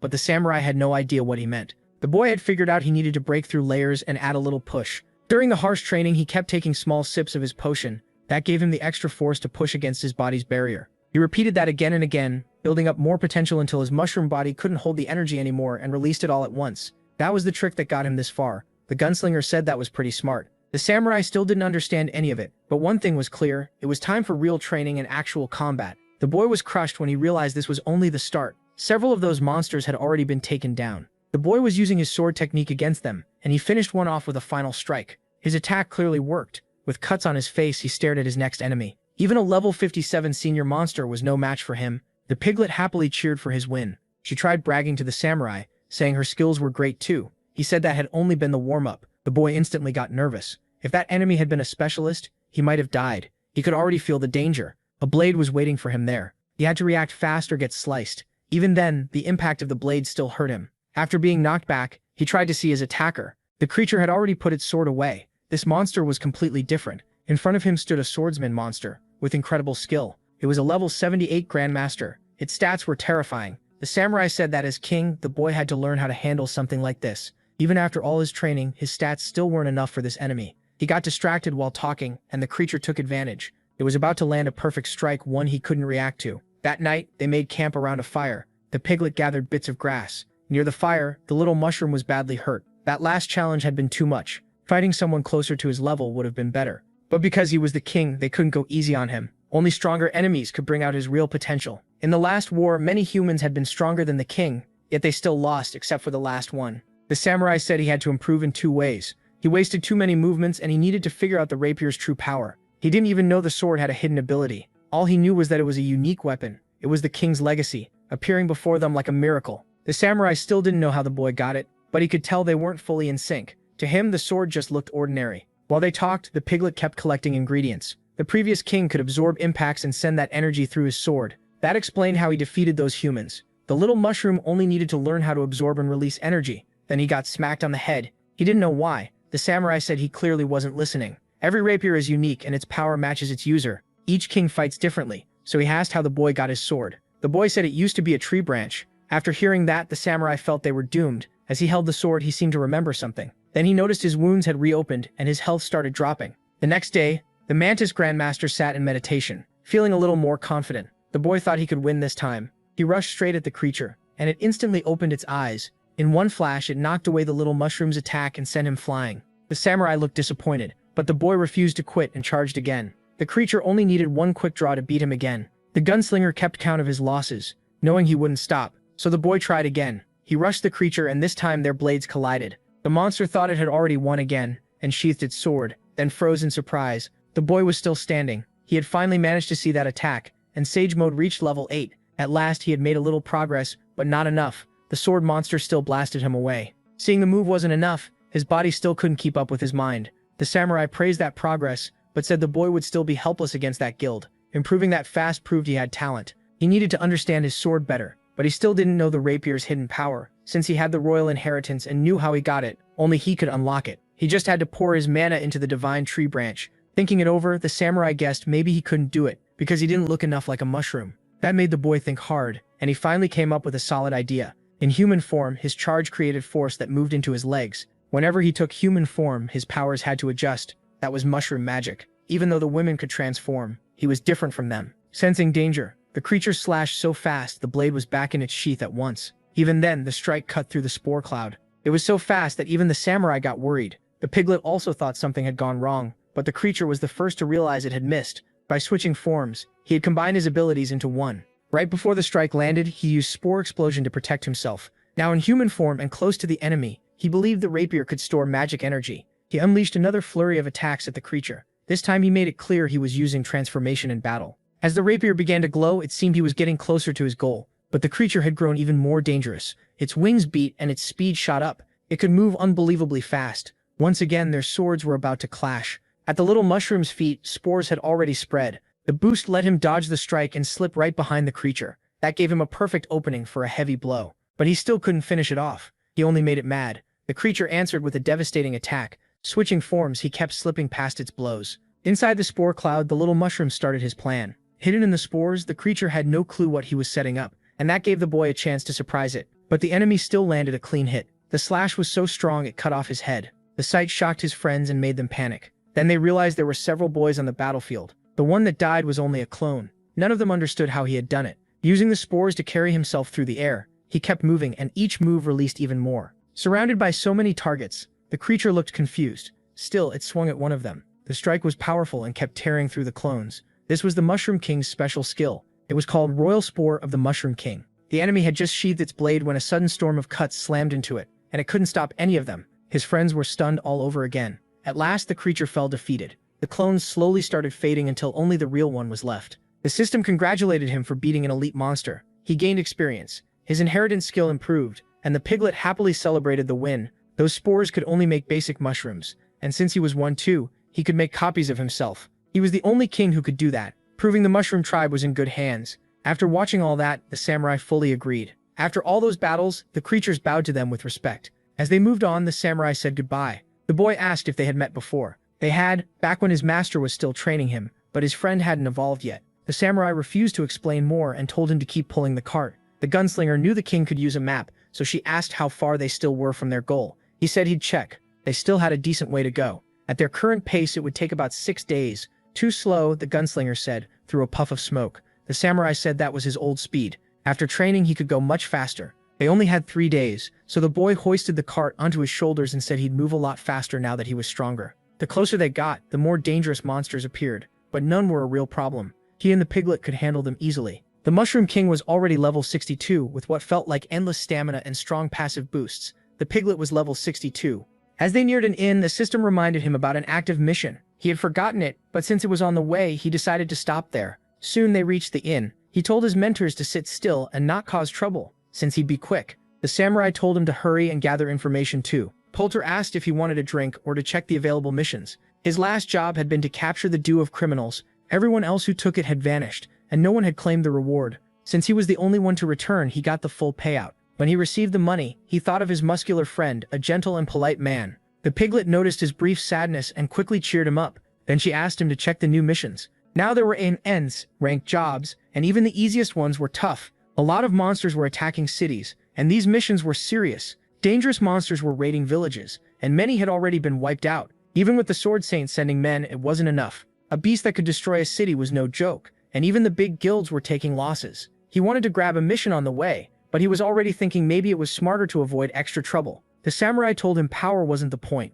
They might not be stronger than their enemies, but the fight would help his training. That fired him up, and he asked which monster was closest to the route to the volcano. The nearest one was an A-rank mission, but there was a problem with it. He cut that off right away. He didn't want to hear more problems and decided to take it. Behind him, a man came over while draining a bottle of wine and reached toward him. Totally drunk, he said his team had accepted the same mission and asked if they wanted to join up. Put off by the smell, the boy said he'd rather go alone. The man proudly said they were from the Obese Walrus Guild and were very, very strong, then immediately passed out drunk. His teammates apologized, saying he always drank too much. The girl explained that they had passed through every place those monsters attacked, even after the Sword Saint's men cleared them out. From the damage left behind, one thing was clear: those creatures were dangerous. There was something unusual about the girl's ear. He noticed and realized she had to be from the Fey tribe, so he used appraisal on her. She was a B-rank adventurer at only level 33, and she warned that if they fought the monster, they'd lose. He politely thanked her for the warning, but her low level bothered him, and he wondered if she was hiding her real strength. Her attitude offended the samurai,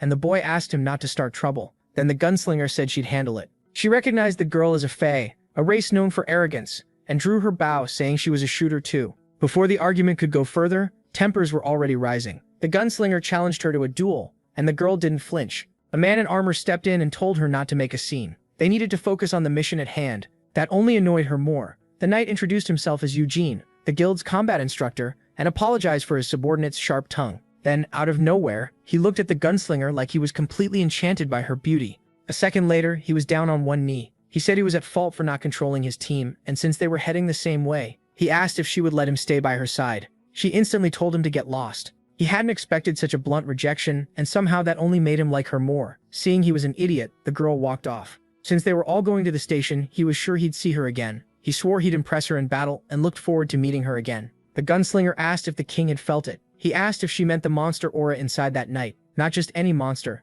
It's a dragon. Taming one was a huge deal, so that guy definitely wasn't weak. The boy figured he might be some legendary knight, since he'd never seen a dragon before. The samurai said the last dragon that attacked the Mushroom Kingdom ended up as a snack with his drink. The gunslinger said they should move before someone else took their target, and the boy was excited to watch a knight like that fight. When they reached the city, everyone was panicking. Ruins were everywhere. It was hard to believe one monster had done that to a human city. He felt a powerful magical energy ahead, right where they were heading. They quietly moved in and watched from hiding. The gunslinger told him to change forms so no one would recognize him. He transformed at once. They needed some kind of edge. The samurai should have gone with them, but it would be bad if anyone recognized him. He couldn't hide how annoyed he was that he couldn't transform, but he silently chose to follow the team anyway. They searched for a high spot to watch from. Meanwhile, the city kept being torn apart. The monster behind it was incredibly strong, but the drunk knight managed to block one attack, sending it back at the beast and making one of the heads on its waist shrivel up. At the same time, several arrows flew toward it and hit its chest,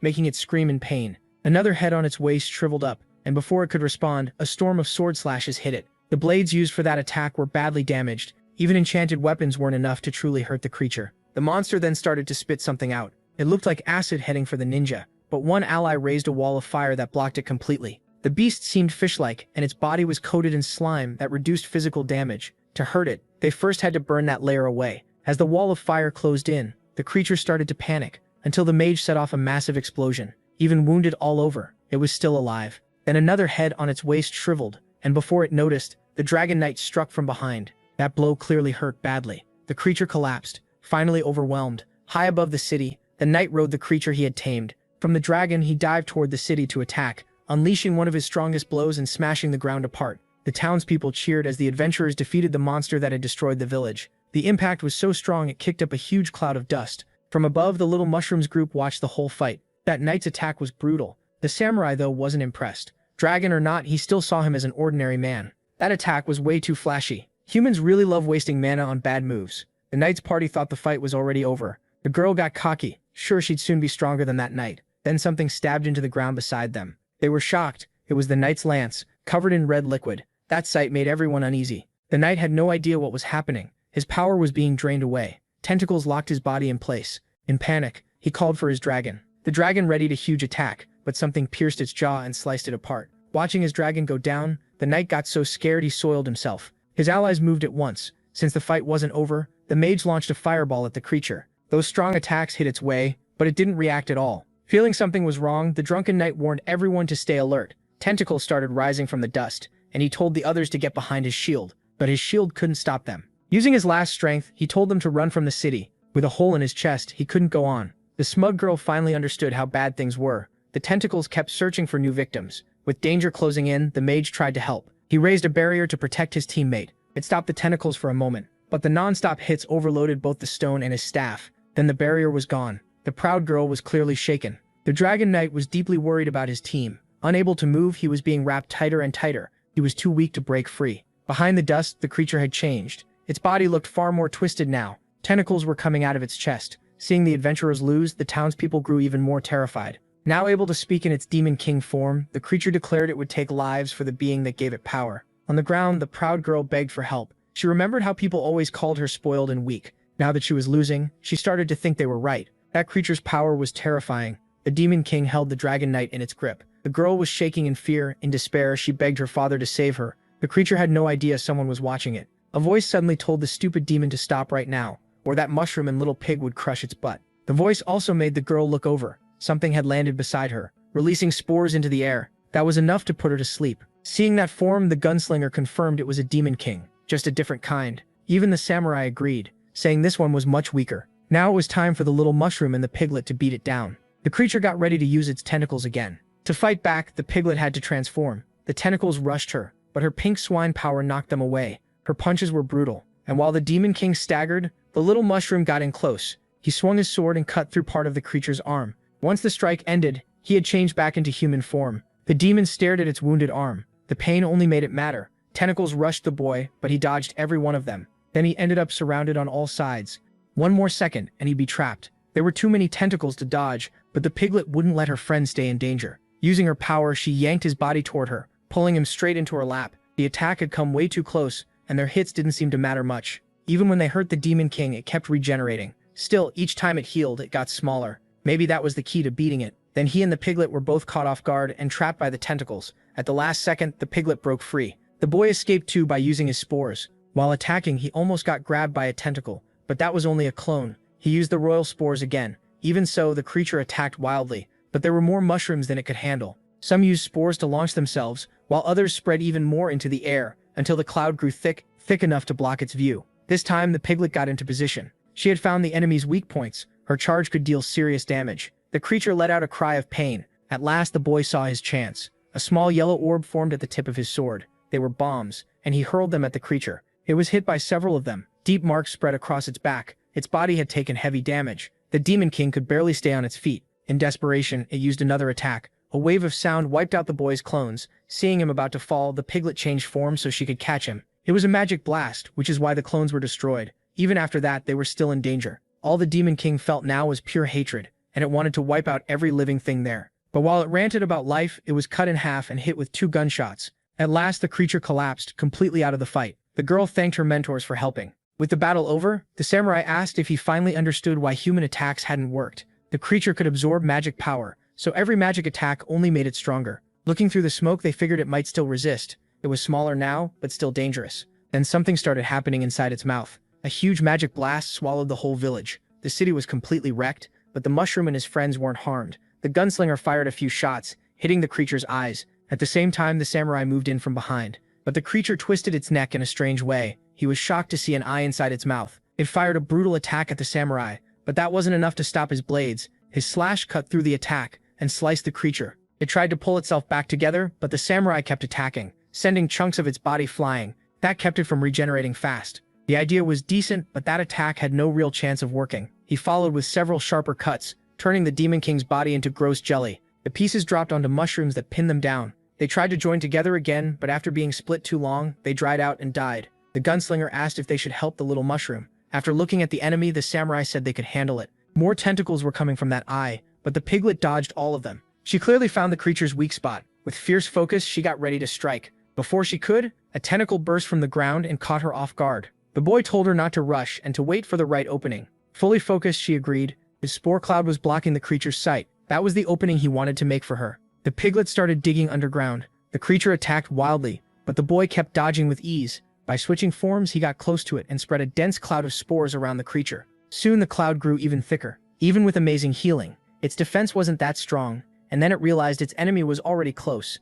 Its body had also grown much larger. That let the whirlwind land several attacks, and the boy had to raise a shield. Big cracks formed in the ground near the creature. The piglet burst out from below and struck its weak point. He guided the spores to follow the creature, then told the piglet to light it now. To do that, she had to transform. She grabbed a piece of wood from the battlefield. One end was burning like a cigarette. She threw the burning log at the creature. It was just about to hit. Then a huge explosion swept through the village. While the boy struggled to control the spores, he knew that if he kept them packed around the enemy, the fire would finish it. And it almost did. The flames nearly wiped it out. Then another explosion burst near the Demon King. Pieces of it started falling apart. The boy fought unlike any other mushroom. Even the gunslinger couldn't read his moves, and he still wasn't near his full strength. The fire mage rested, completely drained. He suddenly woke like he had just had a nightmare. But he was in a room recovering. Once he realized he was alive, he worried about his friends. Then the pain hit him hard. He pulled out a health potion and drank it right away. He was so weak he dropped the bottle. After that battle, his whole body ached. Blocking that last attack used up all his mana, and his internal injuries were serious.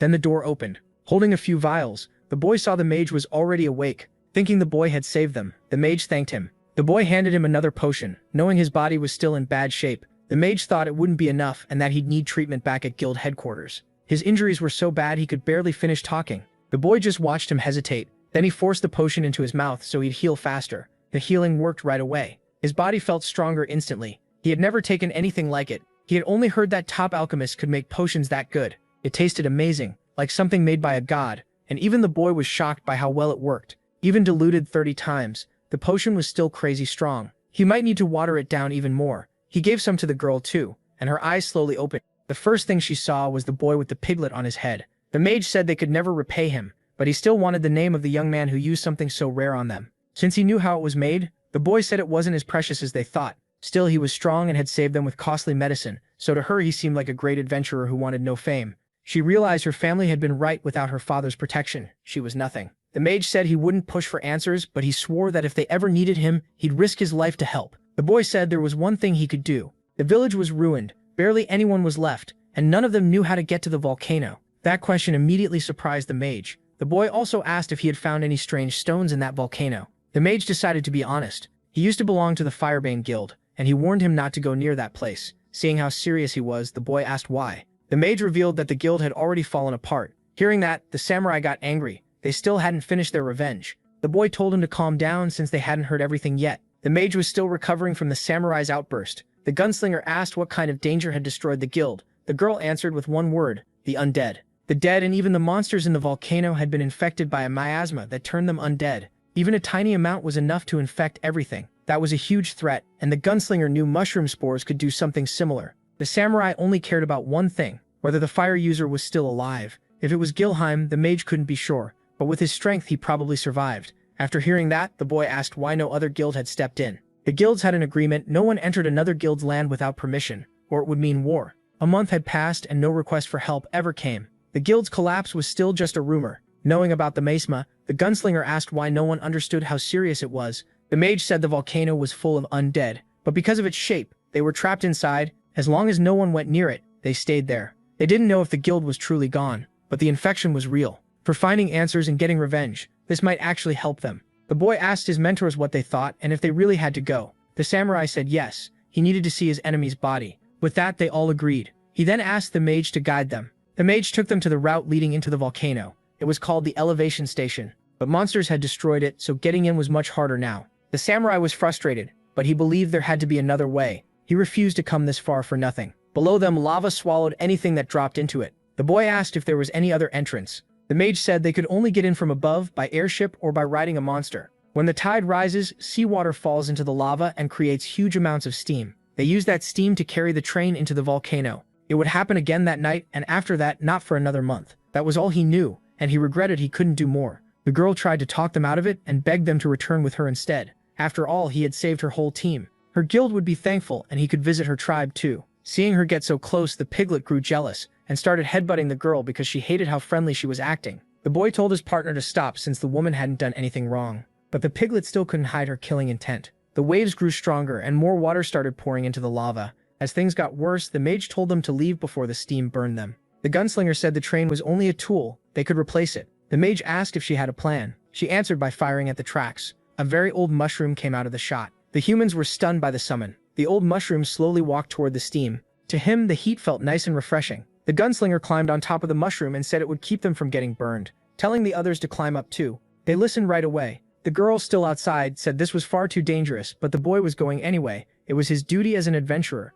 The piglet stayed jealous, while the proud girl was clearly falling for him. More water crashed down, making even more steam. All that heat rushed up toward them, and that weird mushroom seemed way too happy about it, using the force to climb higher. The fire mage had to put up a barrier against the heat. He knew they needed to go back and report everything that had happened. The girl had made up her mind. She wanted to become as strong as Dumo. The higher they rose, the more scared the boy got. He was already freaking out from all that shaking. The steam launched them upward fast. Meanwhile, the suspicious mushroom was loving every second of it. Small hairs moved along the ground. Then they noticed something coming, and it slammed into the ground from the sky. It was that same strange mushroom. After reaching the volcano, the system gave the boy a bunch of experience points. He was still sick from the ride, but at least they made it safely. This was the volcano they'd been searching for, and he saw there were several grouped together. The samurai didn't care. He just wanted to kill his enemies. Still uneasy, the gunslinger warned everyone to stay alert, since she hadn't seen any undead yet. The piglet complained about how hot it was. The boy remembered a coin that could help. He crushed it at once, giving them the fire blessing the mage had given him. It would block the heat for a while. Now that they were there, he asked the system where the golem seal was. The system gave the same useless answer. It was somewhere with a lot of energy. The boy was disappointed by how useless it was. The system snapped back, saying it was his fault for changing the game's rules. Not wanting to hear that, he shut it off and decided to rely on himself. The samurai told him to stop talking to himself. If they wanted the place with the most energy, it had to be that volcano, the likely base of their enemies. With a goal in mind, they moved out. Behind them, the strange mushroom waved goodbye. The fire mage couldn't believe his friend was really leaving the guild, but she had decided. After this, she would return to her own city. The girl realized her need to grow stronger ran deeper than simple pride. As they walked, motorcycles suddenly sped past them, and they had no idea who those riders were or when they had shown up. A new player entered the story. some biker with a wild haircut. The steam kept rising and he saw his path was blocked. He and his gang had no way forward. One of his men suggested turning back, but he stared at the magma without fear. He said he'd go alone, and if he didn't return in 10 days, they could leave. Then he revved his motorcycle. Even all that power wasn't enough to launch him over the tracks. His bald subordinates were amazed by what a man with hair could do. They watched him drive his bike straight over the lava. Since they had no hair themselves, they were terrified, especially when the bike vanished, then burst from the magma with an overwhelming aura. This was the rebel biker's uncontrolled mode. His motorcycle ignored the fact that magma isn't solid and kept going like physics didn't matter. But the magma ended, and a giant rock wall rose in front of him. For a true delinquent, that was no problem. Once again, his motorcycle ignored physics. To those wheels, gravity was just a word in a dictionary. His men got emotional. The power of a man with hair was unbelievable. They could only stare as the motorcycle ignored the pull of gravity. Meanwhile, the boys' group neared the main volcano, carefully crossing the walls and avoiding giant snakes and other monsters. Since this would help him grow, the gunslinger chose not to interfere. The samurai asked if they were even going the right way, because the climb kept getting harder. The boy didn't know. He was already worn out. Their fire protection would wear off soon, and the harsh environment was draining his stamina too. The biggest volcano was still far away, and the heat kept rising. Tired and starving, the piglets started complaining. A long path stretched ahead of them. The samurai knew that at this rate, they'd run out of strength before reaching their goal. Then the gunslinger found a water source where rabbits were calmly resting. It looked suspicious, so the boy used his appraisal skill. These hot springs appeared at random and could fully restore the body. After learning that, he told everyone to get in. But that led to an obvious problem. The little mushroom's dirty mind started imagining the girls barely dressed, so he switched to his monster form. That instantly killed those bad thoughts. Only the samurai had no clue why he stayed in that form. The gunslinger said the magic inside him was clashing, but he didn't care anymore. At least he had recovered a little. He figured those stones might help them handle the heat. With an idea in mind, he stepped out of the spring. He climbed onto a rock and used decomposition right away. The stones slowly began to split, and the ground under it cracked too. The skill failed. There just wasn't enough material. So he tried the biggest rock instead. The little mushroom climbed up, set on breaking it down. He started the process, pushing hard as the boulder cracked. The system said it worked, but something strange happened. The samurai warned that this was getting dangerous. Everyone jumped out of the water. Something was in there. It looked like a person had dropped into the spring, and the mushroom noticed a mineral inside. With the spring wrecked, the samurai blamed him. Still, the boy had picked up a few small stones. They could block the heat if they stayed touching them. The samurai didn't buy it. Then he stepped on something hot, looked down for a second, and started yelping from the heat. Turns out the mineral only worked when mixed into their clothes. After fixing that, the gunslinger praised him. She didn't feel hot anymore. The piglet, though, was still starving. He asked if the others had noticed something came out of that rock. So everyone checked the spring. There really was something inside. A person, and clearly a very well-built one. It was a woman. She was unconscious, but after a while her staff started glowing, and she woke from what felt like a very long sleep. She was terrified. She thought people from the sacred sanctuary had come. She introduced herself as Marianne, a level 68 priestess. She thanked the saint for coming to save her. Sword in hand, the samurai said he was there to help her go to hell. Realizing they weren't from the sanctuary, she couldn't understand how they found her. Then she felt a strong disturbance in her mind. Seeing hands rise from the ground, she told everyone to run. The undead were coming. A huge horde had already gathered. The samurai snapped that a bunch of corpses wouldn't scare them, and she wasn't escaping. He instantly launched his strongest attacks. The undead were cut apart, falling to pieces as bodies dropped everywhere. Then more undead rained from the sky. They just kept coming, covering the whole area. Among them was a familiar face with the same sword he used before. That creature's hands twitched, and a creepy grin spread across its face. After hitting the ground, it stood back up. Its face twisted into a terrifying smile. That sight shook everyone. The piglet started crying. This was one of the attackers from Mushroom Kingdom. The zombie announced that they had finally found the target. They had been searching for the priestess. Their leader ordered them to capture her alive even if they had to hurt her. He also mocked Gilheim, saying it was a shame she'd been caught. The mage was imprisoned, unable to move despite his high level, watching his sister through a crystal ball. The gunslinger had already drawn her weapons, cutting down several undead. Their remains scattered across the volcano. The samurai charged through and cut down more of them. The worst part was that even chopped off limbs kept moving. Even as a zombie, the ninja could still use his skills. But if he was weak alive, he was worse dead. The samurai destroyed him again. The problem was his headless body could still attack, which the samurai didn't expect. The strike went for the girls, but the gunslinger wasn't getting hit by something that pathetic. The boy summoned a giant mushroom as a shield, and its cap blocked the weapons. Meanwhile, the stronger zombie swung his sword. The boy could track every move easily. He felt no magic from them, but they were still using mana. Marianne explained they had become servants of the guild leader. Their power came from a strange star, so the source had to be destroyed. Her purification magic worked especially well on them, permanently killing one undead. But in her state, she couldn't keep it up. The boy kept holding the zombies back, but soon they were nearly surrounded. Knowing she was the real target, Marianne told them to run while they still could. The samurai refused. She wasn't getting rid of them, and he still wanted revenge. She warned they'd die if they stayed. The boy said there was one way to beat them: throw them into the lava.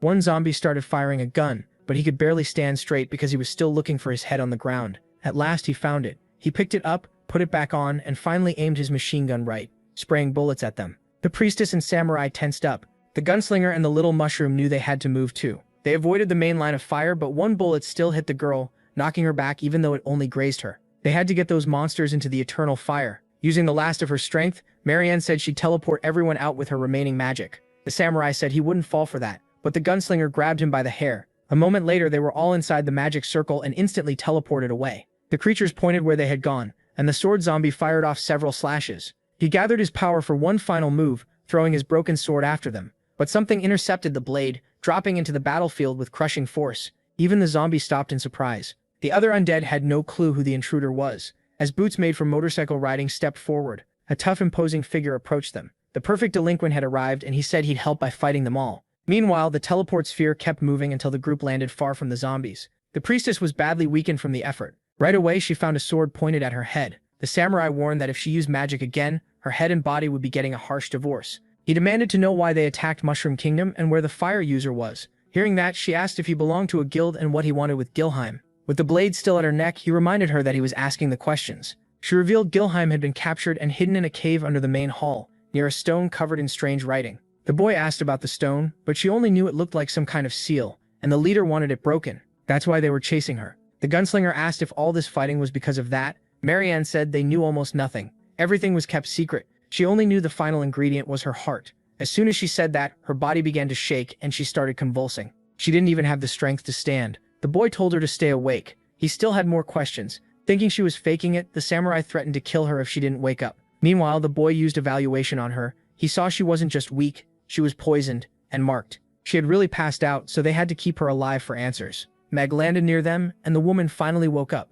Still stressed, she woke with a start, then realized the undead were gone. The gunslinger told her she was safe with them for now. The boy had given her potions earlier, which likely restored some of her mana. Even so, she was still weak, poisoned, and marked. Sensing she had been evaluated, she said only high priests from the sacred sanctuary could do that. She could use that skill herself, and she recognized the potions the boy had used on her, but she couldn't evaluate any of them. The boy realized this was what being evaluated felt like. Feeling it too, the samurai told the human not to try that again. She apologized. Her skill had failed, and since they all noticed it, they had to be very strong. The gunslinger told everyone to calm down. They needed to talk, figure out what happened and why they wanted Marianne's heart. That would also explain the attack on Mushroom Kingdom. She said it started with that attack. Their leader had two goals: take the king's crown and make a huge number of corpses. That was part of the plan. The boy guessed the bodies were for undead control research. That only left the crown unexplained. She didn't know either, only that it was needed to break the seal. The boy was shocked that both the crown and her heart were required. The gunslinger asked how Marianne had escaped this long.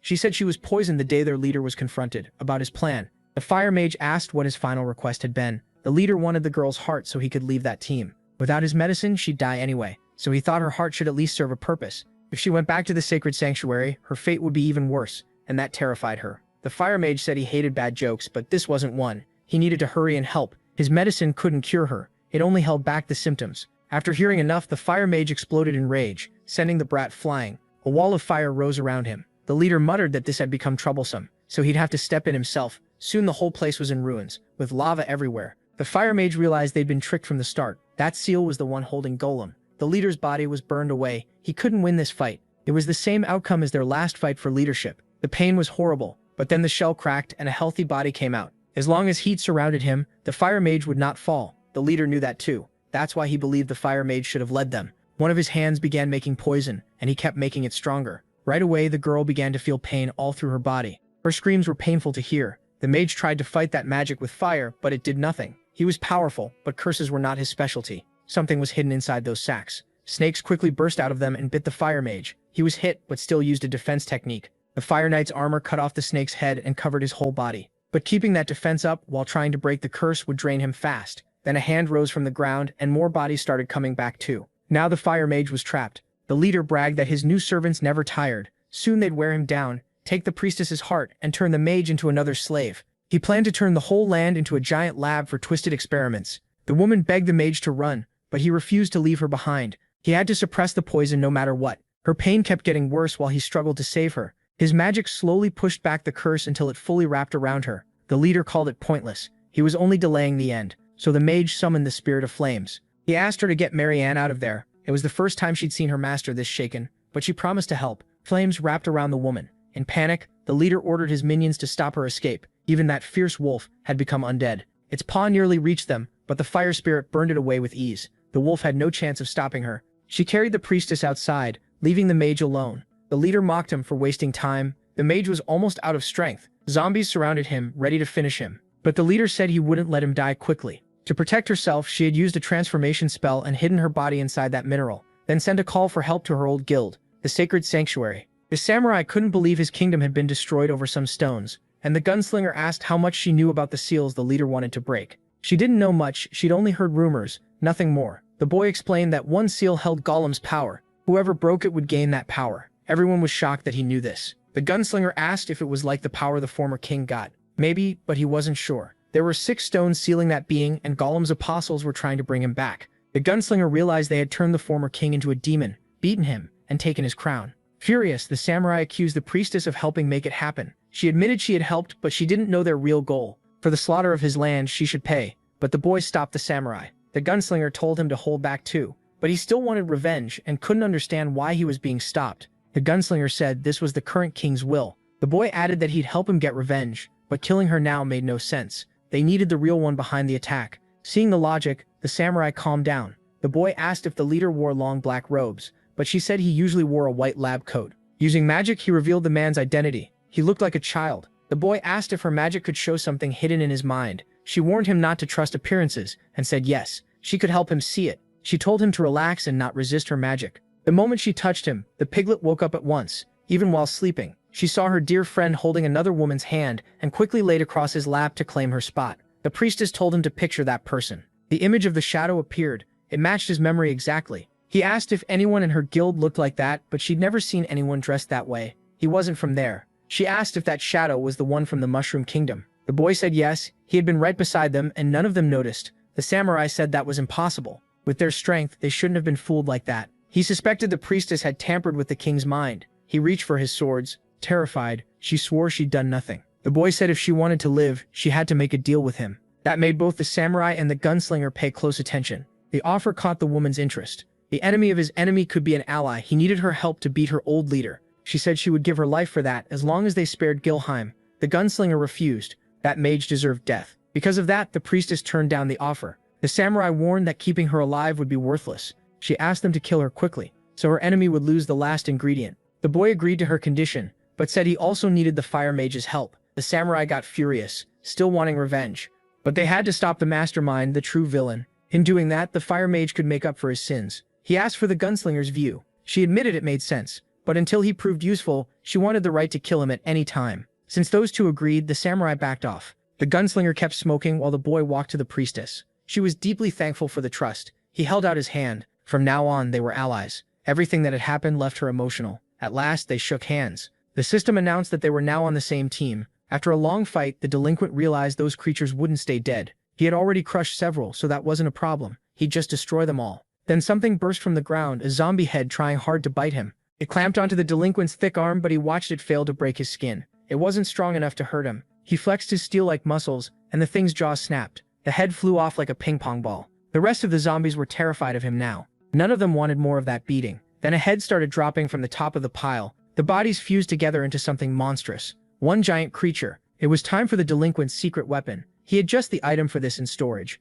A giant speaker appeared. While the monster formed, he messed with the device. He had to find the right button. Then the speaker came on, music blasted out, and his body started dancing. The beat took over, and he began smashing the creatures in rhythm. Then he launched himself up with a huge jump. Now he was face to face with the giant zombie. Right then, the drum solo kicked in. Every drum hit matched one of his punches. The beat got faster, the drumming non-stop, and the song kept building. The sound completely took over his body until the cymbals crashed in. Fired up, he kept tearing the creatures apart with the power of his stylish hair. His enemy was getting absolutely crushed, and the song still wasn't done. Now came the perfect beat. The delinquent danced deeper into the groove like Michael Jackson of violence. At last, the song hit its peak. The zombies grew uneasy at the sound. Through one zombie's eye, the fight was being watched. The girl searched the body's memories and said none of them knew who that man was. That caught the leader's interest. She asked what his next order was. He decided this had gone far enough. It was time to kill the delinquent. Still, the delinquent kept dancing to his favorite song. As the creatures rose again, their bodies formed a huge wave and became another giant monster.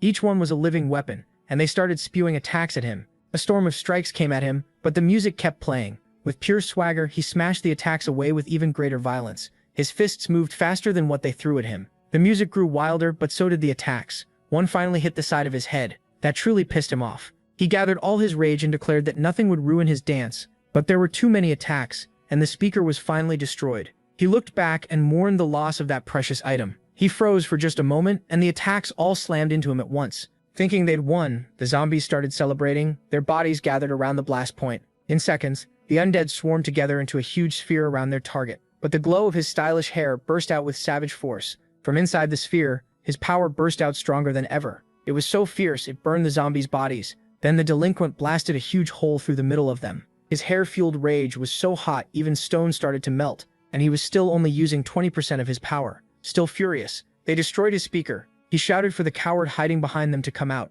calling himself a level 83 Boar King. Even the zombie girl was shaken, knowing that monster was only at 20%. People with that kind of raw strength were rare, and their leader had never heard of him. Since he seemed tied to fire, the leader guessed he might be with the imprisoned mage. But his real concern was Marianne, hoping this stranger wasn't sent by the sacred sanctuary. After getting crushed, the zombies tried to run. The delinquent told them he wasn't done beating them yet. Still, they kept fleeing. He found it annoying to deal with enemies this weak. Already enraged, he didn't want to let them off that easy. His feet burned with fury. But after thinking it over, he let them go. He had bigger things to handle. He scooped up a little molten stone in his hands. Then he gargled it quickly, swished it around and spat it onto the ground. He even washed his face with the molten rock. To him, that felt refreshing. He knew he had to hurry. His brothers were waiting outside, and his little piglet still needed to be fed. Bearing the weight of being the only real man there, he kept moving. Elsewhere, a winged creature flew over the desert. It was a level 97 dragon queen searching for something. She spotted some creatures in the distance, and instantly went on guard. She didn't know what they were before they attacked without mercy.